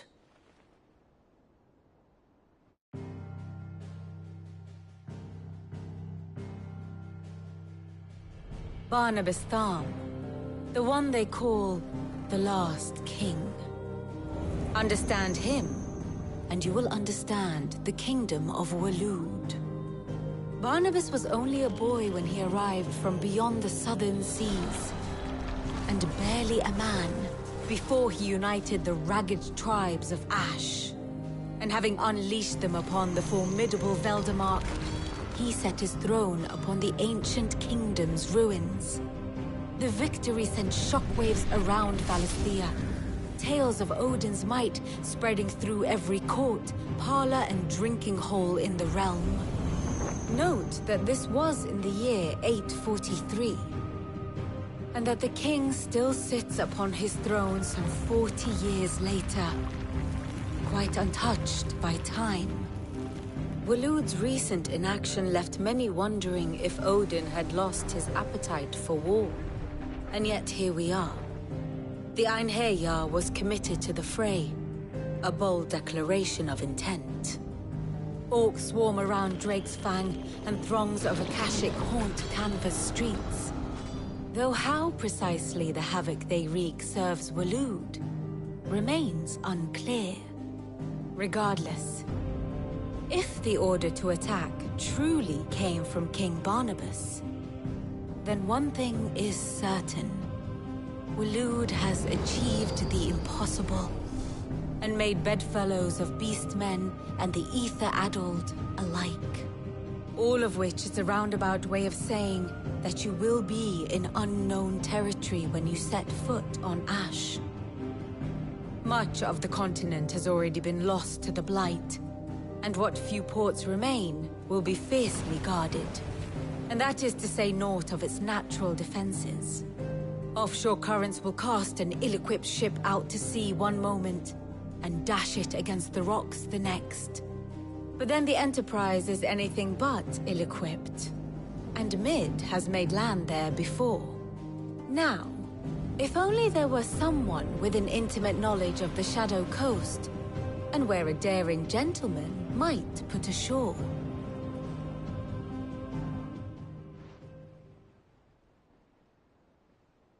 You see, Clive, you had the answer all along.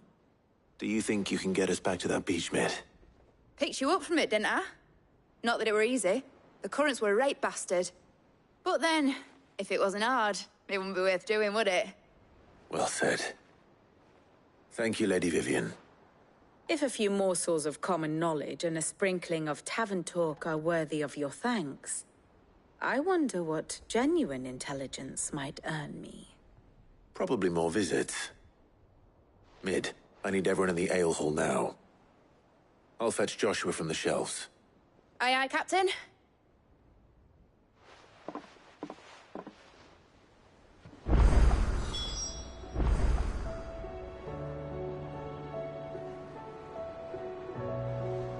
What will it be today?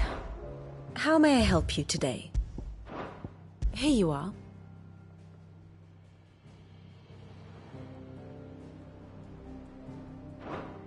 Thus ends today's lesson.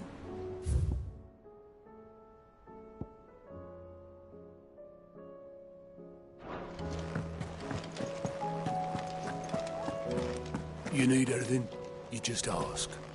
We might not have your uncle's resources, but resourcefulness.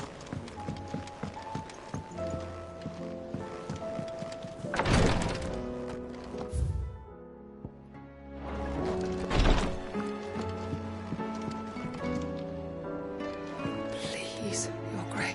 My Lord Marquis.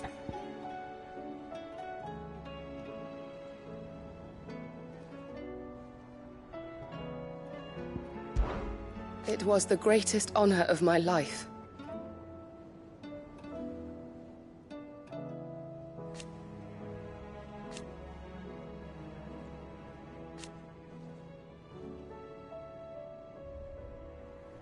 But now... so I bid you. Your companions are kind indeed.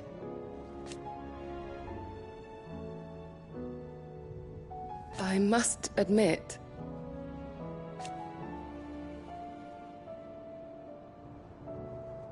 but I see now.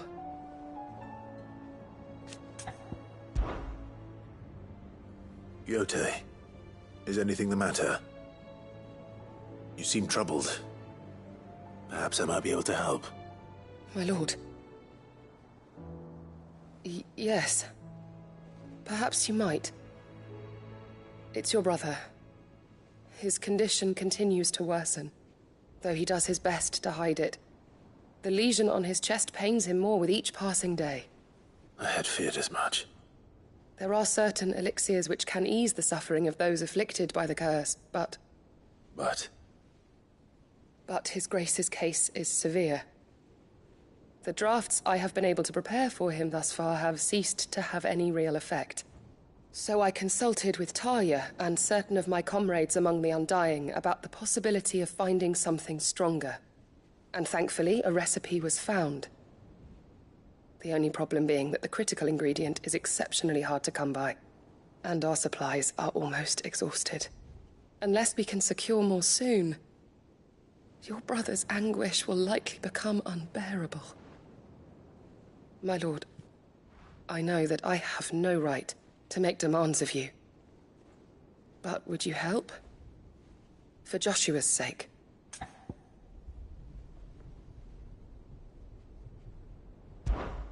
for Joshua, anything. Thank you, my lord. So, what is this critical ingredient? A rare herb by the name of stonerwort. It grows only where the ether is densest. The vigor it stores in its stems helps to counteract the curse. We discovered a patch near the aqueduct in Rosaria. But alas, yet more ether has erupted from the earth there recently, leaving the whole area flooded. The search continues for a new source. One that we might reach without being turned.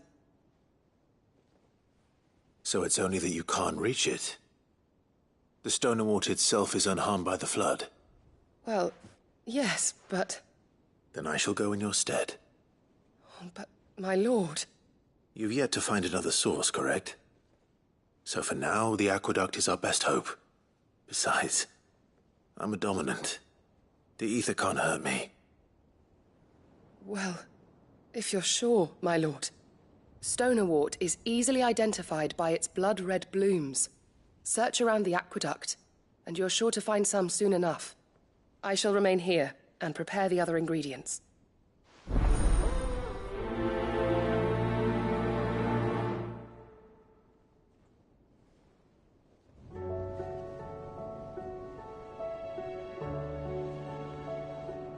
I had only thought to ask for your assistance in finding a new source of stonerwort. But if you're sure about collecting it from the flood by the aqueduct, I should be most grateful, my lord.